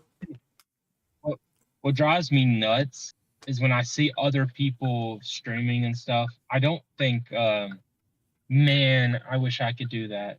It's, man, I wish I was doing that. Fair.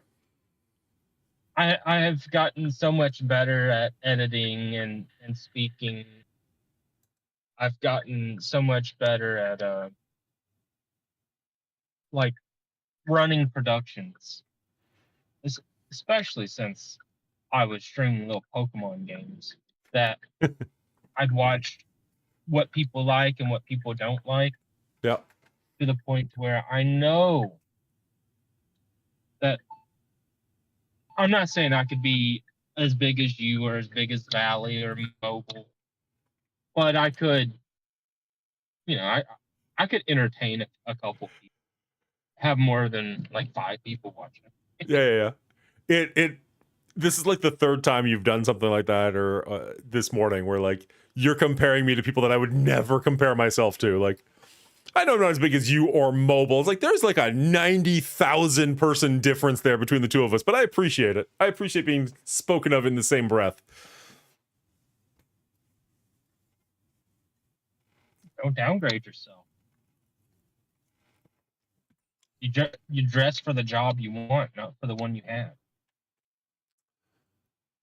I'm a firm believer in speaking things into existence. So when you put yourselves on the shoulders of, or if I put you on the shoulders of those, you're always going to let them try to carry you. But if I put you shoulder to shoulder with, well, then they'll start rubbing off on you.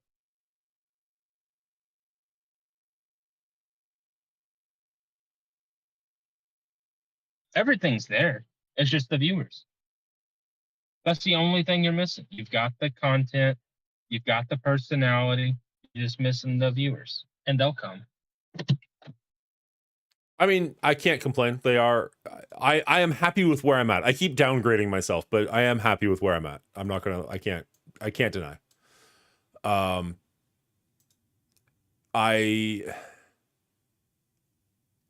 Considering this is not something I ever planned on doing and still don't plan on doing as like a full-time job, like this is like a fun thing to do, and if it brings in a couple of bucks to make my wife happy, then fantastic.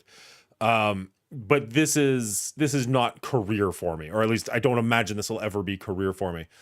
So the fact that anybody tunes in and watches what I have to say and cares about what I have to say is baffling and kind of amazing. So I downplay a lot, but honestly, like if you see me when I'm not on stream, I like am giddy to talk about this stuff because it's like, oh man, things are going so well, everything's happy. Like I'm just looking now, we got 450 people on Twitch, not watching, obviously. Wow, that'd be amazing. Followers on Twitch, 930 on YouTube.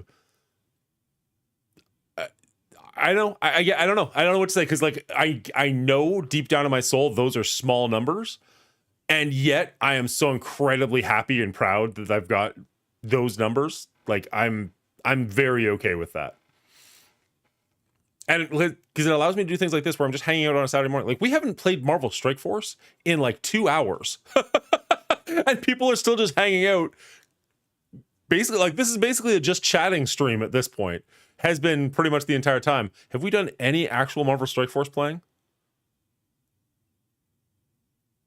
Like, idly, I did a couple of things just to get the dailies, but other than that, like, I don't think we've done any actual MSF. Yeah, Pharrell, best MSF stream ever. And people are checking out and hanging out and having a good time, hopefully having a good time. So, I don't know. I think that's pretty cool. Because if it was just a matter of, here, let me show you the absolute best way to defeat this last boss in a game, and people are like, cool, I want to know how to defeat that boss. Oh, he did it, bounce. Even if that was like 50,000 people watching for that 10 minutes or 1 hour, however long it took to do, that would mean so much less to me than the fact that I can sit here and talk about literally nothing with an active chat and like real people joining me in Discord. That's so much cooler to me that like there's actually like a community who just wants to hang out and just wants to participate. Like that means a lot more than any amount of subscribers who are just like, oh no, I just want like the transactional relationship of you tell me how to press X and Y so that I can defeat this boss and then I'm going to leave again. Waiting to see if you play another game, to be honest. Honestly, I just closed down both the Marvel Strike Forces and I was debating loading up something on Steam just to see if I can honestly just see if I can do it and not crash the stream. I didn't want to do it super early because if I do crash the stream, I'm probably gonna say goodnight for the day and go do other things with my family. So I didn't want to do that super early, but like I'm legitimately curious to see if I can run something else and not, you know, have my computer die on me. So yeah. With all the negativity that's been going on this week, I feel like this positive stream was necessary for a little bit of band-aids in the community, because you know everyone's always thinking the sky is falling every time a little news comes out, instead of just letting things play out. You know, wait till more information comes out and then make an assessment. Yeah. So It's so much really easier good, like to be a breath of negative. fresh air. I know that sucks to hear, but it's just is some days. And I mean, I'm not gonna lie and be like, oh, I made like I will never make a negative video. Here's my promise to you guys. I will never make a negative video about something that I'm actually positive about. And I will never make a positive video about something that I actually think is terrible. I might make a video that is more positive about something that I'm happy about, or more negative about something that I'm unhappy about. Whoa. What? Is that for me or are you talking about? You won't make a positive video about something you're negative about. Correct. Unless it pays really good. It's I gotta mean, pay really good. It would have to be life-changingly good. Even the streams that I've had about like cell phone games, which is I'm sure exactly where Jacob was about to go. Yeah, okay, the zombie one was pretty bad. I'll give you that. But like the Warhammer one, I legitimately was enjoying that game. The Royal game, the Rush Royale, I still play that game every now and then, even though I'm not like making any content for it whatsoever. What else I play? Star Trek sucked. I'll give you that one. But I also didn't make much content about that one because Star Trek kind of sucked. It was like, oh man, this game got old real fast. And then Marvel Strike Force, which I've been playing consistently for 3 years now, so I can't say negative things. Well, you know what I mean. And I mean, HelloFresh is the sponsor right now going on. Not that I've been advertising it at all during this stream. I used HelloFresh for about 6 months or so before we got our kitchen redone. It kind of fell off because we didn't have a kitchen for a little while, so the food was going bad, so we canceled our subscription. But I actually really like HelloFresh, so I have no problems having HelloFresh sponsor this stream. Now, I haven't talked about it at all, so people are just wondering why it's up in the top corner. If you're interested, I will gladly tell you my experience with it. But my experience with it was entirely positive. So when it came up as an option, I was like, yeah, I can do that. That's not an issue for me. You were going to totally call me out on that zombie puzzle and survive game, weren't you? Oh, I totally was. Yeah. I saw that coming a mile away. It's like, all right, what I meant was I won't make like a YouTube content for Marvel Strike Force or something like that if it's like, this is pure shit, when it's like, no, I'm actually pretty okay with this. Like if I legitimately thought that the Captain Britain release method was good, but I thought I'd get more views by being negative on it, I would have still said positive things about it. I legitimately think that it is bad, and so I would lean that direction. I might have leaned further that direction than I actually feel, but I think it's bad, so I said bad things, if that makes sense. I'm hoping that... Don't get me wrong. I think it's bad. I just don't think it's as bad for the community as what people are making it out to be. I mean, a bad release is a bad release, but it's not like the sky is falling. The game isn't going to just suddenly be the most trashiest game on the planet, and the only way I can get any enjoyment out of it is by spending bukus of money. Yeah. Hide for real life. Did you think the zombie game was shite, or did it become shite? It was pretty rough from the very beginning. It was a fun. It was a stinker. Yeah, it was a fun enough little game because it required no concentration to like play while watching a TV show. But as far as something that you actually would pay attention to, like there was not much there. Like leveling up your buildings was super dry. Like it was not a great game. What zombie game? Puzzles and Survive. It was a cell phone game. There was a sponsorship for it, and ironically, it was the best paying sponsorship I took. Like I only get paid when people actually play the game. I don't get paid just for advertising it. And like the HelloFresh, same thing. Like people have to actually purchase HelloFresh for me to receive anything. It's not just like, oh, I get paid just for saying their name X amount of times an hour.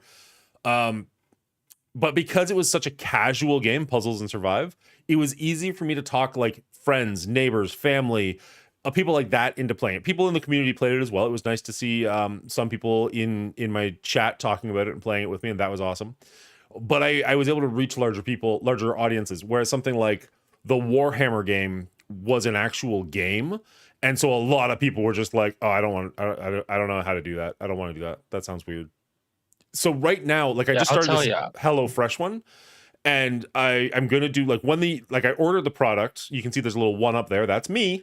I'm sponsoring myself.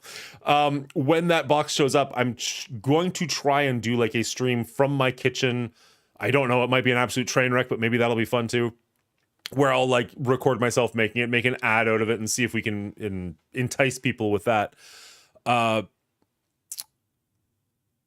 Totally lost where I was going with any of that.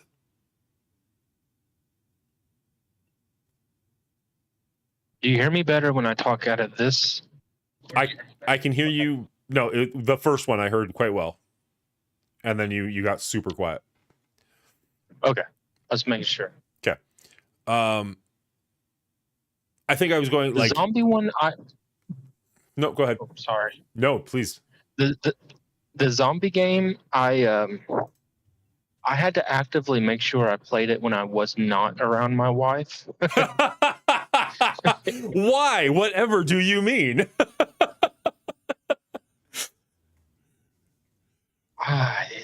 There were a lot of very scantily clad women. Slutty. Yeah. Yeah. I was going PG, but yeah, you're not wrong.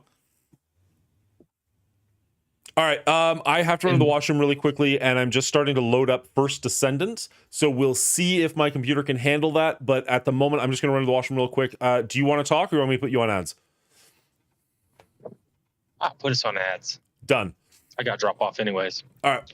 Hello, everybody, and welcome to the Mongooly Show. If this is your first time here, let me introduce myself. My name is Dan. You can call me Mongooly. We do a lot of fun things on this channel. We play a lot of Marvel Strike Force, probably way too much if I'm being honest, but it is the bread and butter of the channel. However, we do also like to touch on things like new games coming out on the PlayStation 5 or the Xbox, even some Steam. We do once in a while go back and play some retro gaming, which is a lot of fun. We even talk about movies, TV shows, things coming out. Once I even went outside and touched grass. Nope. We usually hang out on Saturday mornings and a couple other times throughout the week as my schedule allows. Hit that follow button so you know when we're going live so that you can come hang out, but don't take my word for it. Here's what some other great content creators have to say about the Mongooly Show. Mongooly is rapidly becoming one of my favorite new content creators in Marvel Strike Force. Who the f*** is Mongooly? I'm sorry, what did you say? Mongoli? Who's Mongoli? Mangoli. Mangolui. Mobley? Monoguli? Ah, shut up! Mowgli. It's the Mongooly Show. Oh, that's not. Yeah, he's not a sponsored stream. Monguli turns out is not Red Guardian. The Monoguli. The It turns out Monguli's just Monguli. Have you guys seen the Monguli show? If not, go and check him out. What kind of name is Mongoli? It's an O. The Monoguli show. Show some support to the Mongolio show. Can you shout out Mongu, whatever that guy's name is? Anyways, hit that follow button so that you never miss an episode, so you know when we go live. That'd be greatly appreciated. Or head over to youtube.com/The Show. Hit subscribe over there so you can see some back episodes as well as event videos, stuff like that coming out in the future. If you do see me live, make sure you say hello. It is greatly appreciated. And as always, everybody, good luck to you. Monguli is the coolie. All right. So this is a new scene that I was working on. If you were here for like the last 2 hours, at one point I was talking. Oh, I didn't realize there's gonna be a chat on here. We might have to do something about that chat. I don't know. I was talking about how I'm working on a couple of different scenes for a couple of different reasons. This is one of the scenes that I'm working on for if I do want to play like a first-person shooter or something. So I am entirely open to any feedback you may or may not have. If it looks okay, if it looks terrible, I need to get rid of that chat. That's going to bother me. Let's see. Can we do that from here?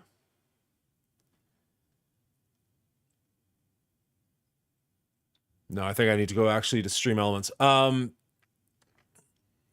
honestly, we're just going to try this game for a little bit. I don't have a ton of time, but I do want to just make sure that I can actually play this game and stream it, and it works, and everything is okay. So if you can hear me, if it looks okay, if you think there's a something I can do to make it look better, I am all ears.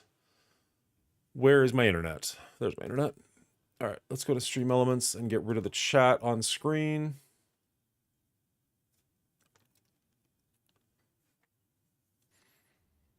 Chat smaller or chat gone? Because I kind of want chat gone.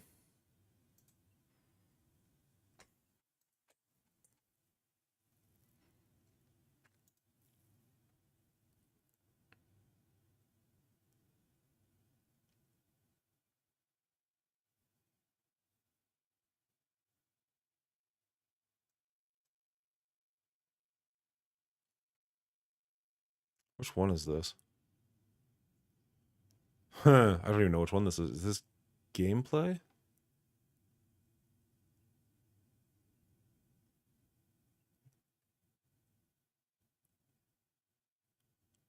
Let's try gameplay. She's chugging pretty hard.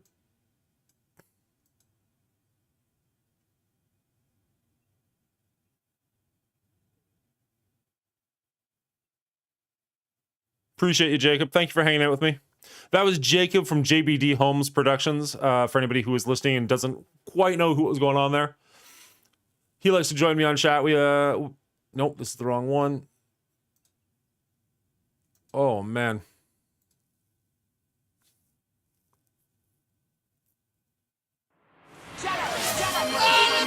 Whoa!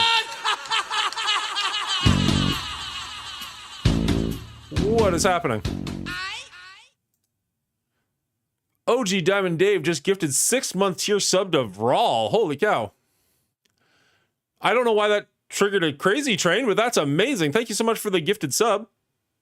Greatly appreciated.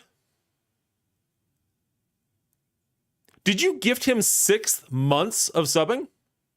Like all in one? Like a 6-month subscription?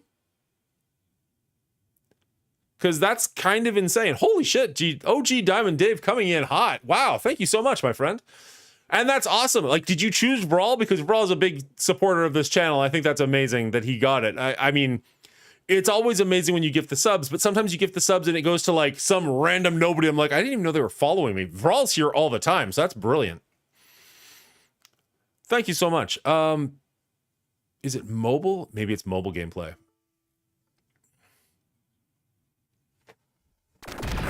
Level 2 hype train. Oh no.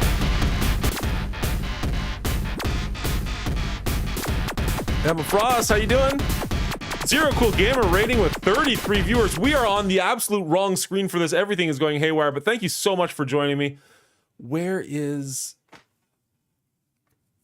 the right screen? Zero Cool Gamer just rated. Waiting to get gold. We rolling in. What? Thank you for following, Hero. It's not supposed to be doing that.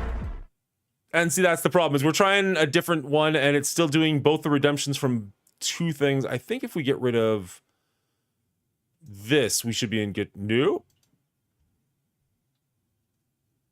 Okay, here we go. So we're trying out the new game here. It's called The First Ascendant. I have only played it a very, very little amount. It's kind of Destiny-ish, but I'm enjoying it so far. Unlimited power! I have certain things switched over because I haven't done a whole lot of first-person shooter stuff like that. Like, mostly what I do is Marvel Strike Force, and so, like, having most of the screen covered kind of works okay. But in this situation, I wanted to have more of the actual gameplay visible. Now, I understand that my screen is a little bit big, and there's not supposed to be a chat showing. I will figure all that out when I am not live. But for right here, right now, I just wanted to kind of make sure that my rig could handle this. Jacob wants me to put on a Magneto helmet. That's fine.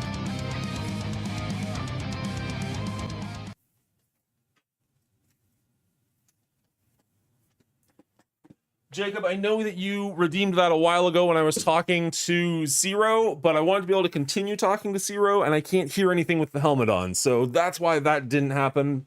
Sorry if you feel like you wasted your redemption on that, but, you know, that's where we're at right now. Let's edit the stream information to say that we are playing the correct game. Emotional, damn it! Bam. And now we try to load in, and honestly, like, this is kind of a stress test for my computer just to make sure that things don't crash and the whole thing doesn't die. You know how hard it is to hydrate with this helmet on, bud? Here, we'll try it out just for you.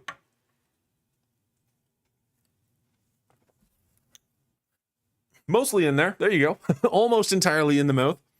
Just what we were hoping for. We have just over a minute left on our hype train. I totally forgot to get my conductor's hat. That sucked. There was just so much going on at the moment. It was just like, too many alerts all at once. Looks like you're the one of the classic comics special guest pictures. Updog hydrates with his panda pool mask on. Seriously? I haven't seen him wear that thing, like, pretty much since he got it. He made the one video with it, and that's the only time I've seen him with it on. Let's see. I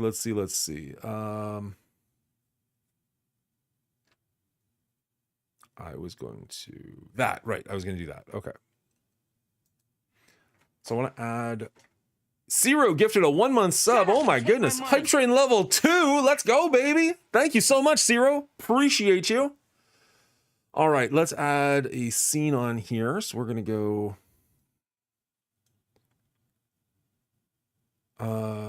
Be Risen. Nice.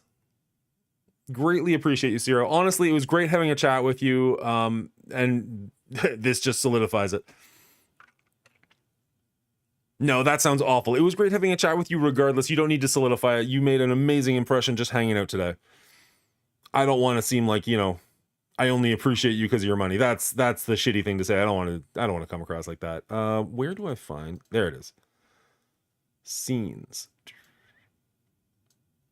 Okay, and then we're going to call this one FPS.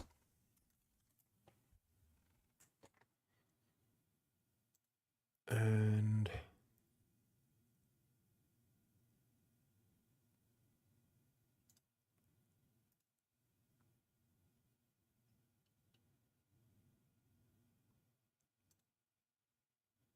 Whoop.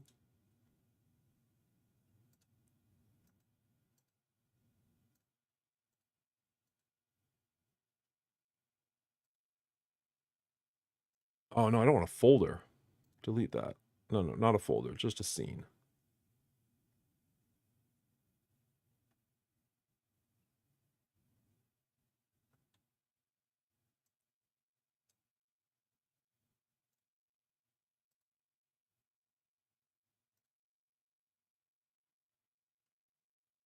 FPS. There we go. Call it FPS. And there. Now we can switch between just chatting. A little bit of a rough transition, but not terrible, to the actual game. Beauty. Might not be streaming yet, but I'm going to go ahead and give you a follow. What? Were you not following me before, Jacob Holmes? What the frick? Oh, give Zero a follow. That makes way more sense. That's what I was like, that baffling to me, but cool. One of these days I'm going to make sure I join the show whenever I'm not streaming and hook up my mic where you can actually hear me good. That would be amazing. To have a conversation where I can actually hear you would be great. All right. Yeah, there's a lot going on with that chat. I'm definitely going to have to get rid of that for sure, but here we are. I hate that it brings you into the main map when you have to go down to the world, because it just feels like it's adding unnecessary time. I haven't played enough of this game to know 100% what's going on either.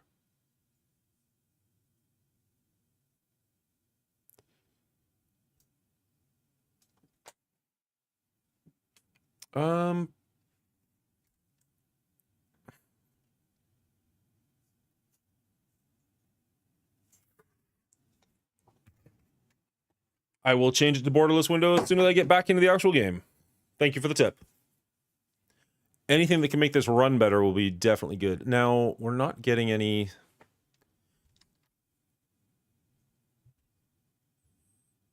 I don't believe you guys are getting any sound from the game. Is that correct?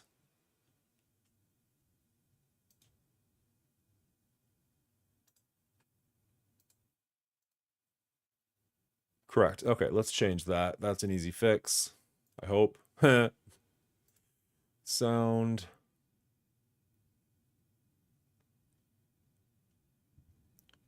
One minute left on Hype Train level 3. I don't actually know. I think it tells you somewhere where the highest hype train you've ever had is. I'm not sure where to find that at the moment, but all right. So let's go Wavelink game. Let me go to the Wavelink system. The game is turned off. So let's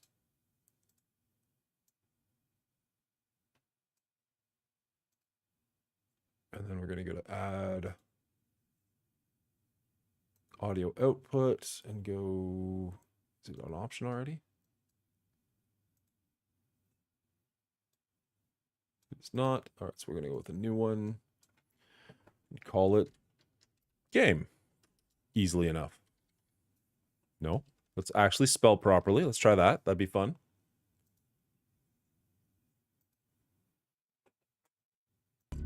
Game.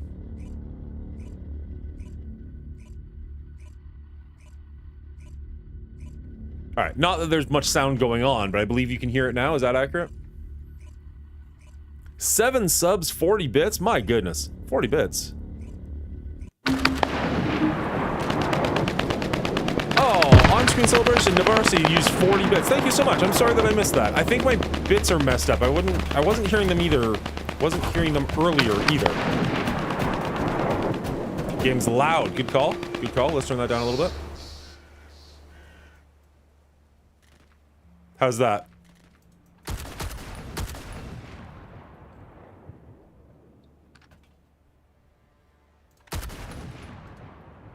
Still super loud or a little bit better? Go away. Better?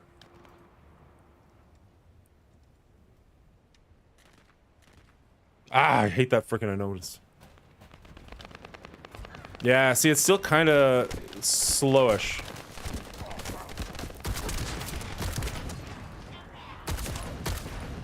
Come on.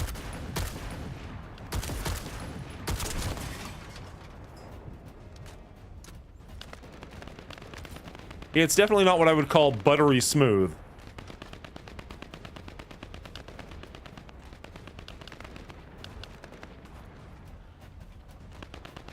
Also, doesn't help that I don't actually know what I'm doing right. Right, that's not Quest. I thought Q would do that, but... Alright, quests. We want to get the bunny suit because I've heard great things about her. Defeat a Gravewalker. Research Descendant Bunny. Bunny whose sustained injuries requires more robust Descendant research. Secure advanced materials by defeating Gravewalker on normal difficulty in Void Interceptor battle. Acquire Bunny code by interacting with reconstructed device in the center of the zone where you defeated Gravewalker. Benny is amazing for farming. Okay.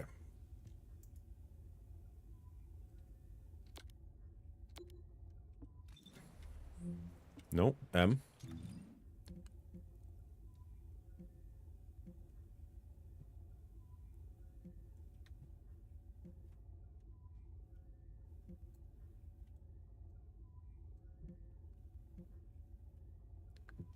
So where is the actual Gravewalker quest?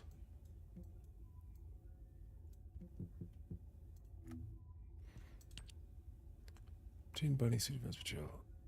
Void intercept battle.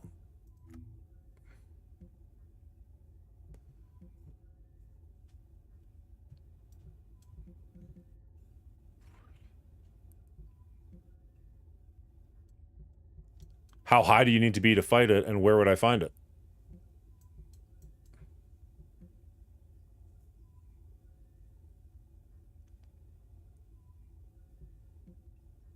Like, is it one of those things where you have to go to, like, a console to get the actual information?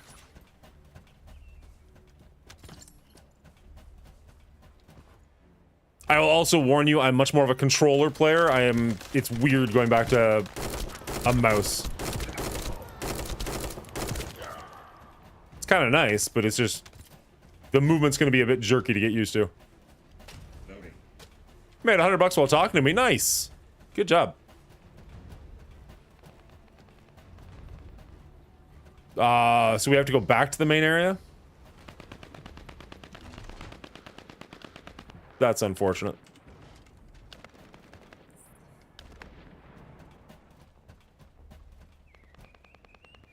Alright, well, let's see if we can take out the boss. World map. And then now we should be able to just jump over to talking. And then you don't have to look at the loading screen for so long. And you don't get that annoying beeping in your ear from the game.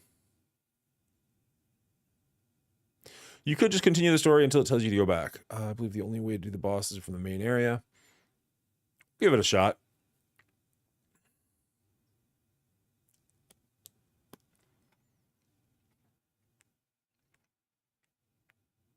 Actually, you know what? I'm going to go back to here because I think I can change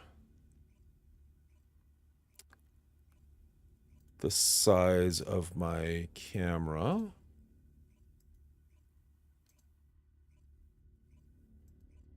Oh, come on. I just did it.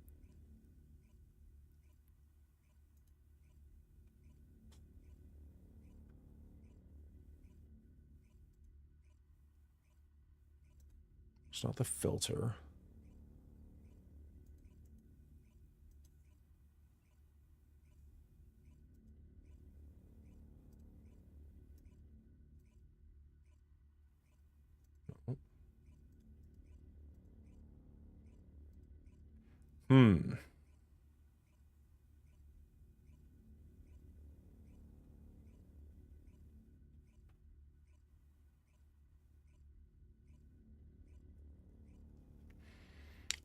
I have no idea what K and M is. Oh, keyboard and mouse. Duh. Okay. I'm gonna do it tonight with Chained Together with Dorky. If I'm around, maybe, but I've already spent 4.5 hours streaming, so there's a really good chance my wife is gonna kill me. So maybe not, but I appreciate the offer.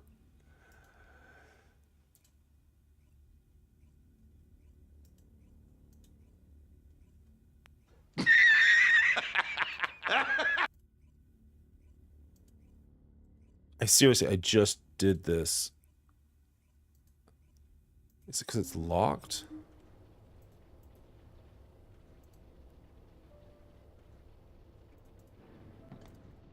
Whoop.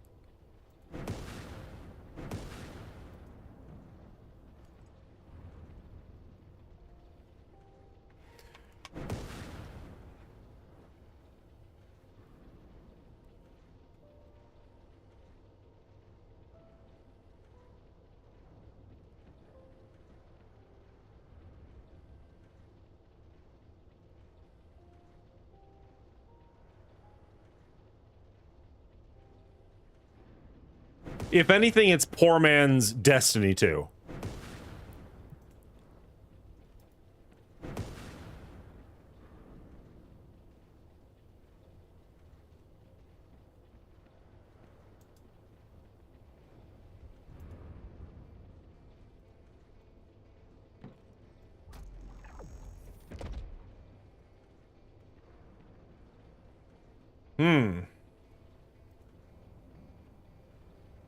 Gotcha.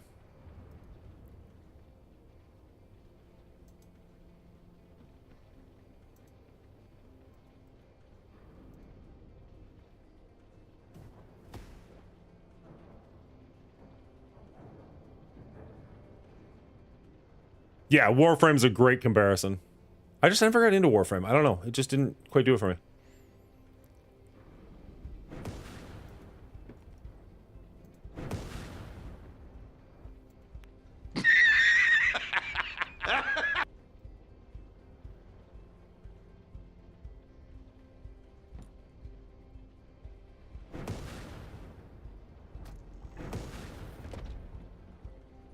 There's nothing more annoying than when you know how to do something, or you've done something before, but you can't quite remember what it was.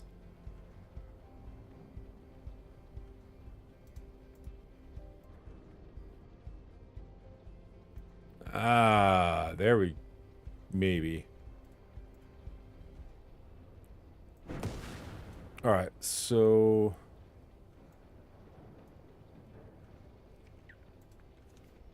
how about... that better? Less Dan, the better? And then...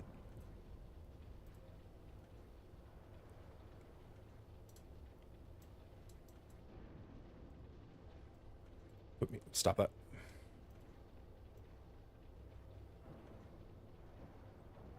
And then back like that. Yeah, we're not going to worry about the fatal UI. That's a different thing. That's a better size? Okay.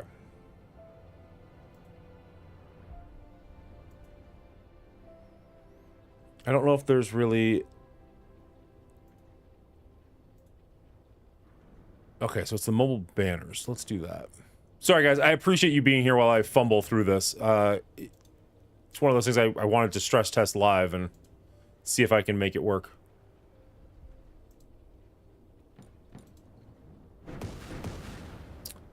So we're going to go to alerts, stream elements.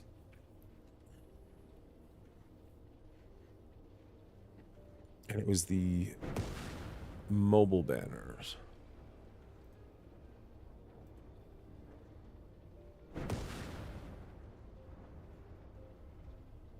There we go. Okay.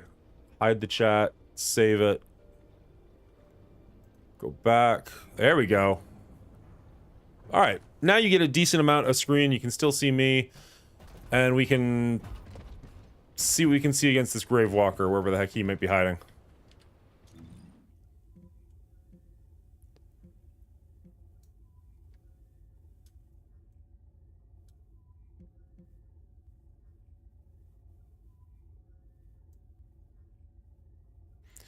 There's a guy there. In front of you.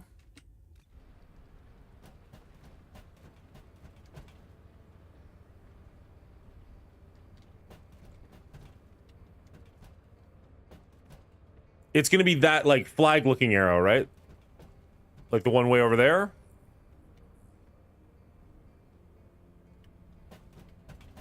This dude right here? The space-time fabric of the void is extreme. Let's just do it normal. Enter void and intercept Colossi threats. Next. Select Colossus to interact. Check the prerequisite conditions. The Colossus cannot be intercepted. Next. Gravewalker. Oh, this is the thing we already fought. Okay. I mean, this is going to be the real version of it, I'm sure.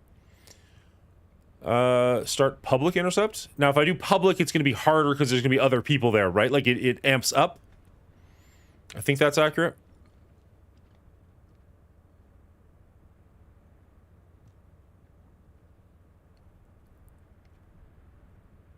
Let's try it solo. We'll probably get destroyed. Now, Dadpool, we're already friends in this game. Be Risen, if you want to, you're welcome. I can give you my my friend code. Actually, I can just throw it in chat and everybody can have it. In case anybody out there is playing this game. I believe it was Monguli. Hashtag 8353. I think.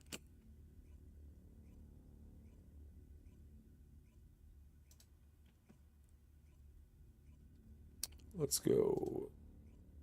I sent it to you, Dadpool Games, wherever you are. I talked to a lot of people yesterday.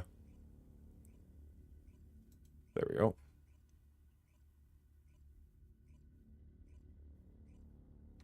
Yeah, Monguli 8353. There. So if anybody wants to add me in this game, that's the code to do so.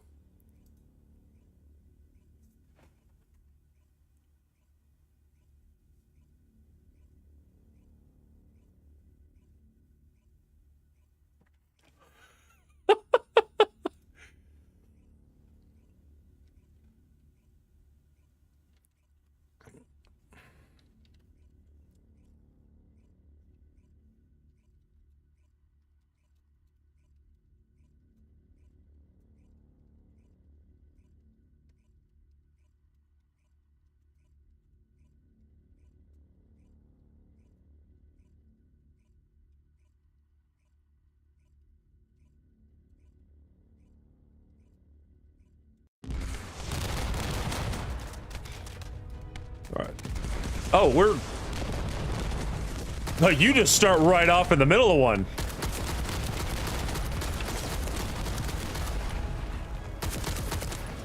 Oh, man. This is gonna be bad. Because I don't remember... There's a way that you can... Okay, hey, this is very loud in my headset.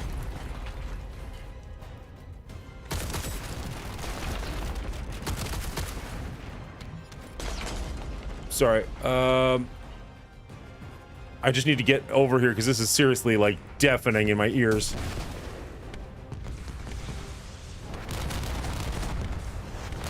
There we go. Okay. There's a button you can use so you can actually... That's not it. You can see what's going on because you want to get, like, things highlighted. There it is. Z. Okay. Nope, that was an ability. Essentially, you want to be able to see certain areas that highlight, and when they're taking damage, then you can jump on top of them and rip them off or something. I remember not enough of this to know what I'm doing. Stop it. That's not the button it's supposed to be. That's annoying.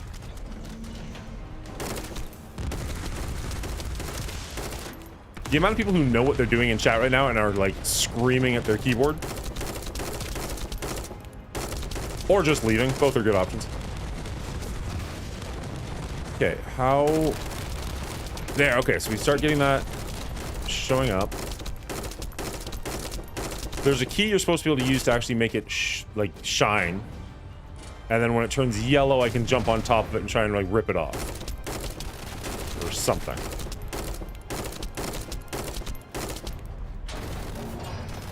I'm gonna run out of ammo before anything else happens. There, okay, so we got it yellow.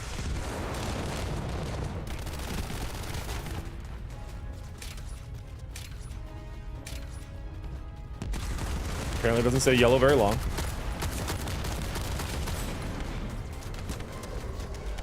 I mean, he doesn't seem to be doing much damage to us. We're gonna run out of ammo more so than anything else. Which is probably why they give us these little guys.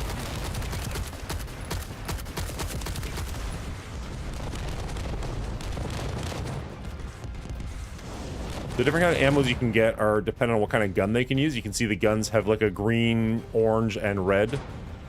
So like you have to actually pick up the right kind of ammo for it.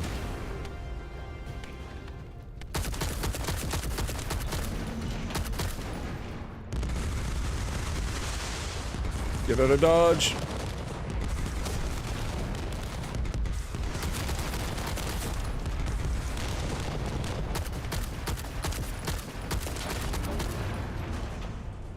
I mean, I say he's not doing much damage to me. I'm barely freaking scratching the surface on this guy either. Stop zooming in.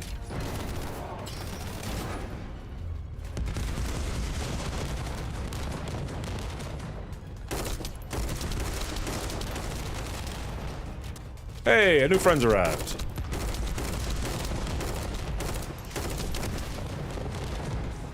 You can also jump in voice chat if like Dadpool's around or somebody who's like, what on earth are you doing? The Discord is open if anybody wants to jump in and make fun or, you know, tell me what to do.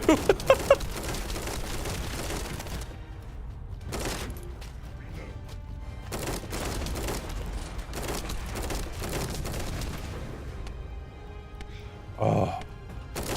I know just enough to know that I'm doing this all wrong, but not enough to remember how to do it right.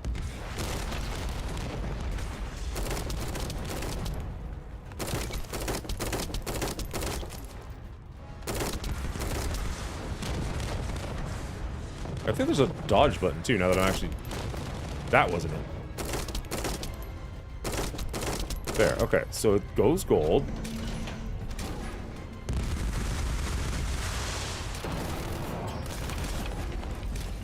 There we go.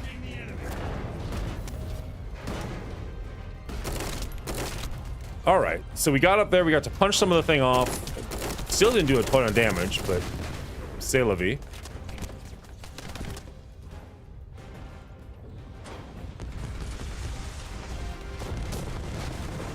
Ah, okay, I need my chat.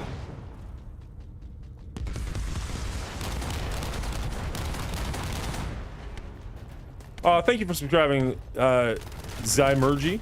Appreciate that. Ah, tab. There we go. Okay.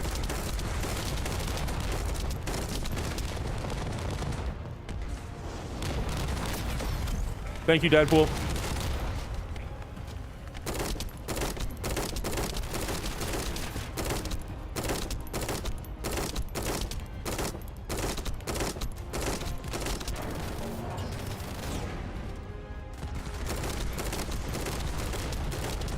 Is this fight timed? Because otherwise I feel like we're going to do just fine here. Ooh.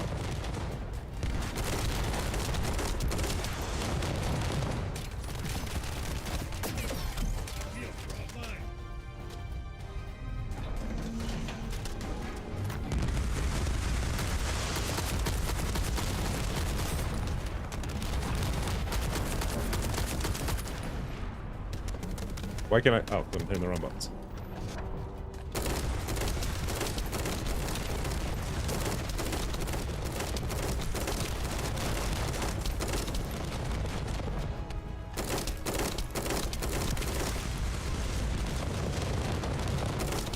This will be one of those things where, like, I'm gonna figure out how to play this game later, and this is gonna be the easiest fight in the world.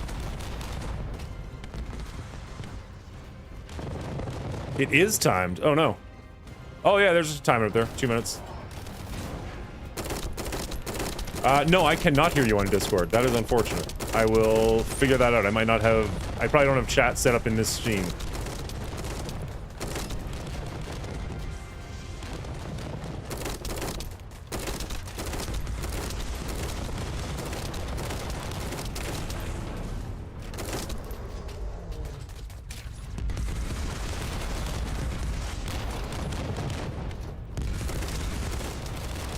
They really made it seem like this was gonna be... There we go.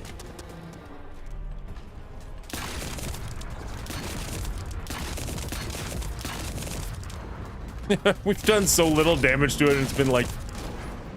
I don't know how much time it's been. There's not much time left. There's no way we're doing this.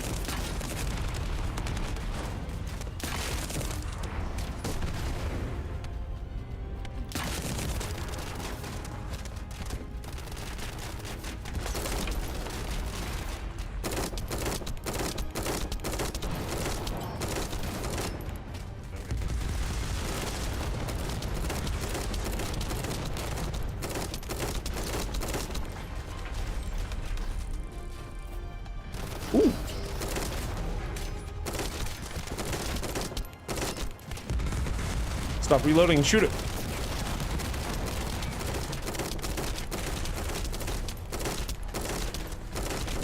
Okay, I don't know how much this is actually matters, but they're glowing, so I'm shooting it. If 42 years of video games has taught me anything, it's destroy the glowing thing.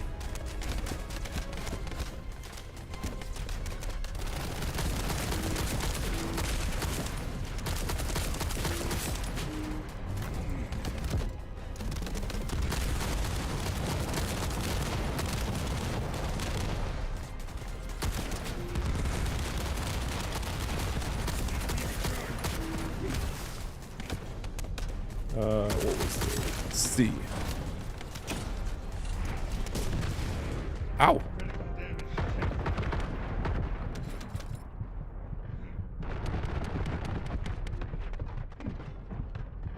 All right, he's finally starting to actually do some serious damage to us. Yeah, there we go. Oh no, don't come back right away. With 3 seconds left in the fight. Cool, all right, that sucked. Let's try that again when we know what we're doing. Intercept failed. It's not starting me again, right, is it? No, okay, good. All right, so first off, let's add a chat sequence over here so maybe I can hear him if he's talking to me. Are you still in Discord? Let's go over here.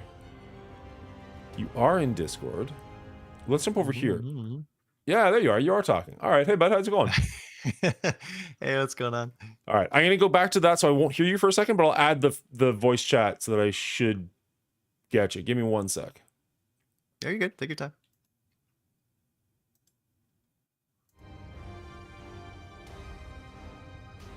All right. Are you there? Yes. Excellent. Excellent. All right. Let's close this.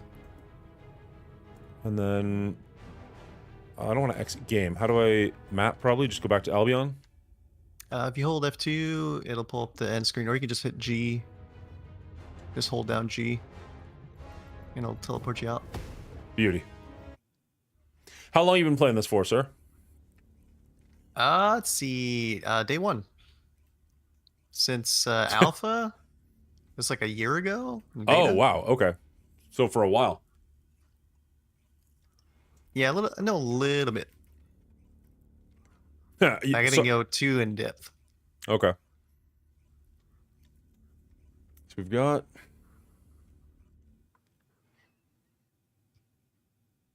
Yeah, if you invite myself or Bryson, we can get through, or get you through that boss if you want it. Absolutely.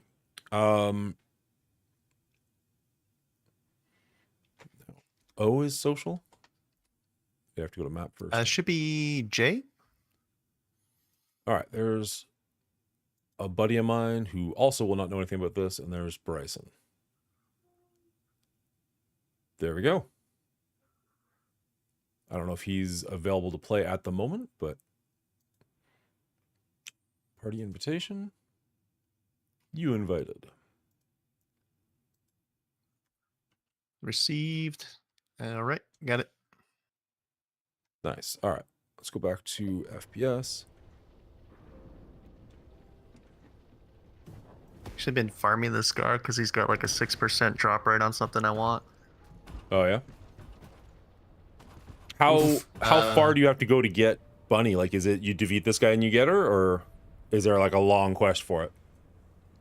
For the first time, you'll get it the first time for Bunny.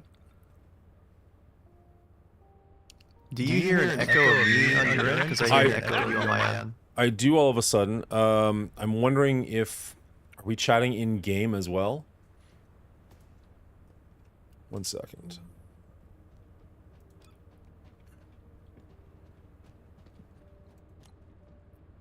Mine is set to push to talk. It should be default push to talk. Say something again. There you go. Yeah, okay. It was just the duplicate audio source, I'm guessing. Yeah, I have to assume. Party of Friends has auto voice chat. All right. So it looks like you guys are both here. So can I just join in, go back into that mission, and you'll just automatically come with me? Yep. Oh, there if you are. Hit private, it'll drag both of us in that private session. Okay. Have you completed preparations? Normal. I'm just kind of stoked that my computer is handling this. The last time I tried to do Helldivers on Steam, I don't know if you were around for that one. Like it went awful fast. You know what will help this game and Helldivers too is if you put the game in windowless border mode, you'll get some frames out of that.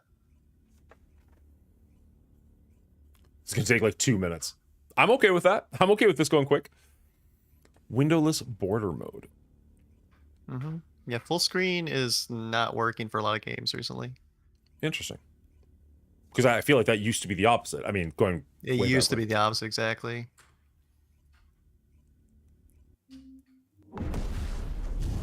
All right.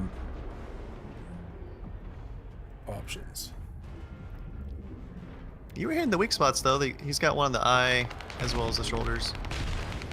You guys are gonna have this done by the time I figure out where windowless border is. Yeah. Yeah, it's down. Are you? Okay, that was even faster than I anticipated it being. I knew it would be quick, but I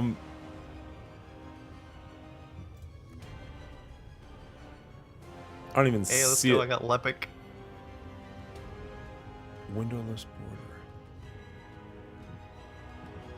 Oh, display. That would make sense. Yeah, it's in borderless window mode. That's the one you say to do? Yep. Cool. Intercept successful. I'm helping. I'm doing my part.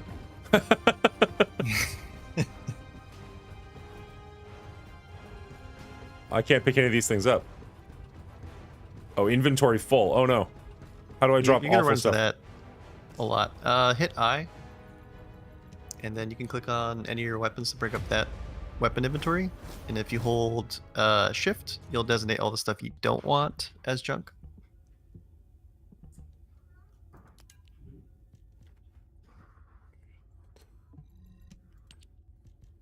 Okay, Bryson's in Discord. Let's go. Yeah, sorry, I just got onto Mongooli's Discord. How's it going? Tab to remove all junk. So if you hit Shift, it'll make everything your junk. If you hold Tab, it'll remove it all. J, if you hover over an item in your inventory and you hit J, it'll single target it as a junk item. Okay. Usually now for me, since if I farm, I usually sell everything that isn't legendary, and if I haven't upgraded it. Make sure you hit U on what you don't want to destroy, so you don't actually junk it. Yeah, that too. That's fair. At the moment, dismantle junk. Oh, dismantle control. There we go. The only benefit to hitting Shift is it doesn't junk your legendary items that you upgrade. Gotcha. Yeah, hard stuff for legendary.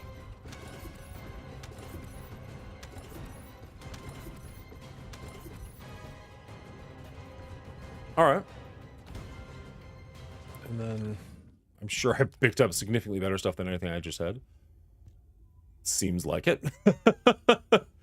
Oh, you'll be farming for legendary weapons just so you can level them up to, I believe, level 100 is the max level for weapons. Okay. Mm-hmm. Because like right now, I have a weapon called Thunder Cage, and I have it at level 93, and it's doing 75,000 DPS. Damn. Scout rifle. What Bryson, do you guys? Did you get through Hangman? Oh, I'm sorry. No, you're good. What was that? Did you get through the Hangman boss? Yes. Okay. Just want to see if you wait, need help hold with on. that one. No, I haven't. He's the one I'm like still working towards. I Okay, keep doing cool. groups, and it's like Yeah. they Yeah. don't No. know what to If do. you want to do it with like myself, Max Carnage plays this game. We could help you out on that. Oh yeah, sure.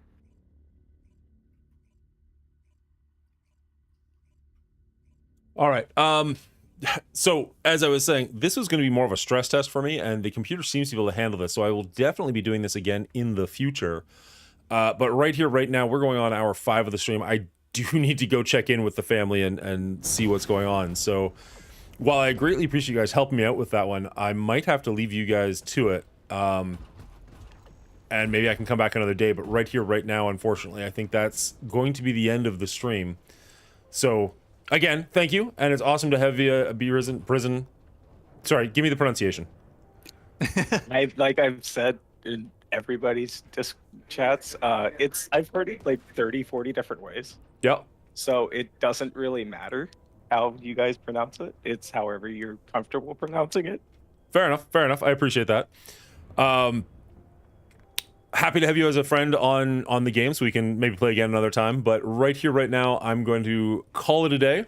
Thank you all very, very much for hanging out with me today. Thank you so much for helping me hit a hype train level 2, help me defeating Grave Titan, and just honestly hanging out. Zero, it was awesome talking to you. Jacob, as always, amazing talking to you. And we'll catch you guys all next time. So I'm gonna do the thing I always do, where I do the entire outro and then remember to raid somebody. Is there anybody even live right now that we care about? Doesn't look like anybody's playing Marvel Strike Force or anything at the moment. Do you guys have any recommendations? Anybody you like to follow who may or may not be on? Honestly, I just usually watch Marvel Strike Force streamers, so Fair enough. All right, well then I guess that's it for today, guys. Thank you all so much for hanging out, and we'll catch you all next time. I am working late this week, so I will probably be on first thing in the morning this week as opposed to late in the afternoon. But check out our Mongoolies movie show on Thursday night, 9 p.m. Eastern Standard Time, where I'm going to have Cleaning Agent and Run 7 on. We're going to talk about the Mad Max franchise. You guys have a lovely day. Peace.